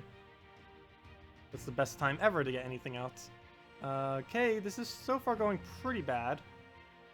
Guess we'll get a Tesla, because why not? And we get a skull, because why not? Mana surge. Okay, we get some manas there. Enough? Mana Yeah, there we go. surge. We get to cleanse too, though I don't know if I'm even going to bother with it. Okay, good, he does live. Do I bother with it? I think I do. Just in case. Now we can just double Tesla into Crescendo and we win. Mana So all is good. surge. Hey, a little bit more damage too. So we'll do this. Oh, that's really nice that we took the skull right there, because now we can Tesla into Crescendo into Tesla, which will save us a turn. Perfect. Should have 14 damage. Don't see why we wouldn't. There we go. Oh yeah, we're getting purple extra damage too because of our, or we're getting purple extra magic because of our class right now. I keep forgetting it does use purple for the class, Deathnight class. Even though we don't have all of the extra shiny traits that we would normally have from like a sorcerer or anything, we do still have the +5 initial starting purples. Hey, revenge! You gotta get those revenge. Yeah, I almost forgot from last week how amazingly awesome Tesla is. I don't know how I could forget such a thing. Ooh, Bonnie. Oh, this is a all Blackhawk team. It's not Pirate Week anymore. I do still have the eye patch though. Arrgh. I'm so bad at pirate voices or any voices. Surge. Mana surge. Ah, Mana surge. Rope Mana doesn't want to surge. cooperate.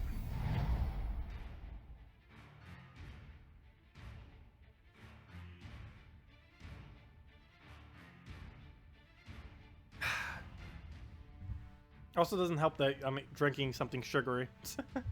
It is never a good idea to do something vocally and then drink like a soda or something.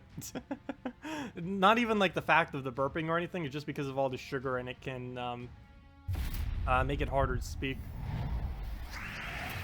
Stand still. It'll be easier for everyone.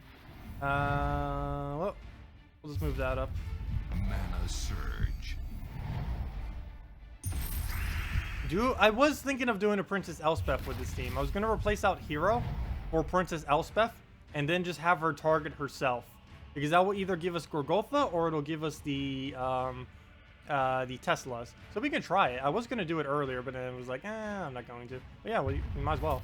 Why not? No reason not to. Mana surge. So yeah, we'll go do that right after this battle. If we win. No, just kidding.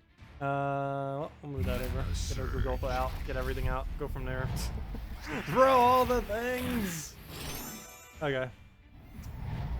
I don't think I'm gonna bother. Did we bother with Crescendo? I'm gonna bother with Crescendo. Then we can Tesla into Crescendo if we don't get double Tesla. Mana surge. Dinos, this is the job. Mana surge. Oh, there we go. Get the skull for the double Teslas, and we can go from there. First Tesla, into Crescendo, into Tesla, into battle. Or match, or win, or however we want to describe the victory of our success. Of the easy battle. Next time, watch yourself. I really want to get her to Mythic now. I kind of wish I would have wasted all my resources the other week. Oh well, we'll get her up eventually. I'm pretty sure if I opened VIP keys, we'd get her. So maybe when I try getting the new dragon, the new mythic dragon, maybe we'll pull her randomly. That'd be cool. So let's go check our 3 trophy and see what we can. Oops, I did not mean to switch teams. Yeah, let's move that out. Tesla, banner to yellow blue, the 2 colors that she is. Oh wait, isn't there a way we could double up on this? Oh, we can. We can go even more all out than I thought we could. Here's the banner. Leonis Empire, where are you? The one with 2 lions on it. There it is, 2 lion heads. +2 blue, +1 yellow, -1 green. And we put there a princess. We're good to go. See how this pans out. Hopefully good. Can you only have 1 storm at a time? Yes. And any new storm will reset the timer back to 8 and make it into whatever storm you changed it to. It's kind of like Pokemon, where you can only have, well, actually pretty much every game, where it has a board effect. You can normally only have 1 board effect at the time. But yeah, there is a 1 board effect limit. And it will reset the timer every single time a new one is set down. And you can override an existing one just by casting a different one. There's really no point in ever using a team that has multiple of them then, because you want to have your team as focused around 1 storm as possible and just keep spamming that singular storm. Drum roll. We completely missed off of that princess. Mana surge. The only bad thing about using this double version of this is we kind of have to cast her 3 times, and in order to do that we have to cast Gorgolfa like 2 to 3 times as well, which could be a bit annoying sometimes. Also, we normally won't have a place for our excess mana, so yeah, we're gonna need to cast 3 times to be able to get this off. And I can't just do tap damage off of Crescendo. Next time, watch yourself. But if we get lucky off of SPEP, that would definitely be pretty nice. Apothecary, Honor, Tesla, Corvash. Is this still the best Tesla team you still the best Tesla team you found? Apothecary, Honor, Tesla, Corvash. This seems like it could work. I believe we already tried that in the past. We could definitely do it again. See how effective it is. That would give her a lot of armor really quick. My only concern would be with it is if it ends up missing on the browns, might end up giving Famine Feed or a Great Maul feed. And if we feed the Great Maul and it aims at our Tesla, that's going to be a death. Whereas at least with Gorgolfa, we'll be able to just keep exploding. Well, let's go try it, see what happens. Ooh, a little bit of an annoying team, but we'll throw this down. A lot of random things that could just completely set us back. But we'll go and test this. Clear this out. Let's go get it in. And Apothecary, Honor. I keep forgetting. You can't click over here. There's like an invisible black box there. That's like for the X. This X right there. If you try clicking over here to try to get the box little thingy to click, it won't. Because there's like an invisible... They really need to change that. Like you can see it once you type anything when that it's there. But if it's not there, you can click all you want in this area. And it's not going to highlight the box. Regardless of how much you click it. You just have to move over some. Anyways. Honor. Tesla. And what was the last trip again? And Corvash. Oh, yeah, of course. Corvash for the buffs and for the disables. Put that down. What banner was said? None. So probably a double brown. Going double brown. Oh, what's Kraken banner? Never mind. Kraken banner is even better. Oh, wait. We don't use... Never mind. That works. Yeah. Kraken banner. So we'll go Kraken banner and we're good to go. Move that up.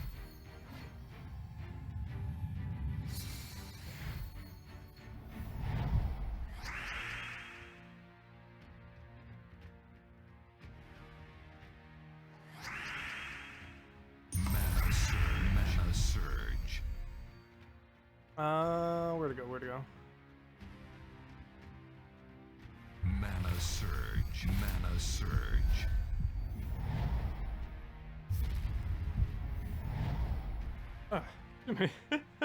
That's what I get for drinking soda. What's helping me end up waking up so early that it's kind of my coffee now at this point. Mana surge. You Because today I did end up waking up at about 4 a.m. Even though I didn't start streaming until like 10. I did it because for some reason I had a feeling they may, for whatever reason, just add some kind of random new thing. I have no clue why I thought that. But just in case, I was like, let me wake up. Just in case something happens, and that's what I did. Of course, nothing actually happened, but just in case, I was here. Yeah, normally don't really do anything unannounced. They're pretty predictable as far as when they're going to be doing stuff, because they like put it in the files like billion years in advance, like months in advance. It used to only be like 1 month in advance. Nowadays it's like 3, 4, almost 5 months in, or actually, I think it's about 3.5-ish months in advance. Loop on red? I probably should be looping on red. I'm kind of just constantly casting this aimlessly. Probably would be better to get it on some reds. I figured we just, if we cast it endlessly like this, we'll end up getting the reds and blues regardless of what happens. Because we're eventually going to get it. And she's already at 1 shot, so I guess we could aim at her mana. But I kind of just assumed from taking that over and over again that we would eventually just land her mana somewhere. So it did not work that way. But there's already so many skulls and browns that I can't turn back now. We're too committed to the board. There we go. She got her blue. We also got like 300 something mana on everything. I mean armor. I think we win. I don't know quite. I'm not quite sure. Not quite sure. Let's see. What does Tesla think? Yeah, that's about right. Yeah, I know. Yeah, I actually don't even need that many loops to really get it going. I think 5 would be enough. Maybe not even that many. We'll try it again. I guess we could. The problem with doing it on red or blue initially is if it missed, we're giving them a lot of mana. I always want to go with skulls initially just because it's a lot safer due to the AI on PC Mobile always wanting to take skulls first. But we'll move that over. Get our free cascade. Of course, go for the browns immediately as we possibly can. So we'll take that. Actually, probably should have gone for Apothecary instead, though I don't believe there was an option available there. This board, I actually wouldn't mind doing a color on, like red. So we'll do just that. Get it over there. Of course, blue would be a little bit better because we need it more, but red was more populated. So we do end up just missing still, so that kind of made no difference. And do I have to commit to red? I think I can still switch over to blue. So let's just see if we can do just that. And somewhat, we get blue manas. Is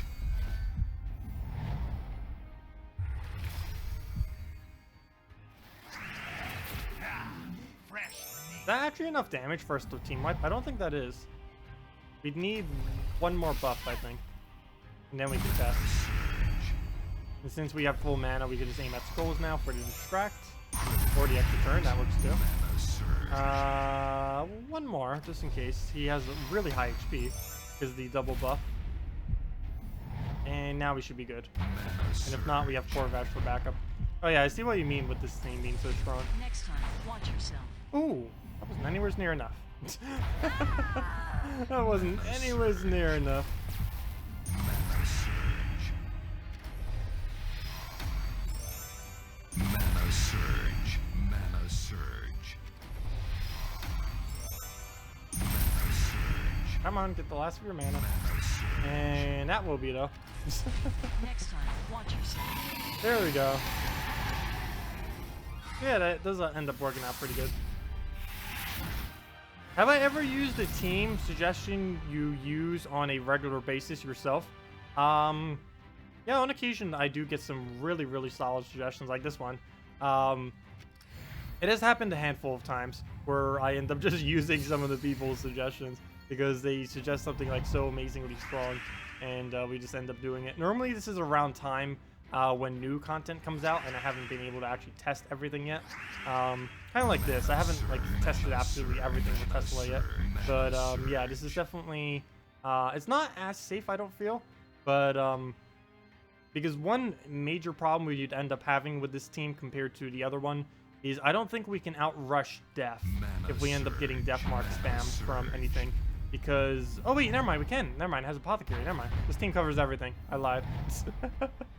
Never mind, this team covers literally everything. Mana surge.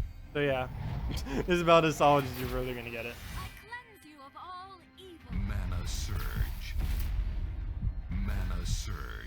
I'm trying to think of another one that I know there was one that I ended up taking from someone. Oh, I do actually know. I ended up changing their team up slightly. I completely forget what their initial suggestion was, but the version that I always show for people whenever they ask for an untraded guard's avatar, someone's suggestion with one troop change, I end up making for whenever anyone ever asks that question ever, is the team I show.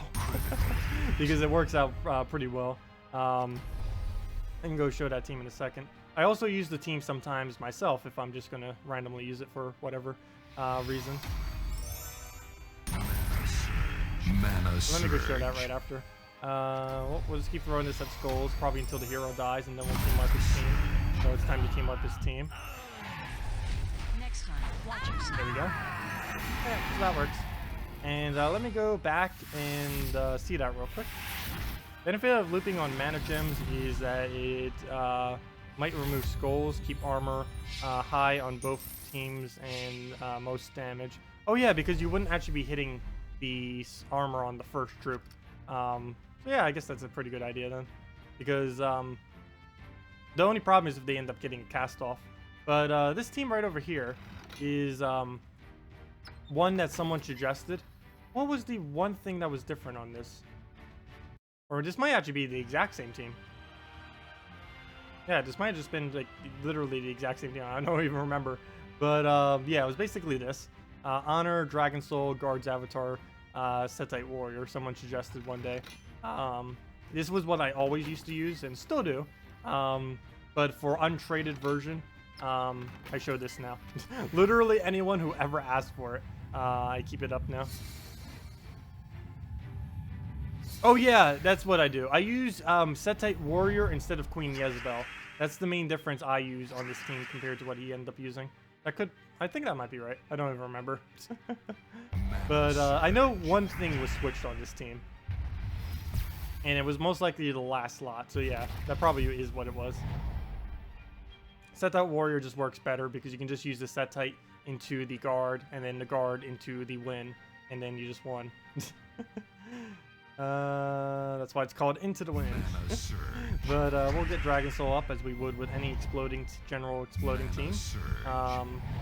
Get it right up, explode that up, get most of our honor, if not all of it, and snowball from there. Not enough mana. No, not a single cascade. Wow. At least we didn't give him anything, if nothing else. Oh, we can drop. Interesting. Drop that, into an extra turn on purple, into some free greens, into some more free greens, which you don't actually need. Interesting move. Purple Surge? Actually, I think a base purple is enough. Oh no, my banner's double brown. Mana Surge. Forgot about that. Well, we'll do that. Get our honor up. Mana Surge. He does have death, and that will be annoying because I don't have a way to deal with it with this current team. Well, let's see if we can start looping. Nothing else we can distract. I just destroyed my own distraction. Fail. Oh, there goes death. Don't you dare Death Mark kill it. Well, I have no way of really getting that off. We'll just keep distracting with this. Get our loop going a bit. Miss. Now all we really need to do is get Guard's Avatar up before he dies. And we're good to go. Can't get Dragon Soul mana up. So I'm just going to have to take a manual move. Hopefully keep Honor alive long enough as well. Good. Dragon Soul. No mana we can take still. Gosh. Well, we got Honor back up as long as he doesn't die. Come on, come on. Well, you too. Don't you dare die. Good. Working on it. Ooh. What is that red? Looks like the most populated. Need that extra turn, and we do end up getting it. And there's all of Guard's Avatar's mana. And we can just Setite into Guard's Avatar. Or we can play it safe and just Guard's Avatar. And then Setite. So we'll do that. That might even be enough damage on its own. No, it's not. That's what I thought. But we'll Setite right afterwards. There we go. Ideally, you would do it in reverse order. But, a little bit of a situation there that we have to do that.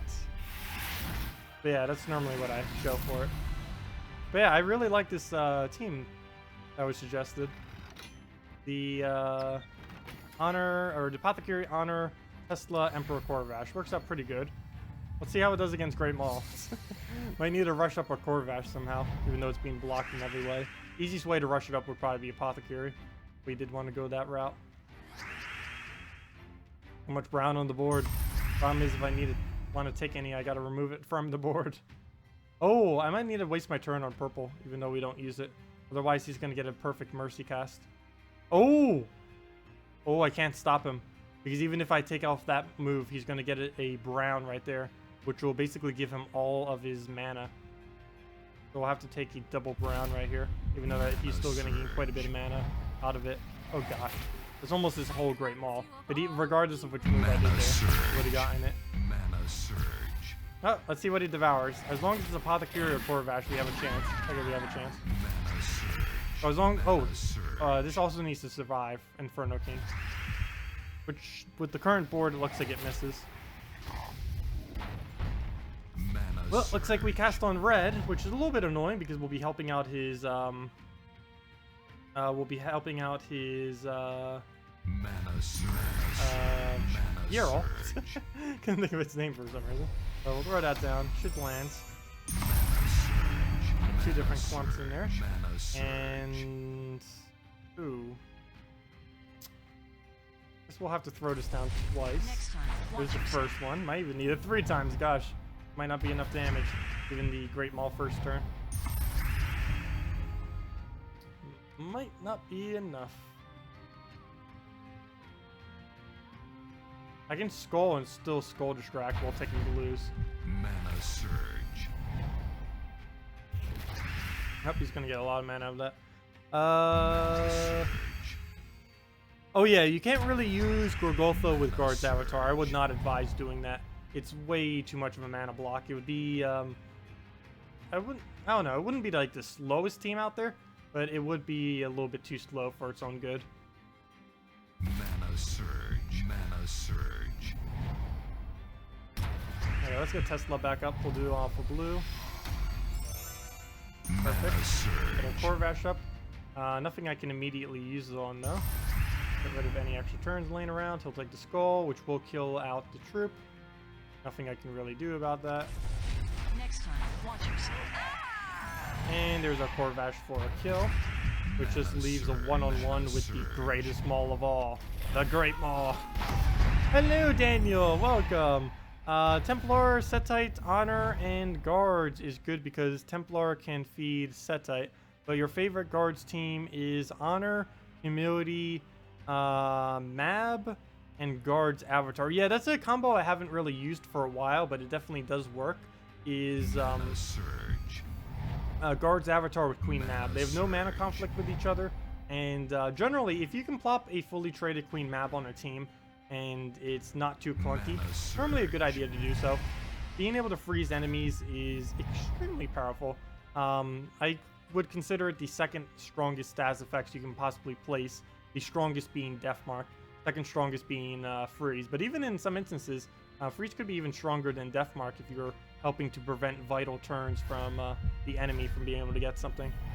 The AI also acts a little weird whenever it has Mana surge. whenever it's frozen, and like sometimes with 4 times and stuff like that, it just doesn't know how to behave. It'll just leave it on the board sometimes instead of taking it, and it'll do some really dumb moves compared to what it normally does. Next time, watch yourself. Kind of like the console AI. Okay, let me move this to this side. What is this even here? That over. That over.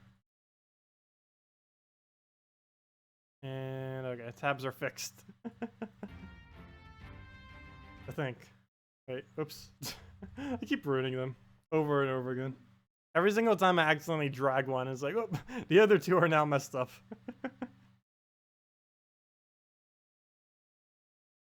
Okay.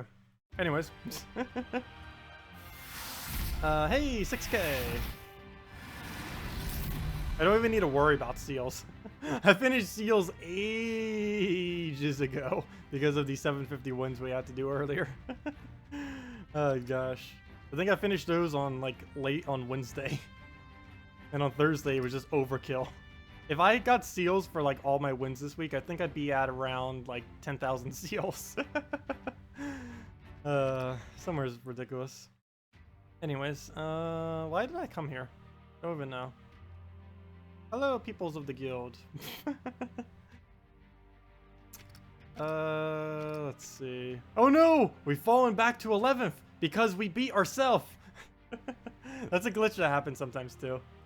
It was really funny back in the day too when number 1 players would have it because it would show a number 0 because there's nothing, obviously there's no one above you if you're at number 1. So it'll show a rank number 0 if you're in the number 1 guild and this glitch occurs. It'll show a rank 0 guild being higher than you. It's pretty funny. I know from when I was in the top guild for about a year, which used to be matchers back in the day. Actually, quite a few. Fiend Forever used to be in the top at one point. Intrum. Whatever Martha's Guardians guild was named before it was Martha's Guardians used to have number 1 for a little while. Same as Black Dragon. That's about it. Client, I think, had number 1 at one point. And Tyrant, I think. Mean Machine never had it. Oh, In Virtue. Oh, Ancient In Virtue. In Virtue used to be, I think they were the first guild to number 1. But then they kind of fell off. Then they made a little comeback, and then they kind of fell off from existence once again. And the rest I don't think ever have been.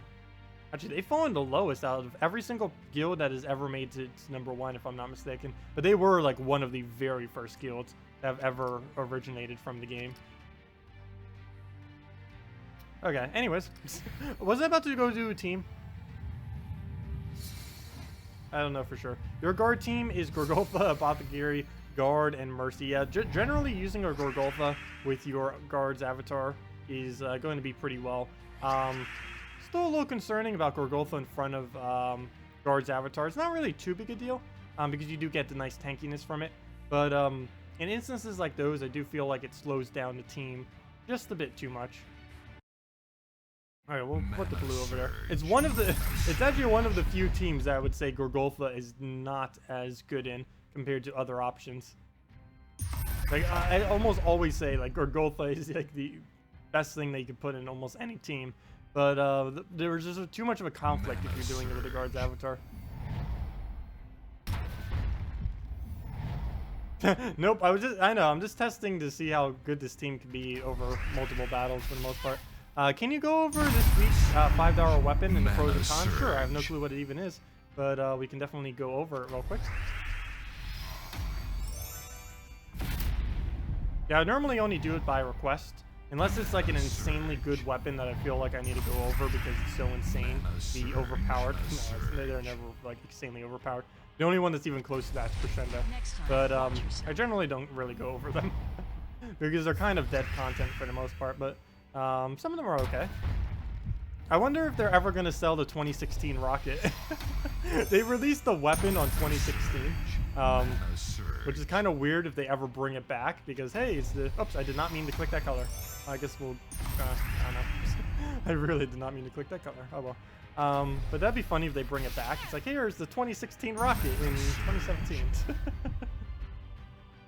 It's actually not that bad a weapon, though. It's kind of like it's like an alternate version of Goblin Rocket is essentially what the 2016 rocket is. I believe they even have the same mana cost of 11. At the time, Goblin Rocket was only a 9 mana cost too when that weapon was released, which was kind of funny. Okay, can we get the last mana for this now? All we need is just a little bit. Just a little bit. Can we get off Cascade? Yes, we can.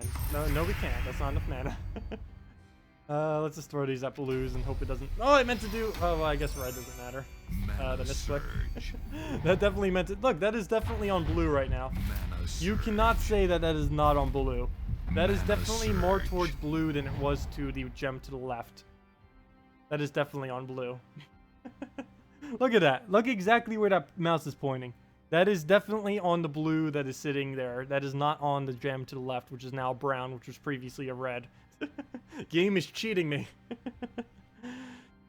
Okay, anyways, Tesla for the win. We have way more armor than we even need.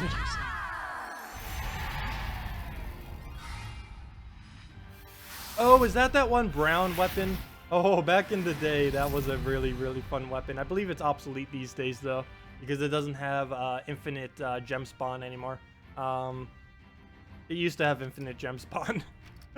A lot of weapons used to have infinite gem spawn. Good old days when everything was broken. Oops, why am I going in here? Weapon, weapon, weapon, weapon. Yeah, I already know what it is. It's the brown weapon, I believe, 9 mana cost, creates a bunch of blues, all that stuff. 10. Close enough. Create 7 blues, gems, increase the random skill by 9. Yeah, this weapon is basically obsolete. The thing it was made for was apothecary, or not apothecary, alkalite, back when alkalite was actually good. But yeah, because you use alkalite, which then creates a bunch of browns, and you gained a random skill. Then you use the Farsight orb, which gains a bunch of that then feeds the brown, or sorry, that feeds the blue into the alkalite, and that was basically what it was made for. Was to be used with the alkalite with the Farseer eye thing combo. In the current state of the game, there's really no point in doing this, because the 9 and 7 gem spawn are really, really bad at landing on the board, and is not really needed at all to do. So I would not advise really messing with it. You could get it if you want, of course, for completionist purposes. It could serve some purposes within Arena. That's like the only reason I could think of really purchasing it if you do want it. Is there are some instances in Arena where you might have an extremely good blue troop, and maybe you'll just happen to only have brown left, and then you'll be able to feed a bunch of blue into whatever your huge blue troop is. That's like the only possible instance I could think of using it in this age of the game right now. So that's my take on it. It's basically just an alkalite combo weapon, or you can use it in Arena on occasion. Basically all the old weapons are just, their only purpose is just use them in Arena. Very few, like Crescendo and stuff, have purposes out of Arena these days. And the only reason they still have a purpose in Arena is because the meta within Arena, for the most part, has basically been the same forever. Hasn't really changed too drastically as far as what is used there and what has always been good and bad. It has changed slightly over time, but all the same things that were good in the past is still good there now. It's not like many things really got nerfed within Arena. I don't think there's been a single nerf done directly because something was too overpowered in Arena. That has never happened in the history of this game, nor will it ever, probably. Except Runic Blade. Runic Blade might be the first instance ever of it if they ever do decide to nerf it. That'd be the first Arena-related thing. Oh, actually, I shouldn't say that. I believe the initial nerf on, oh, what's it called? Yajimir's Chalice. The initial nerf on that, I believe, was as a result of, well, many things, but in part because of how overpowered it was in Arena. It was just overpowered with everything, though, not just Arena. But another one that got quite a bit of controversy, which almost ended up getting nerfed, but it didn't, was the Bull Roar. Back in the day when Bull Roar initially came out, it was insanely overpowered because it was almost doubling the amount of HP you had. Giving it to all allies, it was pretty insane for Arena. Very, very broken. There was actually a thread, or a couple of threads, that were basically like banned Bull Roar from being used in Arena because it was so ridiculous. Because it would make something that would be like, let's say, like a 3-minute battle. It would make it about 10 minutes because everyone would be using Bull Roar against another Bull Roar, and it would just take forever to actually win. The good old days. Actually, I should have done that on blue. There was more blue. And blue is more useful than using it on red anyways. Hello, JCG. Welcome. Welcome, welcome. Also, I noticed you were almost at level 1000. Congrats. You'll hit it by Guild Wars, or during Guild Wars, one of the two. Depends how much you play this weekend. But you're almost there. I think you were like 30-something levels away. I know when I ended up getting within like the last 100, I grinded it out like crazy. I believe it's possible under level 1000 once you get a good Explorer or a good like challenge wiping team. I believe you can gain about 100 levels a day. About 15 levels per hour? No, that seems a bit high. I actually don't know what the rates are anymore. It's a little bit hard because I haven't been that low of a level for ages. I forget what the exact rates are. Next time, watch yourself. Oh yes, Burning Scythe. Thank you, Bridget. Yeah, I almost forgot about that. Oh, the good old Burning Scythe. Burning Scythe was only nerfed because it was... Oh, that's actually a really good example. Thank you for bringing that up. Yeah, Burning Scythe, a weapon that is basically obsolete because of the nerf they did to it. But at the time, Burning Scythe was literally the only weapon that existed. This was when Blighted Lands initially came out, as this is the weapon that you get from Blighted Lands. Or associated with it, I should say. It deals damage to all enemies and then burns a random one and diseases a random one. Those two stats effects were absolutely huge in Arena, but you may notice that this damage is relatively low compared to our magic. That is because it's only doing it based on half our magic. When it was initially released, it did it based on your full magic, and this was just way too powerful in Arena. There was basically no point in using any weapon other than Burning Scythe. And at this point, they kind of actually cared a little bit about Arena. So they were like, yeah, this is a bit too ridiculous. Like 99% of people are using Burning Scythe who actually have Burning Scythe. So, yeah. I don't know what the exact percents were, but I'm pretty sure it was somewhere around like 80+%. And probably some of that percent was because the color didn't fit in their team. That, or they were using like Crescendo or something else instead. I'll move it right over. Mana surge. I know, there are so many weapons that are 100% worthless now. I can't even think of 10 that are... Actually, I could probably think of 10 that are pretty decent. Surprisingly, some of the most decent weapons that are still available, or, you know, as far as, like, the old-time weapons that were released, that were given upon release, or during events, I'd have to say are all of the lower rarity, or all the lower mana cost weapons. Because through Hero Mastery, they were never really scaled for the current meta of the game, where there's this huge upon huge amounts of mana, magic, I mean, everywhere. So like the green weapon I mentioned earlier, that rare green weapon, true damage, is really strong. The lowest mana cost, lowest mana cost yellow weapons, the one that does physical damage and the one that does true damage, both of those are pretty decent. The crude club, which is literally the first weapon you ever get, has the lowest mana cost of any weapon you could possibly put on your hero as of today, or as of always. Has never changed, which is pretty insane.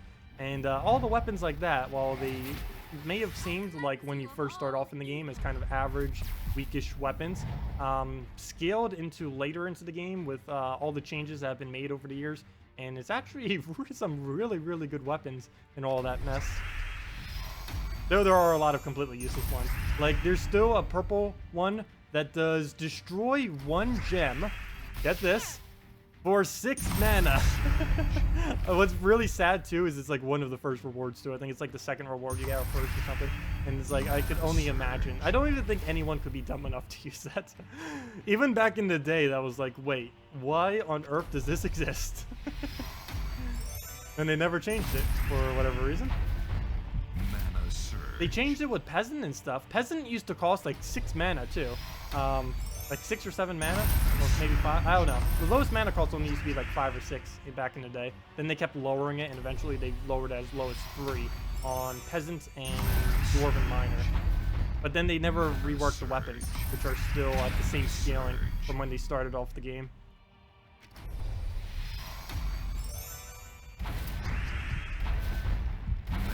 When is Tacet the Dragon planned for a release? Not the slightest clue. The only thing I know is that they're working on the hero art for it, or the troop art, whatever, for it. All other information I currently have no info on. I might know some more soon-ish. I haven't bothered really asking them yet, or as of recent times, mainly because of all the work that they're doing for the Guild Wars that's coming out on Monday. So they did just make a post that makes it seem like they're done with all the Guild Wars initial work.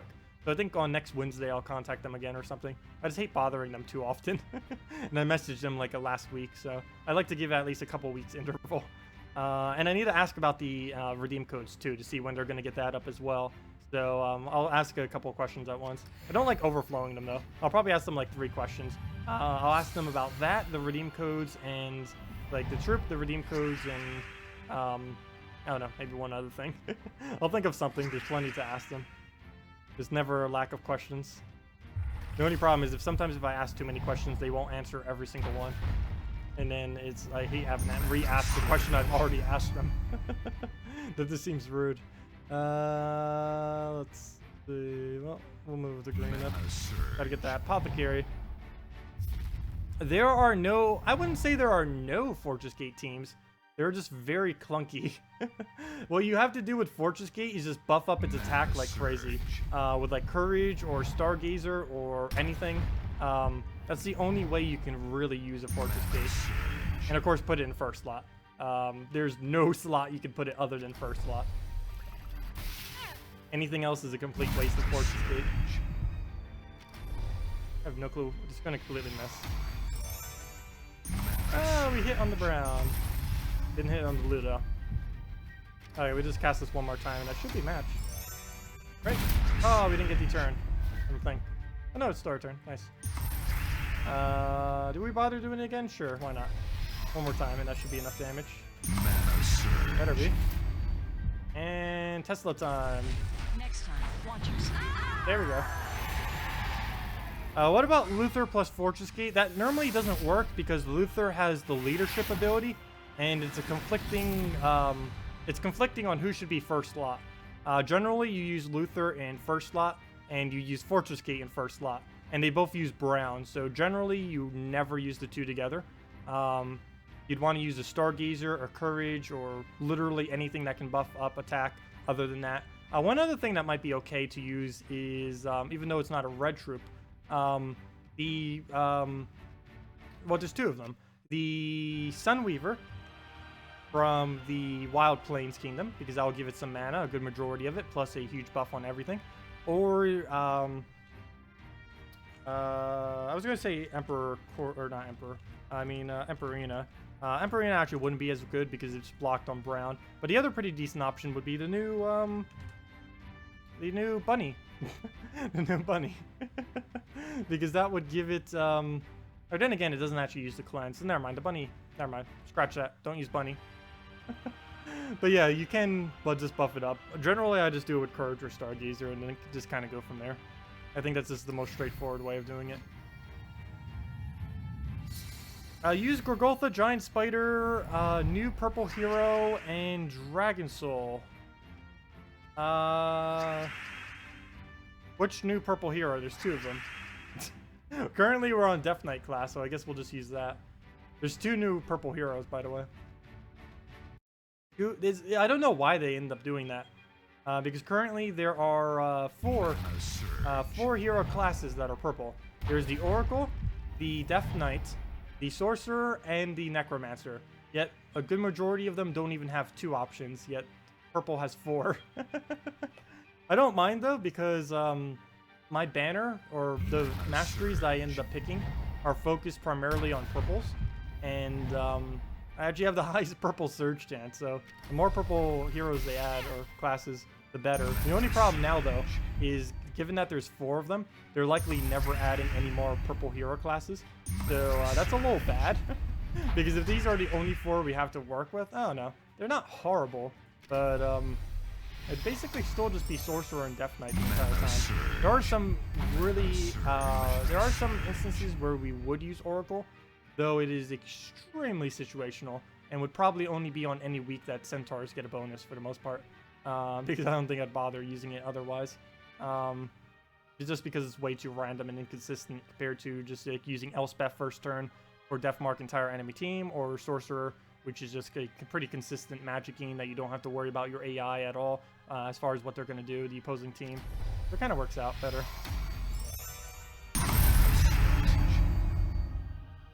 Okay, so we'll throw this one more time, get the skull kill, and then we'll end him. There we go. That should be enough damage, and we just Tesla it. Next time, watch yourself. Oh yeah, if they ever improve Necromancer, that would help out a lot. For some reason, Necromancer does not have Necromancy. Why is that? I do not know. But it would make him usable. If they, all they have to do is change the first trait on Necromancer from the Undead Bond to Necromancy. And it will instantly be fixed. And hundreds upon thousands upon, I don't know. many people will start using it then, because it would make it the a really good soul farmer if it did that. Oops, that's not where I meant to go. We go under hero. We go under oh, this is what I was meant with my hero mastery before, by the way. 66.6 repeating % chance to surge on purples. And the rest are like 62. Poor 62s. And the numbers on these are a little bit off because of kingdoms, based on how many kingdoms are currently within the game at the moment. What's it about to do as far as... Oh yeah, Necromancer. And explaining this thing that we were just talking about. But yeah, if they were to... Like, one thing to note about the Necromancer, which is a really huge bonus that it has, that many people don't really... or I think... Wait, before I say this, it might not be true. Let me double check. I'm pretty sure it has the highest possible HP gain on a hero class. Yeah, Priest doesn't even have higher. Sorcerer, I don't believe, has higher. No, nothing has higher. So I was right, yeah. Unless I'm missing something here. Orb Weaver wouldn't. No. So yeah, Necromancer actually has the highest possible HP gain of any hero. And of course, HP, given these stats that you have to allocate towards your hero, HP is actually the best. Because generally you want your hero to not die. That is good. I don't believe he has the highest durability, but he has more HP than any other durability as in HP plus armor combo. I believe that belongs to the Knight class, or maybe some other. But as far as the HP gain itself, that is really huge, and more than any other class currently. And if they were just to change his trait, Undead Bond, or even Magic Spirit, but probably Undead Bond, if they change this to, or probably Magic Spirit actually, because it would make more sense. But I don't know. Magic Spirit would be stronger if they kept it. But if they replace one of these two with Necromancy, the troop would instantly be fixed. Because it would have the 50% soul gain. It would gain an extra soul in 4 times or 5 times matches. Maybe even double that to 2 souls, or 3, or 4, or 5, or 10. Actually, probably not more than 5. Maybe 2, just like what, make it 2, just like what Greedy is. And then boom, there we go. It's fixed. Everyone will use that class because it gives you so many souls. All they have to do is make it give 2 souls instead of 1 on its final trait, and replace one of the other 2 with Necromancy. Infinitely fixed forever. Oh yeah, let me go do that one Deathnight team. Sorry about that. I'll go do that right after this. Ilistiner Daliv. I probably completely butchered that name. Well, with a green over. I mean blue over.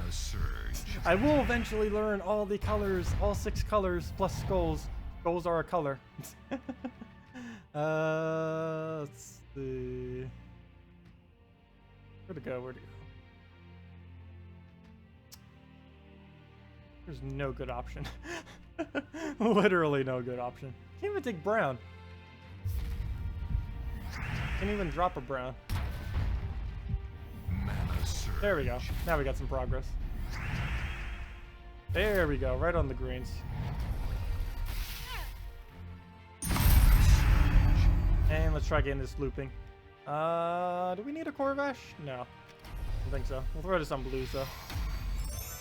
Even though we don't need it. We need it for our Tesla. Oh, should have taken those yellows first. Didn't matter though. Oh, they stayed intact. They actually stayed intact. Amazing. Where do we put this? Do that on purples. Oh, the only problem with this is I'm blocking my blues now slightly. So when I do this, we might not get our Tesla.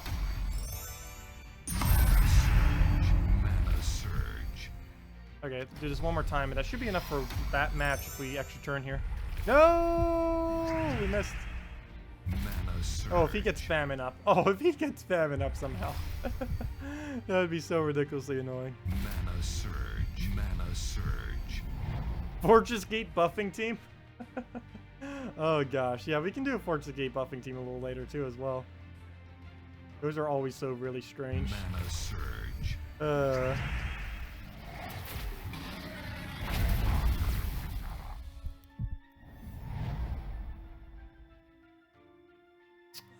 Okay. Let me just test that. That should be enough damage. Next time, watch yourself. Yeah, there we go. Team 1. Okay, let me go do that one team, and then we'll go do a Fortress Gate buffing team. Where'd that one team go? There it is. Bergolfa, Giant Spider, new purple hero weapon thing with the Crypt, and Dragon Soul. Let's do just that. Ooh, a little annoying with the famine. We'll see if it goes down though. Let's see. Gorgotha, Giant Spider, new purple hero weapon, and Dragon Soul.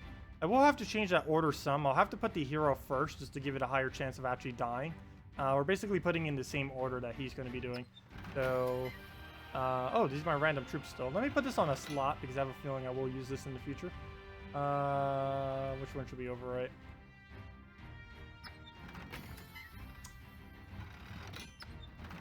Overwrite this one. I don't use this one as often. I feel like. Problem is it loops too much and wastes too much time. So, let's see. Name team. 10 below. I need to make sure this one is 10 below because whenever I do top 10 video things, this is the slot that I use as an indicator as to which ones, how many I need. 1, 2, 3, 4, 5, 6, 7, 8, 9, 10. So yeah, that's why that slot used to be good because I use it as an indicator. So yeah, 10 below that are the 10 slots I need for whenever I do a top 10 video on anything. So that's why I have it named like that. Anyways, let me go put that team over here to save it, and then go replace the other one out. We need an honor, we need an apothecary. Come on, type. We need a Corvash. We need a... Oh, the whole team. Tesla. Literally the entire team. And we'll just go double brown. I mean, Kraken. Which is basically a double brown. And there we go. Okay, so that's saved. And let me go and split the other team here, which is Gorgotha. Hero weapon. Giant Spider. And Dragon Soul. And Crypt. Oh, it's a C, isn't it? Cry. Battle Cry. And there we go. Banner, we'll just go for probably standard Dragon Soul. Oh, but then Gorgotha goes up slower. Double purple? No. Oh wait, we're already getting a purple. We'll just go red purple then. There we go. That'll work.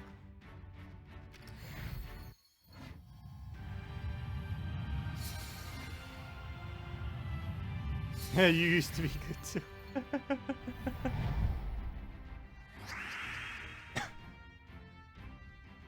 Okay, so we'll drop the purple into the purple. Purple, purple. And start the weapon going. The only bad thing about what we're using right now is we're using a combination of true damage and physical damage, which of course is never a good idea. No, it's sometimes okay to use, but of course conflicting damage is not going to be able to use one of them as well.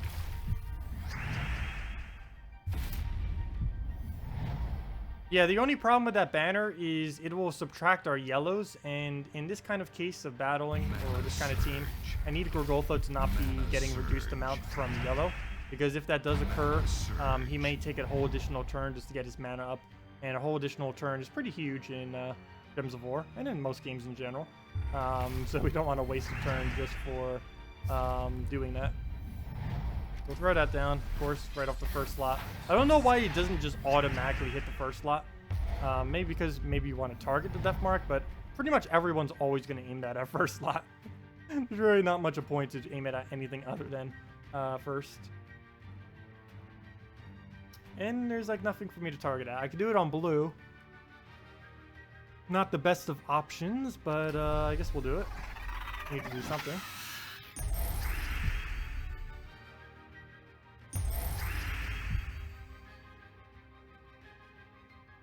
Can we get a brown drop?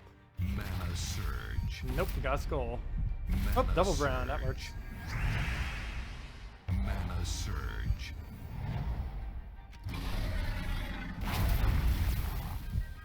Mana surge. Okay. He did get cleansed because of that, so let's re-true damage him. That will kill out basically the entire rest of his team. Death Mark, go. Go. Mana Go. surge. Go. I still find it really hilarious that they've managed to make a weapon that made first slot the safest Mana possible surge. slot. Mana surge. Never thought I'd see the day. Where first slot is literally the safest spots. Maybe they heard me saying so many times that first slot's always the most dangerous, and then they're like, nope, gonna prove you wrong. Mana surge. Because this will always happen when you use the Crypt Keeper. Like, the last thing to die will be whatever their first slot is, even if it's not a Gorgolfa or Mana something. surge. Of course, since it's a Gorgolfa, it will take even longer on top of that because, yeah, 75% skull reduction. Can't really skull it at all. We're stuck doing Death Marks and little Dragon Souls. They're only going to do 11 damage each since we don't have any other dragons. Mana surge. I'm going to wait to do anything here, so we're going to do Dragon Soul. Mana surge. Here he goes.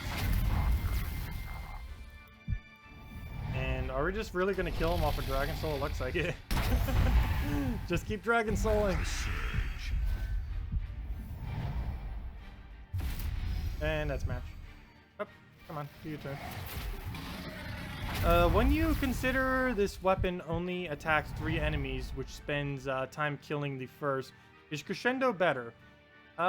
Depends. Depends on if the Death Mark hits or not. Depends if their first slot has immunity to Death Mark or Cleanse. If they didn't have any Cleanse or immunity, I'd say this would probably be better. Because it does deal a lot more damage to the other 3 enemies than what Crescendo will. Of course, it doesn't have the extra turn. But it is hitting technically 4 enemies. It's Death Marking the first and dealing a huge amount of true damage to the other 3. So, I don't know. It really depends on the context of your team. It also depends if you need green mana or not. Because obviously, if you're using like a Gorgolfa, a weapon, and maybe like one other troop, depending on what you have or just whatever your layout is, you may want to, or you may need to cover green. Like right now we don't because we're doing Giant Spider, which of course is covering green. But if we were using a team that wasn't covering green, of course Crescendo would be a lot better. This would be something that uses 3 different pure colors and then a double of one of those pure colors, kind of like when we did double Tesla. Something like Crescendo would be better because we need the green mana to be covered. If we didn't do that, then of course we wouldn't be having any green. So that's about the only context where it kind of changed. Crypt Keeper, the only other context I would say is if you desperately need extra turns. Crescendo would of course be better. I haven't tried Crypt Keeper in Arena yet, and I kind of want to. I don't know if it'd really be any good though. Because at the point, as far as Arena, let me go check this real quick. How much damage does Crypt Keeper do in Arena anyways?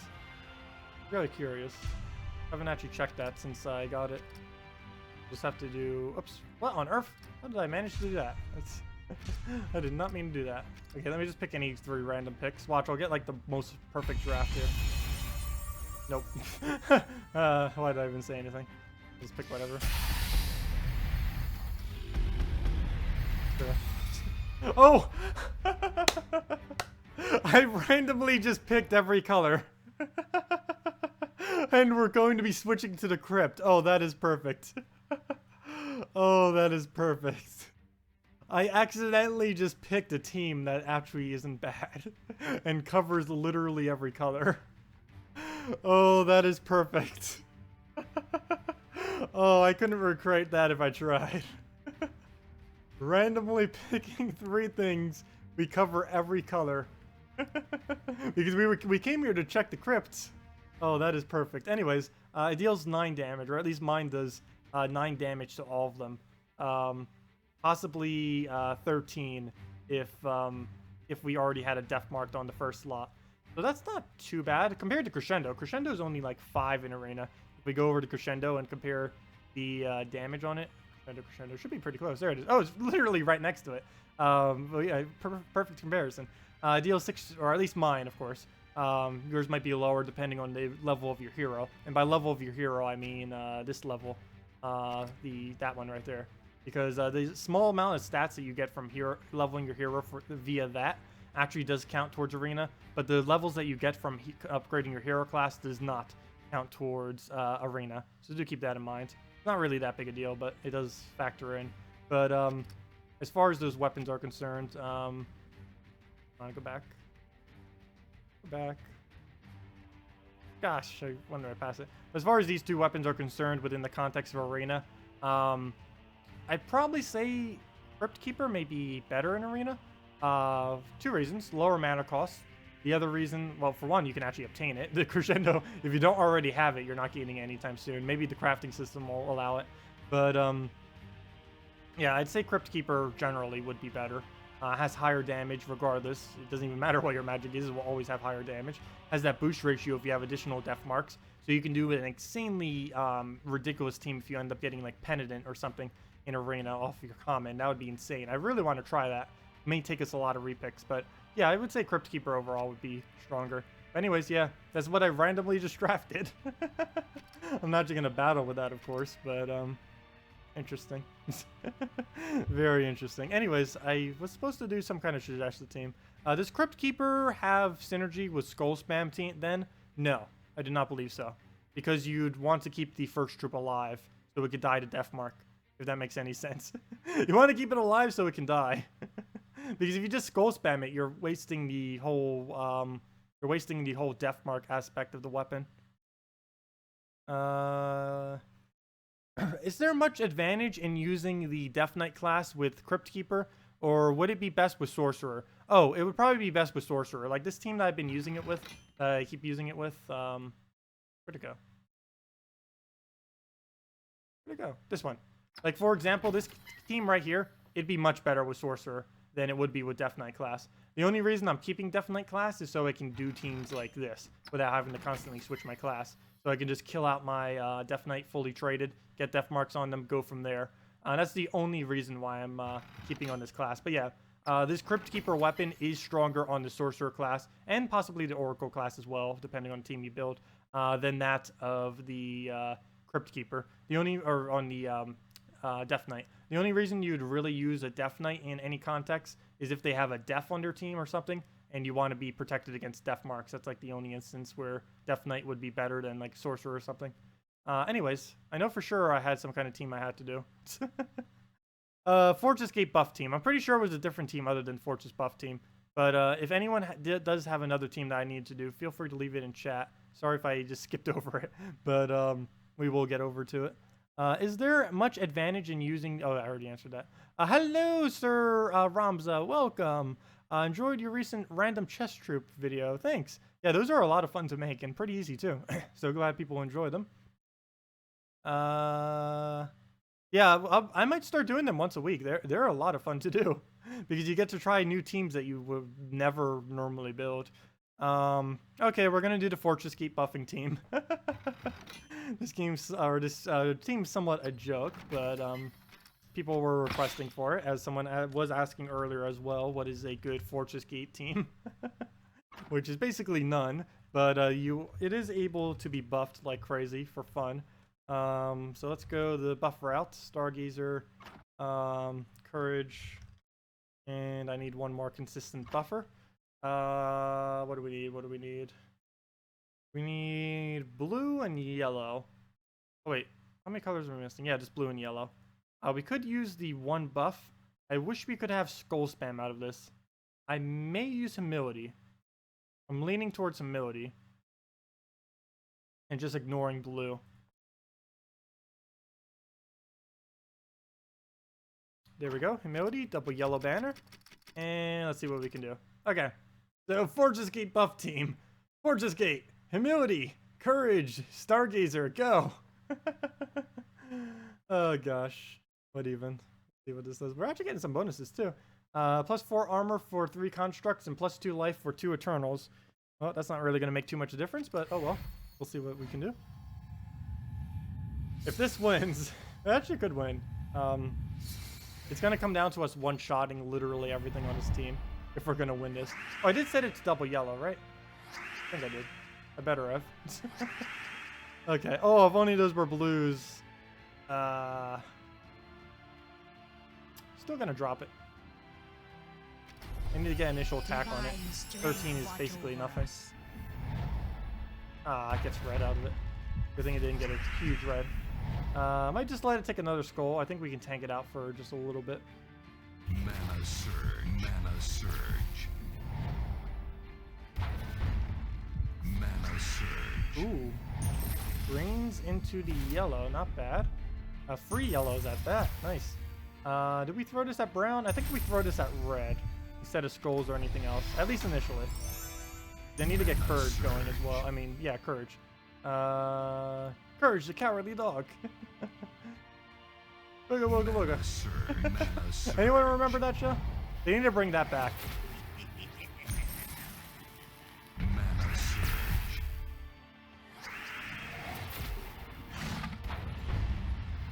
Mana Okay. Oh, he just missed. Let the buffing begin. Let the buffing begin. Mana surge. Mana surge. Time to make Fortress Gate. Time to make Fortress Gate great again. That is hard to say. Mana surge. There we go. Keep throwing it. Keep hitting the reds and yellows. All the red, all the yellow. Mana surge. And we'll just, wow, we're just randomly taking skulls. We're just gonna win off of random skulls here. If worse comes to worse. Obviously, that's what we're gonna have to win on, obviously, because Fortress Gate. Oh, attack buff. Mana Hey, he just got magic buff. Nice. Oh, it's his turn now. Come on, you got this. Okay, we should probably start aiming at skulls now.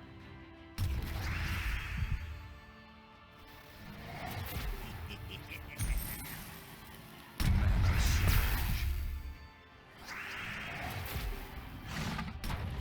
Yeah, how do you get popular on YouTube? Yeah, it's normally a lot of work, much of which is way below what minimum wage would be. But it does start paying off over time. I do make slightly less money now due to a ad revenue. Some of you may know that a bunch of advertisers ended up leaving YouTube recently, and no clue if that's going to get fixed anytime soon. But as of currently, I'm actually making about 50% less than what I have been in the past, which is why I ended up starting a Patreon. I'll be going over more on that on Sunday with all that. But I have it linked on my page if any of you would like to contribute to it. But yeah, I'll go over that more later.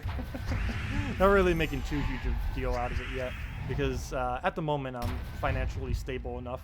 But in the future, if that ad revenue actually does stay that low, I may need to depend on things like Patreon and stuff for external income, just as something a little bit more consistent.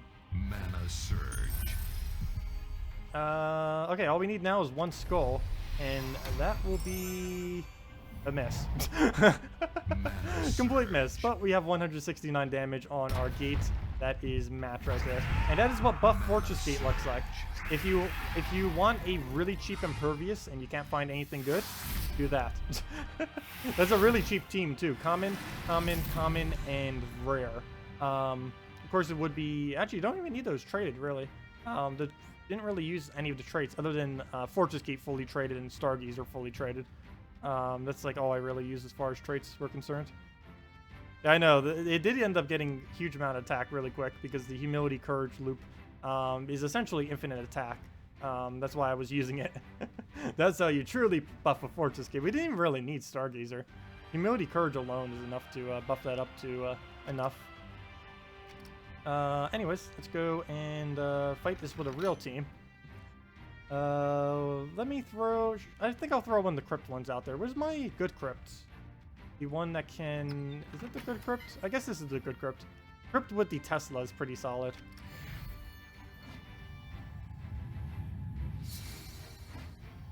Justice might be nice instead of Humility. With what team? Oh, Justice? I guess we could have gone with Justice. The main reason I was using Humility was for the magic buff. So we could magic buff on Courage, which would just make his attack go even further. If we did it, Justice would be more consistent, but it wouldn't be able to snowball out of control as hard. I don't know. Personally, I feel like Humility would be better there still. Plus, if worse comes to worse, and if we have a traded Humility like we do, if our Fortress Gate somehow dies, our Humility will also die and then give us a bunch of stats. So that'll help as well. But yeah, I think Humility would be a bit better there than Justice. Justice you normally don't use unless you can actually freeze the enemy team. generally. That, or if you have like a Valkyrie on your team. Those are like the two instances where you end up using a Justice over other Guardians generally. I say generally a lot now. Every single time I try to like stop saying one word a lot, I end up just saying a different word a lot. And now I'm saying a lot. Okay, well, move that up, get our skull poke. Oh, he ended up reducing our attack to the point that that's not enough damage. That is really bad. Well, let's get our Tesla up. That'll be enough to wipe out his Wraith, so we don't need to do it. No, so we don't need to worry about that. I almost just called him white. Dragon Soul up. That can do quite a bit of damage, though he's only doing 11 per cast, since no other dragon, so that's decent. As far as not doing that much. So it could stack over time if he gets extra turns. Ideally, he'll miss and give us a bunch of browns or yellows because he has a famine. Well, since he has famine, we'll just take a single skull and wait until he casts. And good, he does cast pretty much right away. And right on our crypt. Where to go? I'll just take a yellow. Maybe get a brown next turn. Mana Surge.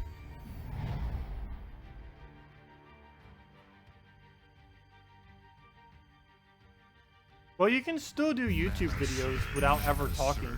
If you do like more like highlight videos of interesting scenes and like editing it all together and stuff like that.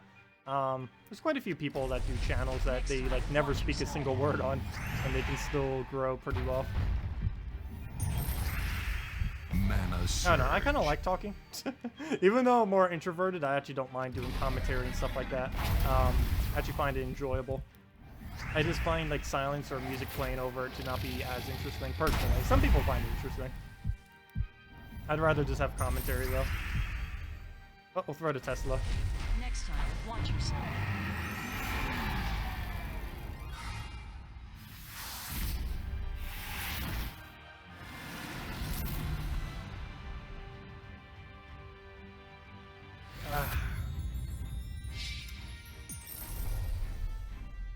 I still feel like I missed someone's suggestion. Oh well. But yeah, if I did end up missing anyone, if anyone has any other questions, teams you want me to do, anything of the such, feel free to leave it in chat and we will definitely get around to it.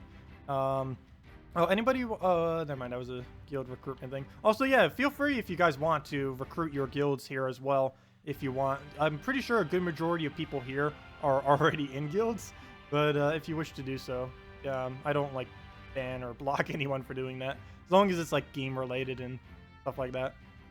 Let's see. Already answered that.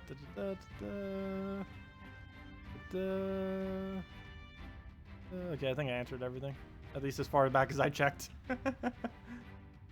Oh, you got it! 14 tribute yesterday. Nice. I think my highest is 13 still. That's me. I did notice I'm getting a lot of larger ones though all of a sudden. I guess it's just because of this new Suncrest Kingdom. But like 3 in a row when I was grinding out yesterday were over 10. Got like a 10, 11, and then like another 10 out of nowheres. Daniel Osborne requested Humility, Honor, Mab, Guard's Avatar. Oh yeah, thank you. Let me go do that. Thank you for keeping track, guys. Very helpful. Let me go do that. Go put that in. And clear this out. And we'll go put in all 3 of those. Thank you for the suggestion, Daniel. And we'll go with the Humility. Get up a lot of magic and armor from that. Honor. Oh, wait. Never mind. That's right. Honor. We'll be using that for the armor buff for our Guard's Avatar. Queen Mab. The only thing I'd probably say about this is I'd most likely use Queen Mab in the back instead of in 3rd slot. The main reason for this is Guard's Avatar. If they ever have anything that can backshot, like even like a Kraken or something, of course he'll still get hit, but he won't get devoured. And if they have something that specifically only hits the back troop, he won't end up getting any damage from it. So generally, we'll just put him right there. 3rd is the safest possible spot you can put any troop. So we'll do that. Go. Actually, I don't know. Is double yellow or double brown better value here? I'm leaning towards double yellow, because I want to go crazy with Humility and see how that goes. Though it is a little bit more dangerous if it does end up dying. But we'll throw this out, see what happens, and go from there. Okay. So right off the bat, we do get some yellows. Nice. I can Skull Distract, and I will do so by taking them this way, since we have a chance for a yellow. And we do get it. Nice.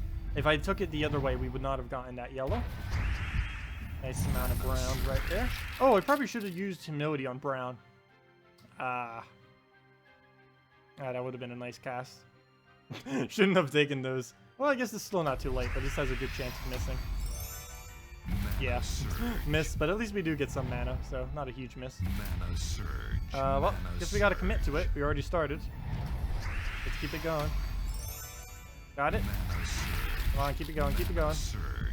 How many turns can we go? I think this is turn 2 on us right now. Hey, a map. Keep it going. Do it on brown, do it on yellow, do it on brown, do it on yellow, do it on brown. Mana surge. There we go. Do it on yellow. Ooh, the miss. Come on, Cascade, go, go, go, go, go, go, go, go. Aww. At least he's frozen. Well, keep it going. He's frozen on brown, so... Oh, we missed again, but he's frozen on, yeah, he's so frozen, he went for the skull instead. Perfect. Keep going. Magic buff on it. Okay, I think that's enough damage to kill. I think we're good. Just for good measure. Let's throw one more. Oh, yeah. I tried clicking brown. Fail. We'll let him do whatever. He loses his turn, and now we win. There we go. Yep, that works pretty well.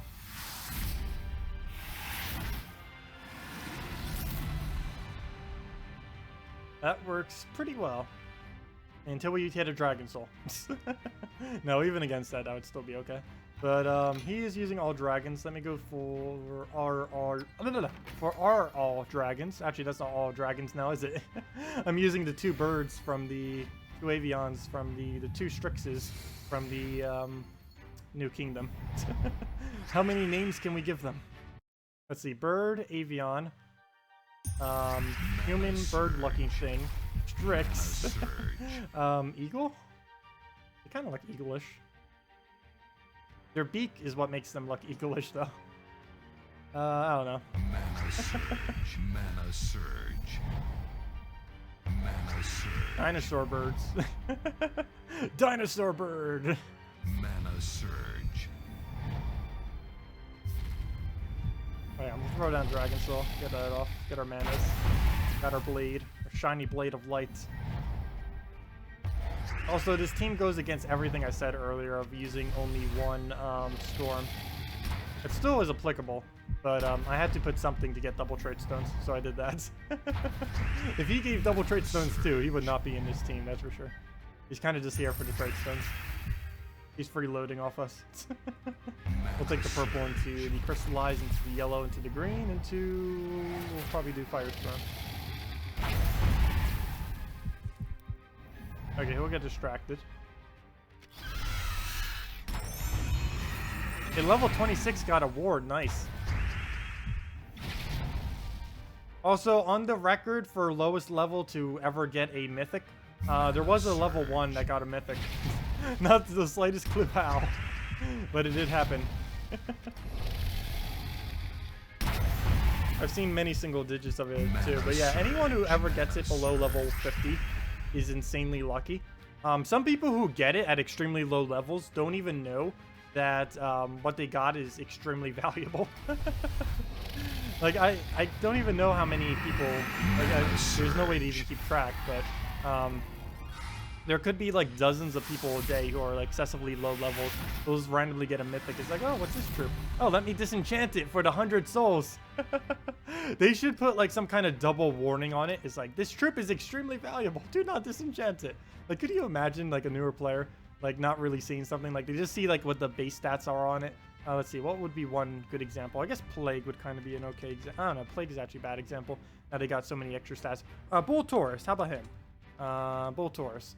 Like, they just randomly get this trip and it's like, wait, this isn't any good. That's too high a mana cost to really use. What even is this thing?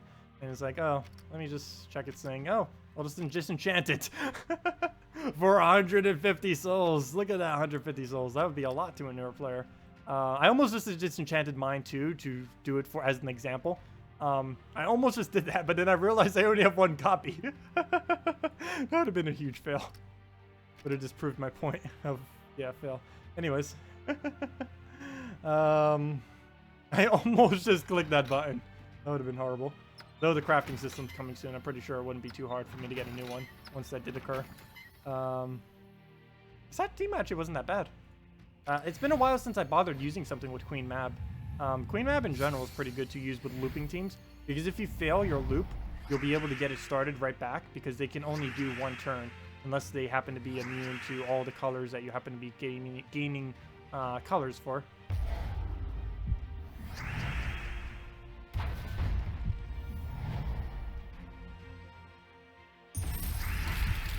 Yeah, I think so far I've gotten, on average, about 2 to 3 mythics per month, approximately, these days. Sometimes it's only 1 mythic per month. It can vary quite a bit, depending on guild tasks and how many like resources we get, how lucky we are, and many factors. Would you test drive Wolf, Forest Guardian, Giant Spider, Kraken? Sure, we can go do that.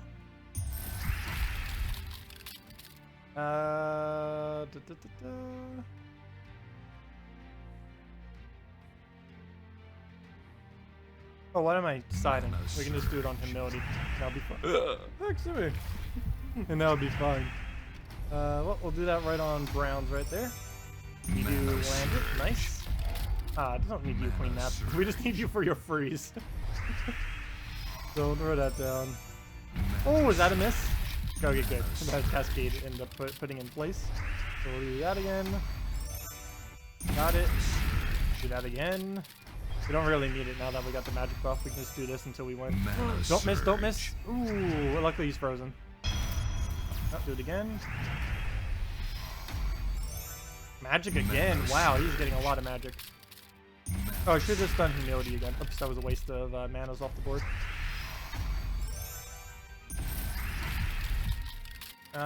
Is that enough damage? Just for safety. Just in case. Mana surge. Let's do it one more time. Pretty sure that's way more than enough damage. I think that's 180, 90, 120? I mean 120, what am I saying? Almost 200. That's like 180 damage right there. A little over. 190. There we go. I think that's a bit overkill. Keep forgetting it's a 2 to 1. I keep thinking it's like lower than that because of how much you can actually gain so easily. But yeah. Yeah, guard is really, really good. You can do similar with Rowan though. It is possible to do similar things with Rowan. You just don't have the color synergy working as well. But you can still do honor plus humility. There just isn't a way to feed their mana into the Rowan. You have to do it by alternative means, by just randomly cascading. And you can also do this with Tesla if you really wanted to, if you happen to have a Tesla. Though same thing, you can't feed the humility honor mana into it, unfortunately. What was I about to do? Oh yes, the Jack team. Did I test drive Dire Wolf? Let me go get that. Oh, let me do it against thing that does not have Gorgolf in first slot though. Would be pointless testing Dire Wolf against something like that. Should also make sure they don't have Queen Mab because that would not be good. You'll also test that against. Also, thank you whoever just subscribed for the subscribe. Much appreciated. I cannot read that name, but thank you. Let's see. I guess we just throw it as standard dragon team. The only problem with doing that is what is really the thing that will keep us alive against an all dragon team, because we could end up fatiguing against it. Oh, never mind. Forest Guardian will. Okay, so we'll test it then. So we'll just overwrite this team, clear it out, and get that going. So troops, we'll need a Dire Wolf. Oops, I'm like all the way out of frame because I keep leaning over. Stretch. Dire Wolf. Forest Guardian.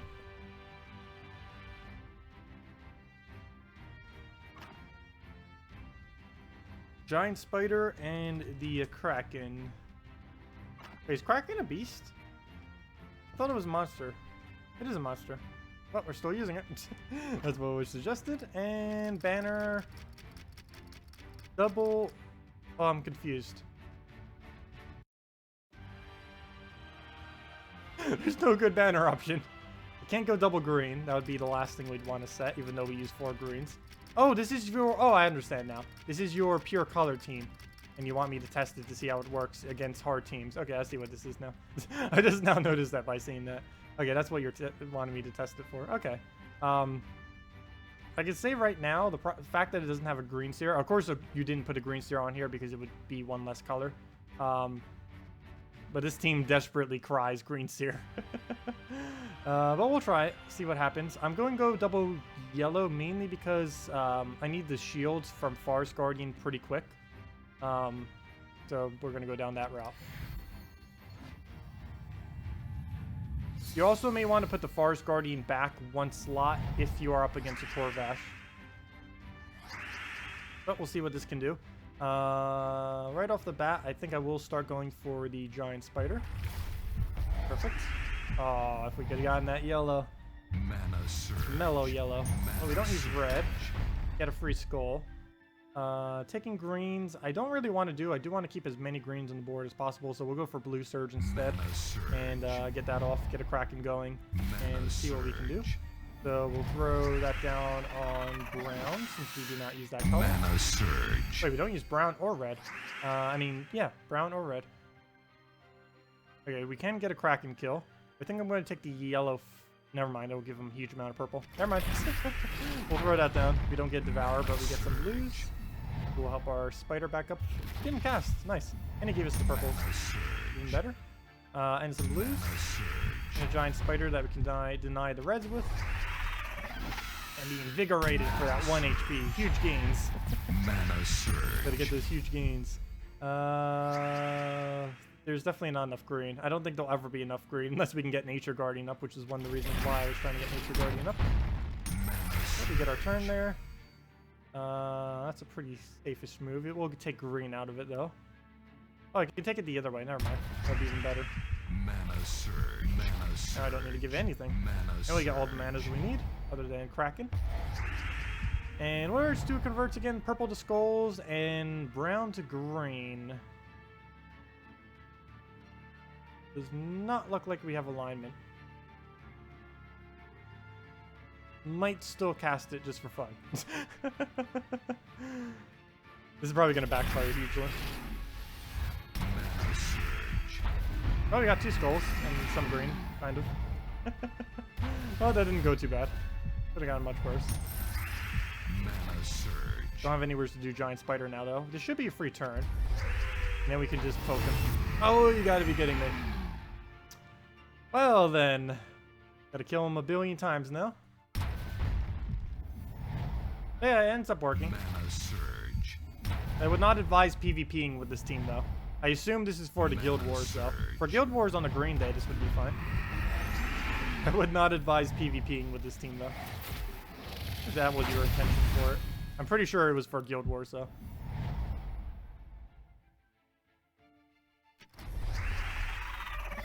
There are very few teams that can use 4 of the same colors and work in PvP. Oh, have a good night, Max. See you later.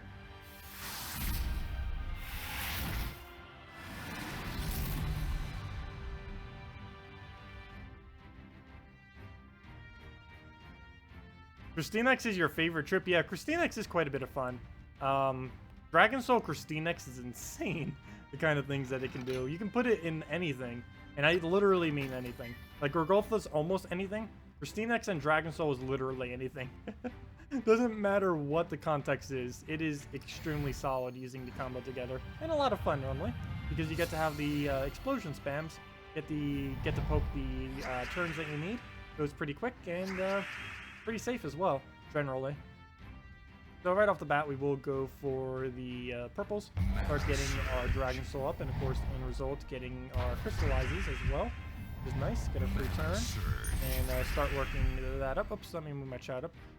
Night, it's 3:22 p.m. where you're at. Yeah, I know, that's the exact time by me as well. But there are quite a few people in Europe that normally go to bed around 2:30 to around 4. Like, basically when my stream ends. Around that general-ish time, like that hour, 2-hour frame. In general, as far as most things on the internet is concerned, 2:30 p.m. Eastern Standard Time, or basically whatever 1 hour ago was for your time, is the most active hour of any time on the internet, particularly for gaming. And yeah. This is mainly because after that point, people in the Europe-ish area start heading to bed. For the Mana most part. surge. Let's see. Where on earth do we go? We'll just go on Brown. We'll start getting Gorgolfa up, get the explosions, and go from there. We'll get the purple down, get our Dragon Soul, and see what we can do.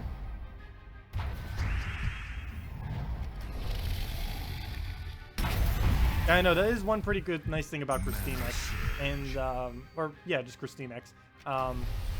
Is any of the, if you do decide not to use a color, you can boost that for additional damage. The only problem with this is you generally use Christine X with Dragon Soul, and whenever you don't use a color with Dragon Soul, there's a little bit of wasted potential, because you're accumulating that mana anyways. Like, everything we just exploded, we gain the mana for all of that, regardless of if we can use it or not.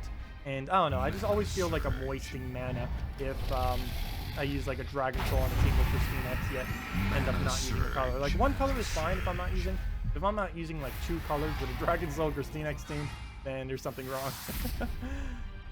Oh no, I'm just never really a big fan. I just always got to get all 4 of those colors if we're gonna do an exploding team like that. I'm always paranoid with that. Hey, we're almost level 1,123. 1, 2, 3. Easy as ABC. 1, 2, 3. You and me. Da, da, da, da, da. I have no clue what the song is. I just know the catch thing. I don't know. What should we do now? We have about half an hour left. Random troop challenges? Any suggestions? Any questions? Anythings? Talon banner is +2 yellow, +1 green, -1 blue. Would that work even with the -1 blue? What team were you referring to, Jack? It can definitely work for teams. I had something for it earlier. I can't remember what on earth I used it with earlier, though. But the banner does work. But what team were you referring to? Warlock 4 Arena? I don't know about that. Because one battle would take, I don't know. Krog teams? Oh no. Well, we definitely need to retire this funny thing where we randomly got every single color without even trying. That was really funny. Maybe I subconsciously did it, not even paying attention. I don't know. Problem with both of those, I don't know. Why do you always want me to do Krog teams? I never understand that, Arturo. We do Krog teams like every single time you ask. 4 times Krog is a good team, Kappa.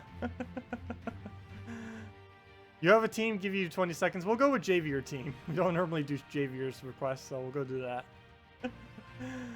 Let's see. Talon banner for the pure green team. Direwolf. Oh, Talon banner? Talon banner. What color is that minus?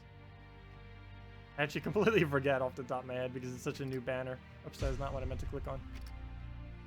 What is the Talon banner's minus? Let me not do it over top of that. Do I not have anything set to Talon banner? Oh, I did earlier. Where's a useless team that I'll never need? That's not one. I can't find one. So we'll do it over this one. Talon banner. How can I not remember? The failure strong. The puke green is what keeps throwing me off. It's +2 yellow, even though it's purely green. +2 yellow, +1 green, and -1 blue. Oh yeah, you could do that. The only problem with that is you wouldn't be able to get your giant spider up as quickly. And personally, in that kind of team, I kind of want to get the giant spider up. And I don't know. I don't think you really need to go this banner. I think it would be more of a disabled and a benefit to your team. Because you're not really gaining much from it. Okay. Dwarf teams. Can't go wrong with them. I think everyone's just trolling now. But let me see. I think Javier... I don't know. We could go with one of them. We could combine all of them together and go a dwarf... We could go a dwarf Krog the Dread with a summon in arena-like team. Let's see. You pulled your first mythic troop yesterday and was lucky enough to get Wolf Garrick. So your request is to use him in a lower level team. Sure. Ooh, that's actually pretty fun. A lower level team with him because it's actually possible to do so. So we will go and do that, since that will help. So let's go do that. Why can I not remember his name? I have the attention, or it's not attention span, it's just a, oh no, the short-term memory of like 5 seconds. Krag, we will need Ranger. We will need Fenrir. I have no clue if you have Fenrir, but he is actually pretty vital. He is an epic troop. I guess you don't absolutely have to have him, but he's definitely pretty useful. All you really need to do is go to Magrim Woods, or actually there is an alternative if you don't have Fenrir. You can do Druid instead. Basically, all you do for a team like this is just pick every single troop from this kingdom. That seems to make any bit of sense in synergy. That's basically all you have to do. And make sure we cover every color. What color do we still need? I think just brown. So red, purple, green, blue, yellow. Yeah, the only color we're missing is brown. The only problem is, if you use brown in this kingdom, the only way we can do so is with a Sybaris. And I don't think you have a Sybaris. Do you have a Sybaris? Let me know if you have a Sybaris. Otherwise, I might have to pull out, dun dun dun, the Warden class. I can't believe I actually have to do this. Also, this is a pure green team, I just realized. But I'm going to have to pull out the Warden class. Oh no, do you have a Sybaris or not? Because if not, oh, I'll just have to assume it's Warden class. Oh no, I guess we could spend 50 gems on it. Okay, so you don't have it. So let's just assume this is the Warden class then. We'll go use a brown weapon of like War and Peace or something like that. War and Peace is really easy for you to obtain. All you have to do is complete Aladana and then complete out the Kakarot quest line and bonus quest line at the end of it. As far as where you get the Warden class, you get that from completing out the Magrim Woods kingdom. But if you don't want to do that, you can just use the Mechanist class that you get from Adana, and it'll work pretty much just as well for all purposes. I know, I forgot Warden class was even a thing too, almost. But yeah, let's just assume that's one of those two classes. It's not really going to play much different overall. But yeah, this is the team. Incorrect banner, though. Banner, we would want to set to a +1 yellow and something else. Probably a yellow-blue, so we can spam the Druid a little bit. We can also just go a yellow-green. The only problem with yellow-green is the AI is going to want to take our green regardless, so we don't really want to do that. Also, I'm just basically clicking right now. Where's the yellow-blue? I found the double yellow-blue thing, but there it is. Okay, Sword's Edge, and we'll do this. And hey, if you want to use this for the Guild Wars thing, you can do that as well, Javier, since this is pure green. And it would count as pure green for Guild War purposes. And you already have all of this, and if not, you can easily get War and Peace. Or assume it's ultra rare or rare. You said you had the mythic, and War and Peace takes like 1 or 2 hours to get. Okay, so let's go take a bunch of mana. Mana surge. Start off that way. Mana surge. There we go. We got the whips. I already started with fast, which is why I got up so quick. We'll move that. Mana surge. Get our Wolf Garrick as much mana as we can. Mana surge. Gonna want to try to get kills with him. Unfortunately, one thing that is Mana holding us back just a surge. little bit is the fact that he has Stone Skin Mana on his surge. first slot. So what we're gonna do here is the triple combo. Well, actually, we don't have the quadruple combo, so we're just gonna do the triple combo, which is first you do the Druid, then you do the Ranger, and then ideally you would do a Wolf Garrick kill. I probably will not be able to do a Wolf Garrick kill because this is later in the game, and generally later in the game, Wolf Garrick is not anywhere near as powerful. Let's see, how much damage are we? 29 plus 4 per Wolf Garrick, or per War Gear, I mean, that's 12. So that's 41, that is nowhere near enough. So let's hope he does not kill us off of the Shegra, or there goes our win streak. No, I actually don't even care if the win streak goes, but we will die. So here he goes. Please don't kill us, please don't kill us, please don't kill us, please don't kill us. We died. Well, goodbye, Wolf Garrick. But that's what you would do. Just use Wolf Garrick, get the kill, get the double kill, then Wolf Garrick just tears them apart like crazy. Unfortunately, we lost them. So plan B. Kill them with everything else left on our team. We will have to harness the overpowered power of Ranger. Actually, he's not even that powerful this late in the game. Early on in the game, Ranger is among one of the strongest troops you could possibly have. And it's only a rare too, which makes it really easy to obtain. Later in the game, it falls off a bit because there's much better options out there, as you can see. But we should still be able to win this. Oh, gotta worry about that Christinex as well. Forgot about that. So we can drop into Browns and a Skull, so we'll do that. Some Skull pokes. Of course, he has Stone Skin and no way to disable that at the moment. Let's see. Purples? No! Free purples for him. Oh, his Dragon Souls are gonna get crazy now. Maybe he'll give us a good board setup after casting. Oh, he doesn't even go for it. Nice. What can we do here? What can we do? Can we drop? No, we cannot. Unless... No, there's no way we could drop. There's not a thing. Oh! Never mind. We got it. Didn't see that drop. Okay, good thing. Good thing I caught that. We got literally 0 mana from it, but we did something. Gosh. I can't take these yellows or else he gets all the brown. And no other color we need. Oh, never mind. I can take those yellows. Okay, well, we got Ranger up. I guess we could try doing a Dragon Soul kill, but I really need to kill that Christinex first. I was aiming at the other one first, assuming that... Oh, we might be able to get 3 skulls out of this. Actually, we can deliberately take 3 skulls out of this. We can do this. He'll take a skull. We'll take a skull. And we'll go from there. Okay. The main reason I aimed at the Dragon Soul there first from what the Druid hit was I assumed we'd still have our Wolf Garrick. Though that did not happen, unfortunately. So we'll do our skull. That will get the kill. 1 down. 3 to go. Possibly a billion because we'll revive forever. Any time for them to revive, this would be the greatest time for them not to. Of course.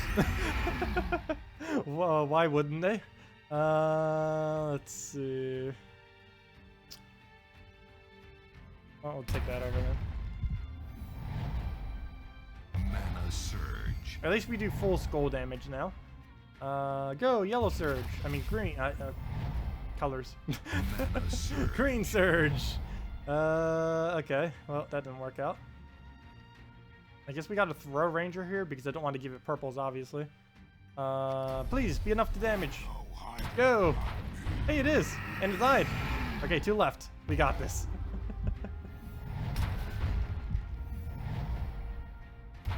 2 left for both of us. Where to go? I'll move that up. 1. Oh, good. He didn't revive. We could still easily lose though. This is not over yet. Especially since we only use 3 colors. Though then again, he only uses 2. Mana surge. Plus, he denies one of his after he casts. So even if he does get a devastating cast, we might still have a chance. Also because I'm indirectly using Deathnight class right now. Which you would be using the Warden instead, or the Mechanist class. Either of the 2 brown ones, most likely. Or really any class that uses brown or green. But of course you will want to use a brown weapon there if you want to cover every color. We'll do that. There's War and Peace. That gives 2 attack to all allies. And even though this is the first one we're casting, it will be what we need for the kill. And there we go. Oh, she didn't do the hunt you down thing for the final kill. But there we go. That was definitely not as good as... Hey, all 6s. That was definitely not as good as it could have been. But yes, the team does work. It works a lot better earlier on in the game than it does this late. Personally, I never use Wolf Garrick this late in the game because it's so inconsistent to try to use, as you can see.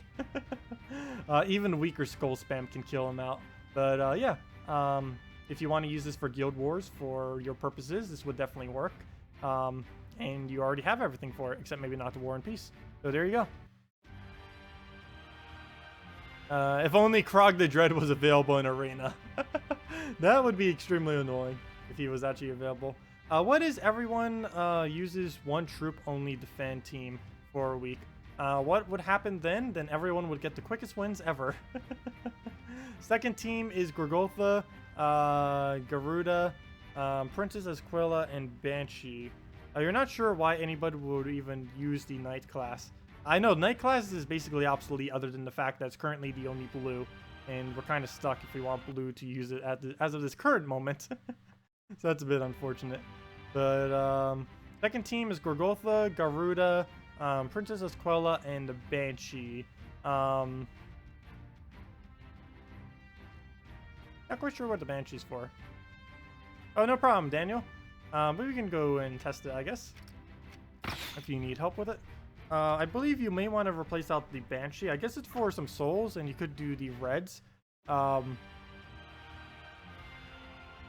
the fact that it has, you do have to keep in mind that this team has 50% bonus this week, and all subsequent weeks it'll be a lot weaker than what it's currently doing. And personally, I would not advise using this team after this week, but I guess we can try it. It is of course all yellow, but isn't really something you'll be able to use beyond this week. But we'll do this brown yellow banner. I would not advise going the double yellow. The AI is already going to be taking all your yellow. You want to have at least one other color to lay back on, and we're going to be using this to get Gorgotha up quickly so we can feed the rest of our mana into all of our other troops. Let's see, what's the minus banner? Green. No, that actually wouldn't be too helpful if you go to minus green banner, because that's that one right here, right? Yeah, it would be +2 blue, +1 yellow, which actually wouldn't be the worst of things to do. But no, I think we're better off going Gorgotha Rush. I think I passed it 1 billion times and a half. There it is. It's right behind a new claw. Why I can't... I absolutely hate the color of that banner. It needs to be like green screen green. Here, it needs to be this green right here. Oh yeah, you guys can't see. I'm like picking up this fabric as if you guys can see. This green. What it needs to be. Let me see. I don't know if I can easily change it real quick. Where'd it go? Somewhere's here. There it is. It needs to be... Oh gosh, I clicked the wrong one. It needs to be this green. This green. Oops. The misclicks are real. This green. There we go. That green. Actually, that looks a lot different than on video than it does behind me. I guess because of the lighting. Anyways. Also, there's like a little corner that's getting caught. There we go. All is fixed. Anyways. Let me go move this back to the side and go mess with this.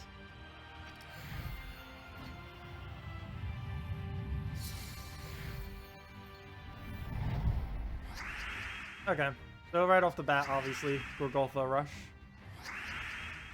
We set the banner for that purpose, might as well start with it. He'll take a skull, doesn't even matter how many skulls he takes, he's not really going to hit anything if it's fully traded. Also, that's something else I completely forgot about too, which may change how we use some things. In Guild Wars, you're going to have a lot higher stats than what we are normally used to.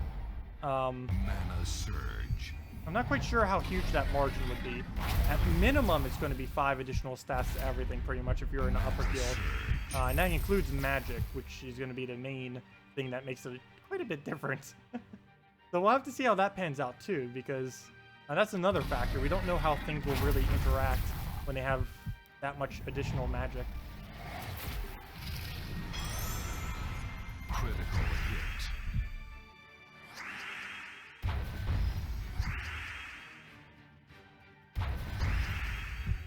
Okay, can you end your turn?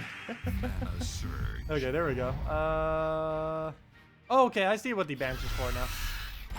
You try to use it with the Firestorm. I don't see why the Light Storm's here, though. That I have not figured out. But I see why you have the red guy here. Other than the fact that he's a legend and does huge amounts of damage. Mana surge. Mana surge. Yeah, there's no way other than chest and luck to get a second Rowan, unfortunately. Lots and lots of luck. No, actually it's not too bad on luck.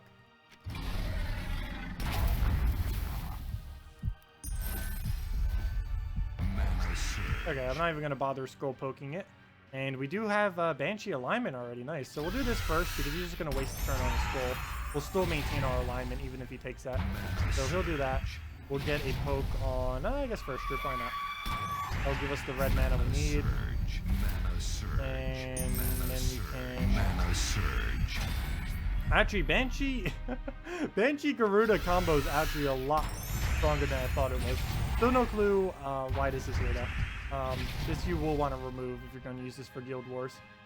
This will not be needed whatsoever. Prince Aquila does nothing for this team. Where do we go?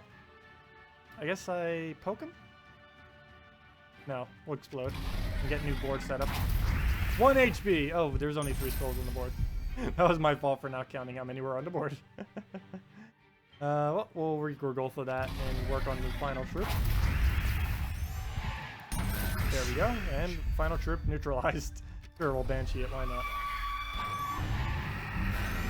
And there we go. Mana surge.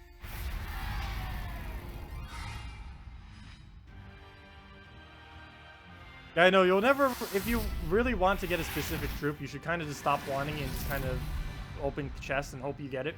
Though there is a crafting system that's coming in the nearest future, and it is quite possible that it will be able to create any card in the game.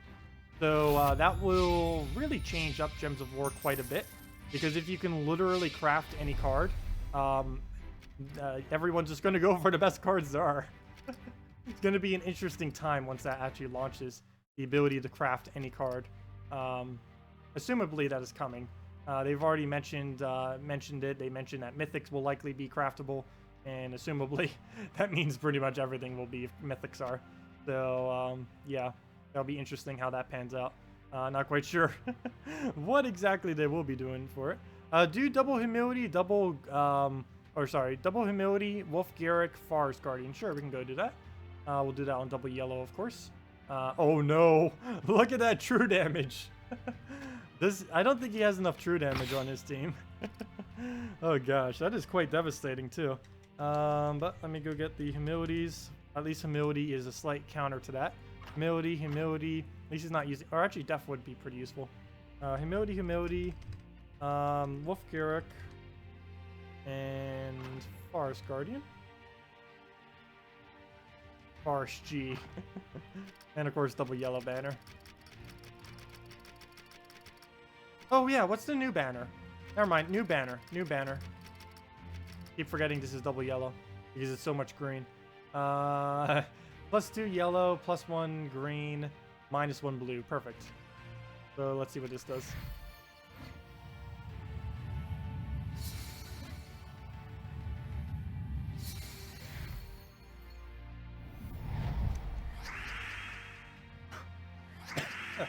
Looks like the yellow.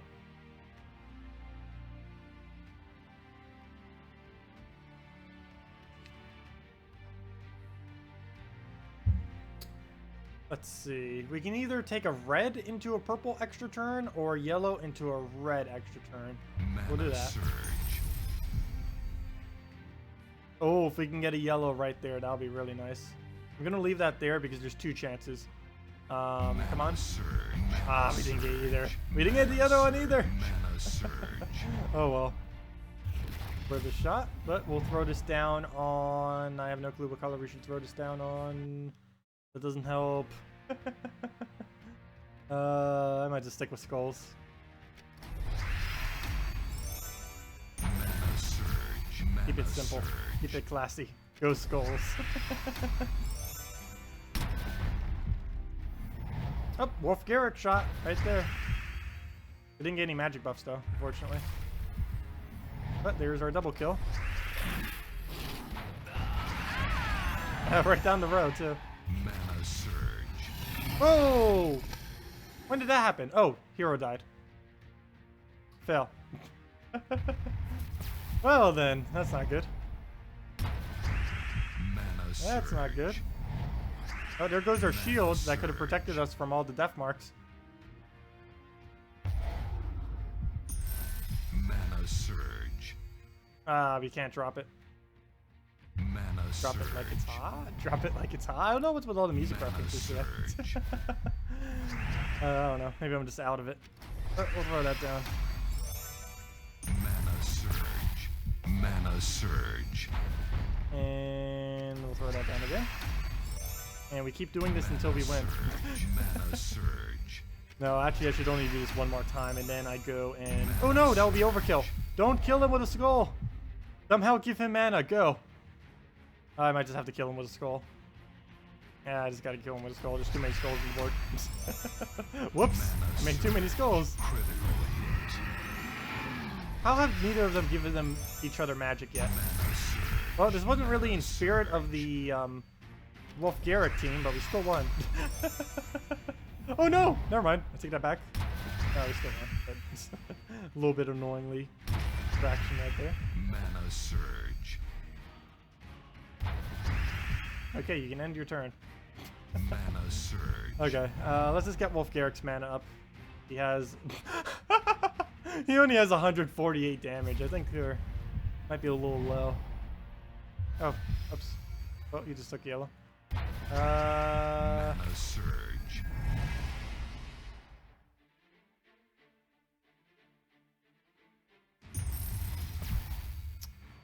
Yeah, let's go for a red, and that'll be match. Surge. Oh!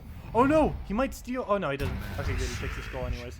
But he could have almost stolen enough mana to not be able to die to that. But he does. And there we go. There we go.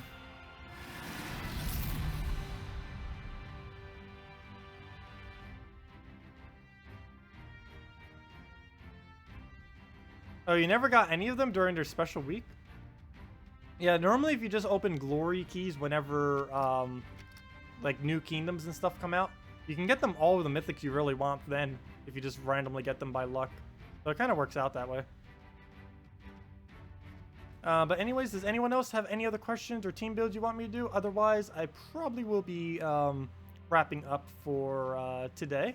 We will be back tomorrow from same time, 10 a.m. to 4 p.m. Eastern Standard Time. But if there are any other questions or anything, we can definitely go and cover all those. Oh, can I try the... Let me go do that. Let me go... let's see. Try the Dragon Soul Alkalite Warlock Fresh Golem with Absol Banner. A little bit of an odd team. I normally wouldn't suggest using Flesh Golem ever, especially with a Dragon Soul, but we can. You'd be better off just doing Warlock spam though. You use it to get major trait stones because they are all traded out. Oh, okay. So you use them. Wait. So you use that in Explore then. Okay, that makes more sense if that's for Explore. So we can go show that real quick for Explore. Okay, that makes a lot more sense. I was gonna say for PvP that would never be able to do anything. But that does make more sense on Explore. Let's see. Let's do it on Groshnok. Explore. Need trade stones here the most. There are a couple annoying troops here, but not too many. But we'll go and put that in, and might as well go clear this out real quick. Let's see. So Dragon Soul, and of course 3 Necromancies. Do keep in mind, you don't have to do 3 different ones. You can do 3 of the exact same. Like if you wanted to do Warlock, like Warlock, Warlock, Warlock, Warlock, and stuff like that. But yep, we'll go do exactly that. Because doing triple of the same is a lot cheaper than doing 3 separate ones. Do keep that in mind. Though if you're suggesting this team, you may have already done it. But you don't actually have to have different ones. Maybe on the console version you do, I don't know for sure. But on PC mobile, you definitely don't need to have separate versions or separate troops of each in order to get the bonus. Just spamming the same one multiple times is enough to get the full bonus. But we'll go do this real quick. Obviously with the Dragon Soul banner. For using Dragon Soul, that would be the only choice. The +2 purple, +1 red, -1 yellow banner. So we'll throw that out there. Oh, wait, he said souls? Well, same difference. Souls and trait stones are farmed at the same exact time. Whenever you farm for souls, unless you're doing it in arena, whenever you're farming for souls, you're farming for trait stones at the exact same time. So one is exactly the same as the other. The only exception would be if you're specifically doing it in arena. Mana surge. That, or if you're just randomly doing it within PvP, like just a Dragon Soul randomly in your team like that or something. Mana surge. Yeah, generally with Dragon Soul related Explore teams, or really any team, just getting the explosions tend to give a good majority of your Dragon Soul's mana back, and you can kind of just keep looping it from there, which is pretty nice. 1 cast, and of course multiple dragons would increase your damage. Unfortunately, there's currently no dragons that have the Necromancy If they ever did, that would be insanely overpowered. A dragon soul with 3 dragons that all have necromancy, meaning he would get 20 damage per cast instead of 11, which it currently does if it does it with like Farish Raz or like this. So yeah, it's pretty broken, or it would be if that ever happened. And he survives with 1 HP, and we can kill that out with literally anything, and we'll do that with Dragon Soul because souls. And there we go, 100 souls. We get our bonus on it, and yeah, there's a lot of pretty nice ways to be able to farm quite a bit of souls per hour like that. My personal 2 favorites is or a couple of them: Valkyrie with triple Warlock, Dragon Soul with triple Warlock, which is basically what we just used just with Warlocks. Oh, what was the other one? Was there another one? No, actually, those might have been the only 2 that I was referring to. But anyways, I will be wrapping up officially now. Since there's no further questions, doesn't seem like. Thank you all so much for joining us today. We will be doing again tomorrow, of course, 10 a.m. to 4 p.m. Eastern Standard Time. Basically from what time is ending right now till 6 hours prior to now is when we're basically starting tomorrow. Other than that, don't forget, I need to emphasize this because it did just kind of change recently. Don't forget to reassign. If you already assigned, you'll have to do it again. Reassign for the Guild Wars. For some reason, they changed some things with it when they fixed it. We'll see. But you do have to re-register for the Guild Wars, so do not forget to re-register for the Guild Wars for your guild, because you do have to do that. And I have a feeling a lot of people will forget, so I will be mentioning that like so many times today, tomorrow, and actually I don't know if I'll be able to mention it any more times than that. But yeah, definitely do not forget to re-register your guild for the Guild Wars, which will start on Monday. So anyways, thank you all for joining us, and I will see you all later. Have a wonderful weekend, all of you, and goodbye.